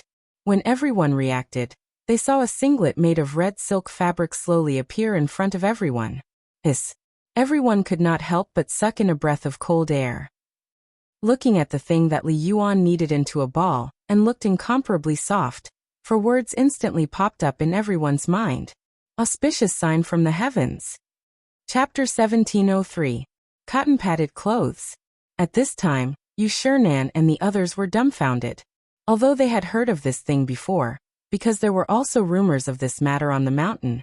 In order to suppress this matter, they did not dare to leave the mountain at will. Today, seeing Li Yuan go up the mountain, how could they not know that this matter had taken shape? At this time, after seeing the thing in Li Yuan's hand, everyone instantly wanted to take a look. However, Li Yuan had been holding it very tightly, which made them instantly helpless. I say, old master, is this thing really the cotton-padded clothes made by Madman? Made by Saucer? Yu Shernan asked somewhat uncertainly. Li Yuan took a deep breath and rubbed the cotton that was softer than anything he had seen before on his face repeatedly. He nodded and said, it can't be wrong, it can't be wrong this time. This thing was indeed made by Fengzi. This thing is really an auspicious sign from the heavens. In the future, no one in my Tang dynasty will freeze to death. At this time, everyone was shocked. Seeing Li Yuan like this, everyone stepped forward one after another. A perfectly good piece of clothing was instantly torn, and the cotton fluff was flying everywhere. This group of old men, who were about to see the picture, seemed to have seen a rare treasure. The perfectly good cotton-padded clothes could not wait to tear them into pieces and rub them into their cheeks. I'm really a good thing. Why didn't anyone find out that by Saucer had such a magical effect before? How did this kid find out the magical effect of this thing? This thing was simply a pity to abandon before. Who would have thought that it would actually be such a divine thing? This is really an auspicious sign. God bless the people of my Tang dynasty. Amidst the waves of exclamations, Li Yuan pressed his hand and let everyone calm down. The significance of this thing was really too great. After all, if the price of by Saucer was spread out, then the price would definitely skyrocket in an instant. This thing was only used to ignite the fire in the past. The few people here were all like the pillars of the Tang dynasty. How could they not think of it at this time? After sighing with emotion for a while, everyone could not help but worry. It was true that this thing was a good thing. But if it was really hyped up by someone, or if this matter was spread out, then the consequences. Between the old man and old man, this matter, shouldn't it be kept a secret? About the cotton. I don't think it's going to be easy to hide the matter of Bai Daisy. After all, that kid has already caused a huge commotion at the foot of the mountain. I think someone has already noticed this matter. Therefore, what we need to do is to clean up this kid's mess. Before this matter spreads, we have to gather Bai Daisy as fast as we can. Li Yuan's words became a prophecy as he stated where the biggest problem was at this time. The few of them discussed and immediately came up with a countermeasure. After all, there was an absolute problem with this matter. Even if that brat was easy to attract attention, it was impossible for everyone to believe it. The price of the white stack was controlled by the emperor. At this time, almost everyone in the court knew that the emperor was Lao Li. Therefore, who would dare to touch Zhang Feng, the god of plague? The few of them did not worry too much about this matter. The only thing they were worried about was those big clans. Once this matter was completed, the first to bear the brunt would be these big clans. This loss was not just a matter of a few goods. What they would lose was their connections. It was people. It was the market. Once the cotton products were on the market, the first to bear the brunt would be the cloth trade. Then it would be the biggest cloth trade now, Suang Satin Shop. This was the most important industry of the Zheng family in Xinjiang. This industry was not only spread throughout the Tang dynasty, but also involved several countries around the Tang dynasty. More importantly, the Zheng family bore the title of the royal family. Once it stopped, then one could imagine what kind of revenge the Zheng family would take. The Zheng family was not scary. What was scary was that the 5 families and 7 sects were connected. Once one of them was moved, then it would not only affect the Zheng family, but also the entire 5 families in 7 sections. It was very likely that they would officially start a war with the 5 families and 7 sects. Therefore, the few people involved in this matter were so serious. After a while, Li Yuan waved his hand with a slight headache and said, "This matter will be handed over to Erlang and the others. They have already thought of this matter. These days, there is no news from the palace. It seems that he is moving about because of this matter. So let's not care about this matter. By the way, Brother Zihuai, last time, your family came. What happened to the business with that brat? Why did I hear that this brat owes much to your family's help this time?" In an instant, everyone looked at the old Xiaozai. The old Xiaozai did not know why Li Yuan would ask about this matter at this time. After pondering for a while, he said truthfully, "I don't know about this matter, but I heard from my family that the brat seems to be of great use. But I can guarantee that this matter has nothing to do with the cotton-padded clothes incident this time." "Really?" Li Yuan looked at the old Xiaozai meaningfully and asked. Chapter 1704. That was what Li Yuan would say. After all, the old scholar was once the genius of the Xie family, the pillar of the family. Li Yuan didn't need to be too straightforward to understand some things. Why would the people of the Xie family appear in Chang, and at this time? Why would the people of the Xie family run into Fengzi so coincidentally? Why would Fengzi get in touch with the Xie family because of some dried flowers? These were all things that Li Yuan and Li Shimin couldn't figure out. Most importantly, the Xie family used to be so terrifying that even a ruthless person like Yang Guang didn't dare to act rashly. This time, because of Fengzi, the Xie family seemed to be showing signs of rising. How could the royal family not be worried? Especially the appearance of the cotton-padded clothes. This was something that could instantly make a small family or an insignificant person rise to be comparable to a single family of the 5 surnames and 7 clans in less than a month. In the Tang dynasty, which was surrounded by wolves, there was no room for a second giant like the 5 surnames and 7 clans to appear. At that time, it was precisely because of this that the Wang family was completely wiped out. At that time, the Xie family was too powerful and the old scholar's influence was too great. It could be said that at that time, there was the Cui family of Qinghe in the east and the Xie family of Chen County in the west. These 2 families were famous at that time. They represented the thoughts of Confucianism in the north and the south. Because the Cui family of Qinghe was an important part of the 5 surnames and 7 clans, and because the Tang dynasty was just established, It urgently needed the support of Confucianism. Therefore, the Xie family of Qin County suffered the crazy revenge of the Cui family of Qinghe. That was why the old scholar lived in seclusion in Chang. And for many years. But why didn't the Xie family come in contact with the old scholar until today? This was something that Li Yuan couldn't figure out. But at this time, the appearance of the Xie family instantly made the whole of Chang turbulent. Even some people in the imperial court were talking about it. He had to take it seriously. At this time, on the one hand, it was teasing, but more importantly, it was a warning. Who was the old scholar? How could he not know the Tao of this? After pondering for a while, he said, I'm not sure about this at the moment. Other than you, no one else knows about the old man's presence in Chang'an. If it's possible, it's only during the mid-autumn poetry meet that an outsider came here, so. Li Yuan chuckled and waved his hand, saying, I'm just saying. Brother Zihuai, don't think too much. Oh right, this matter of the cotton-padded clothes, what do you all think? After Li Yuan resolutely investigated the matter, he avoided the topic. The old scholar couldn't help but let out a sigh of relief.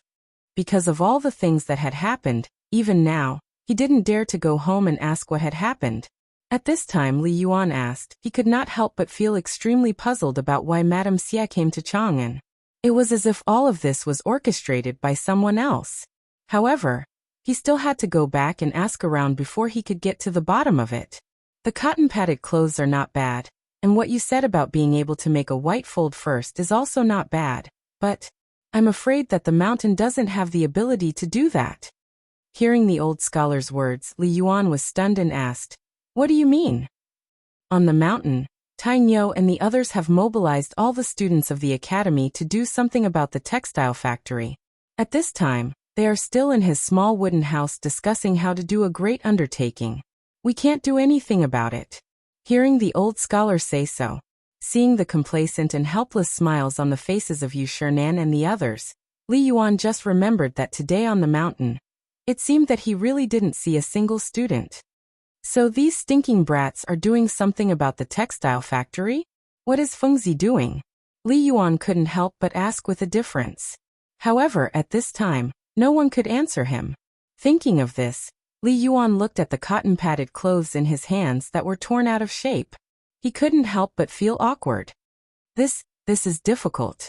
I really didn't expect that this brat would have such big ambitions. Isn't he afraid of being stuffed to death? The old scholar finally seized the opportunity to counterattack and said lightly, Isn't this all because of you? 100,000 sets of military equipment a month. Do you really think that Fengzi is an immortal? I actually think that Fengzi is doing the right thing by mobilizing everyone together. Although this will raise the price of the white fold, at least we can solve the military equipment problem within a month. Otherwise, even after the new year, you can forget about it. No wonder Fengzi wants to escape now. Hearing the old scholar's words, Li Yuan's cheeks became a little hot. He hurriedly interrupted him and said, Enough, brother Zihuai. I have to go back and make arrangements first. As for the mountain, this time my family will pay for it. However, tell Tai Nyo and the other little bastards, if they dare to neglect, even their Lao Tzu can't protect them. After saying these words, Li Yuan hurriedly slipped away. Only the stunned crowd was left. Chapter 1705. In Chang'an City, it was still hard to see one's fingers clearly. However, Chang'an City had been bustling for a long time. Although the morning market had not opened yet, the east and west markets were already bustling with people. All kinds of peddlers were hawking their wares on the streets.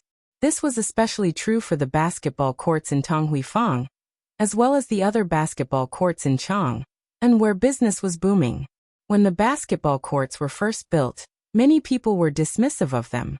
But gradually, because of Zhang Feng's promise, almost all the rich and powerful came out.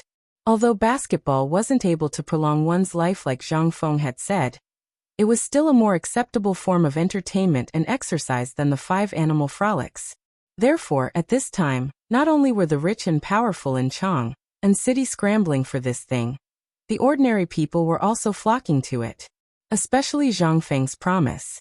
As long as he got the first place in the basketball competition, he would be admitted to White Deer College. White Deer College. At first, no one had taken a liking to it, especially the nobles. But when paper by, the phosphate fertilizer, and Zhang Feng's feats on the mountain came out, it was like a stroke of good fortune had fallen from the heavens. Therefore, there was such a spectacular scene at this time.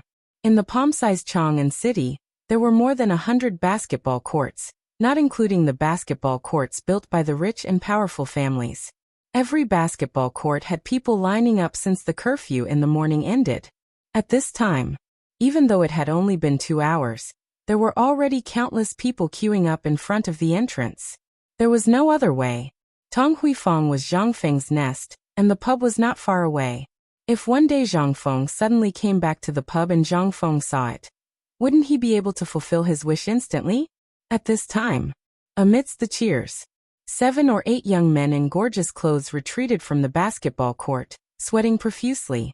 In an instant, the peddlers at the side of the basketball court opened their eyes wide and started shouting with all their might. Fermented rice wine, 2 eggs, hurry. Okay. Please wait a moment.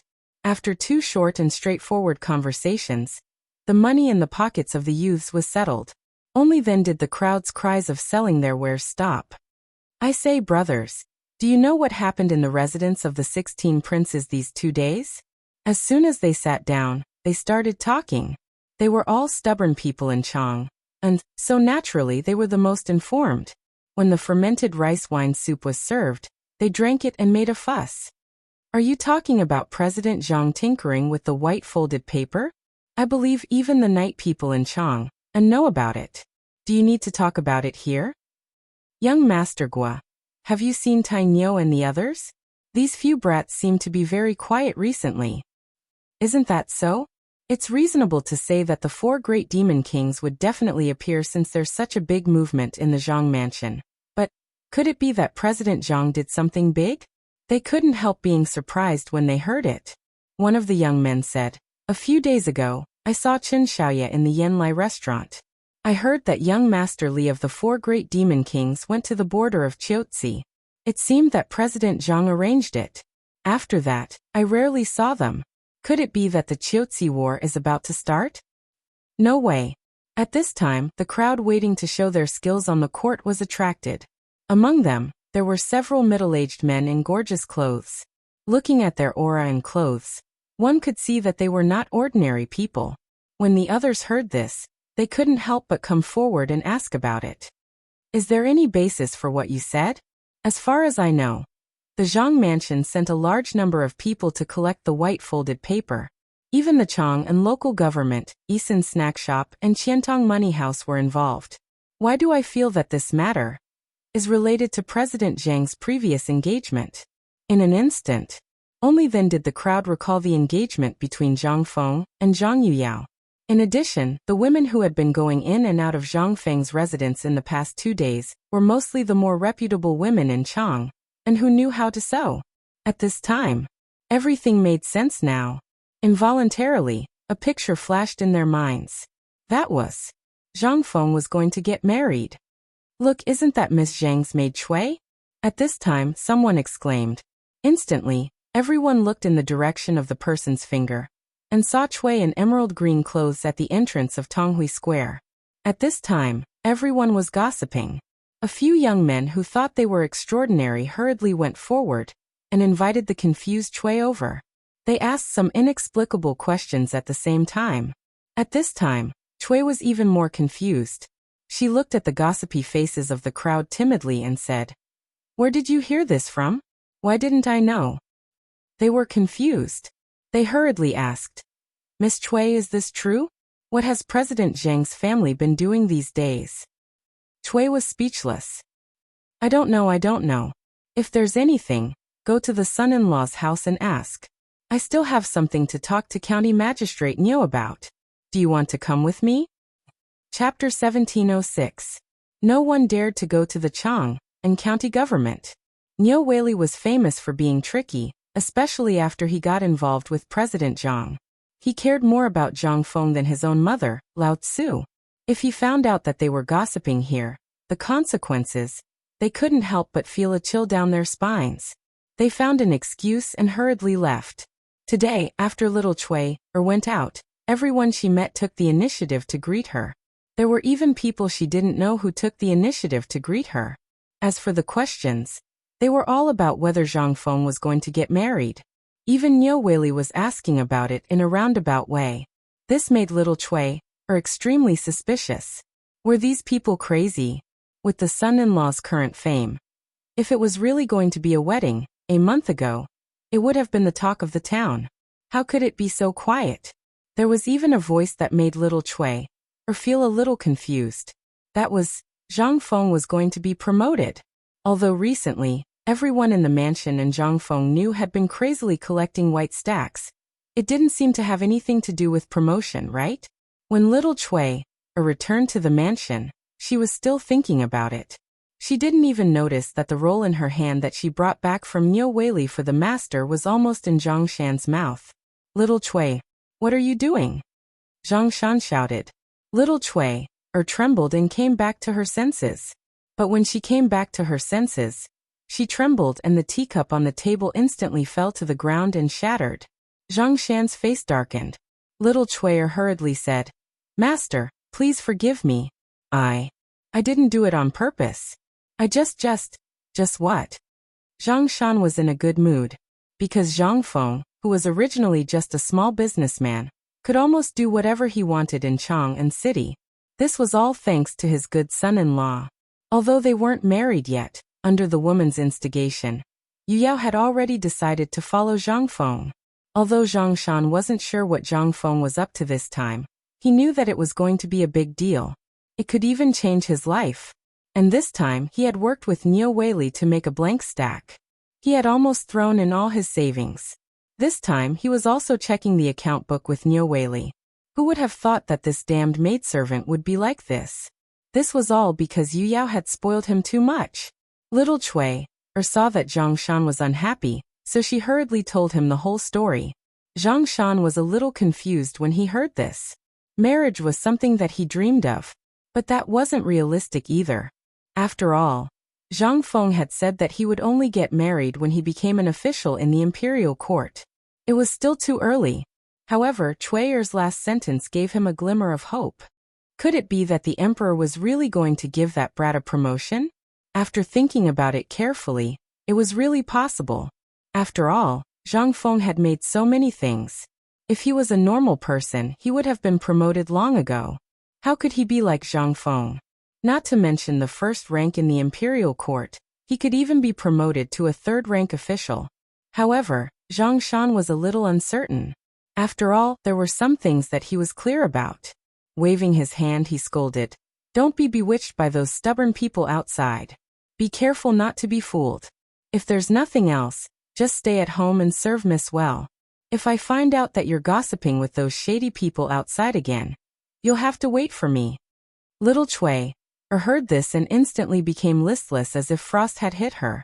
The conversation between the two was also heard by Zhang Yuyao, who had just passed by Zhang Yuyao's living room. As soon as little Cui went out, Zhang Yuyao hurriedly called little Cui into the boudoir. In the boudoir, Jingshu was leisurely playing some strange songs that Zhang Feng had taught her. When she saw the two people coming in, she was a little surprised. Zhang Yuyao asked little Cui to close the door. After closing the window, she said, Little sister Jingshu, come quickly. There's something important. What's wrong, sister Yuyao? Let little Cui say it. Zhang Yuyao excitedly held Jingshu's hand tightly and looked at little Cui. After little Cui finished talking, Jingshu instantly felt relieved. She smiled faintly and said, Sister, I think it's better to let nature take its course. Prince Zhang has his own plans. When Prince Zhang was buying dried flowers on the street, I faintly felt that Prince Zhang seemed to be planning to go to Jiangnan. Why do you think he's in such a hurry to get married at this time? Moreover, the matter of becoming an official is very important. If it's really going to happen, the imperial court would have already issued an imperial edict. But look, is there one? When she said this, Zhang Yuyao's face instantly changed. Because she heard an extremely sensitive matter. Jiangnan. Zhang Feng was going to Jiangnan. Jiangnan Yuyur.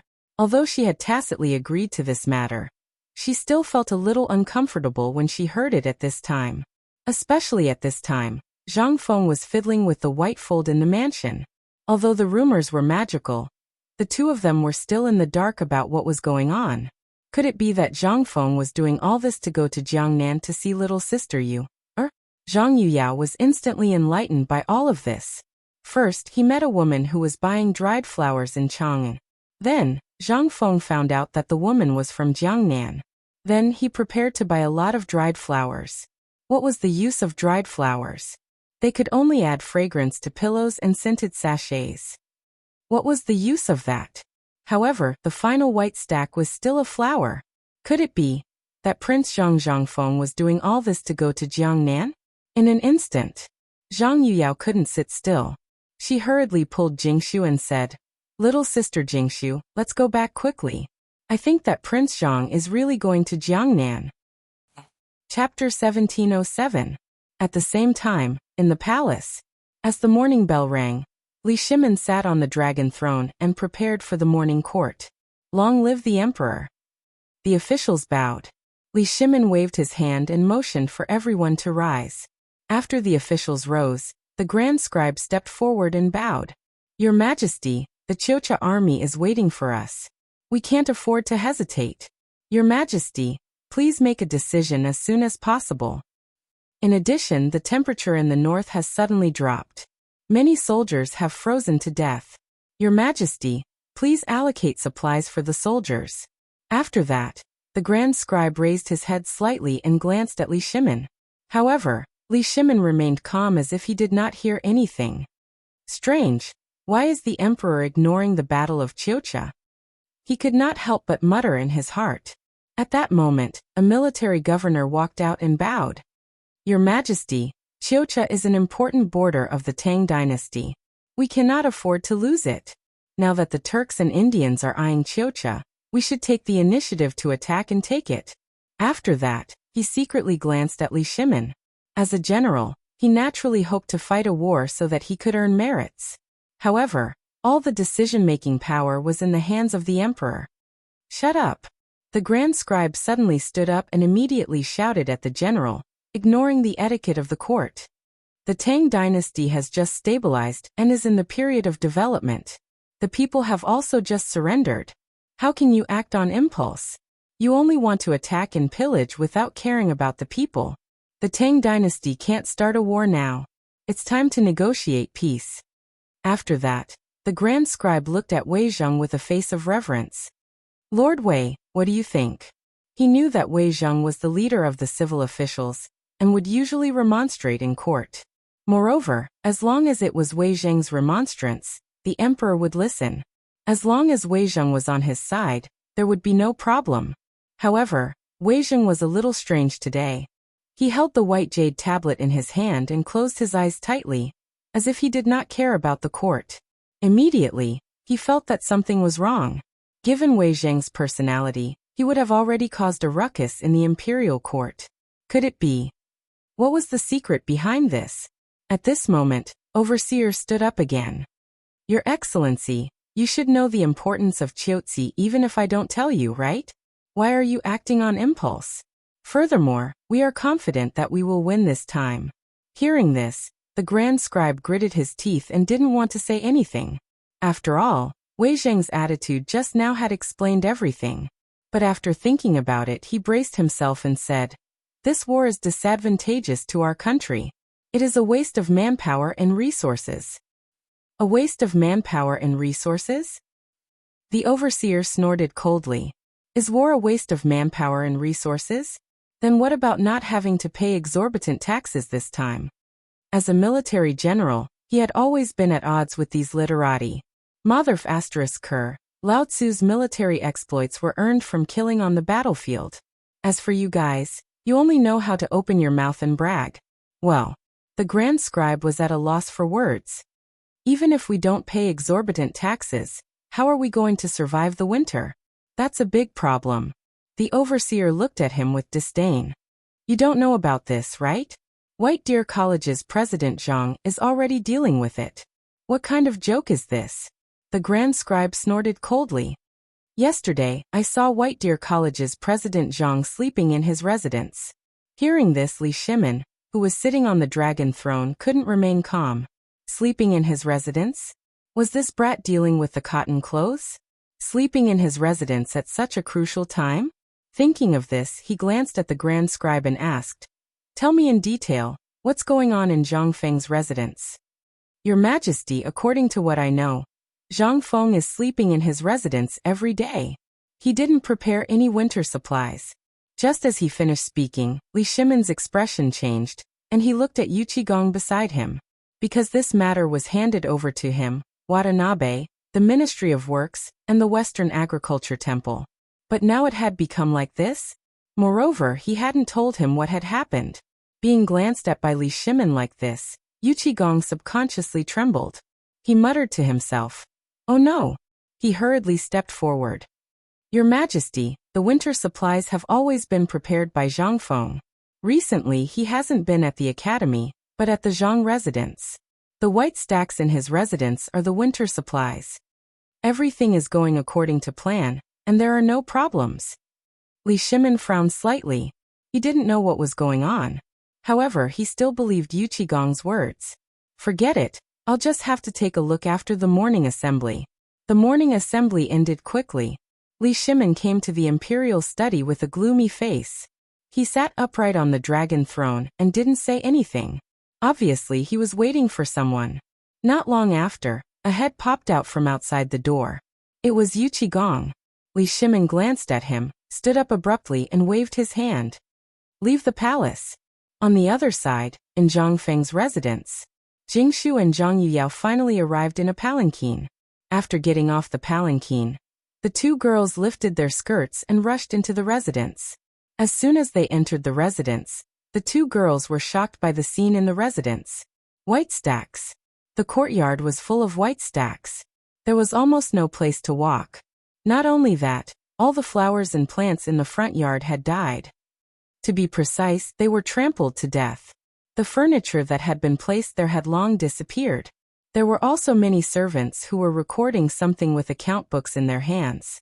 At this moment, Zhang Feng was teaching the servants and maids what to do. At first glance, it looked like clothes. However, the clothes looked a little strange. The two girls couldn't tell exactly how strange it was.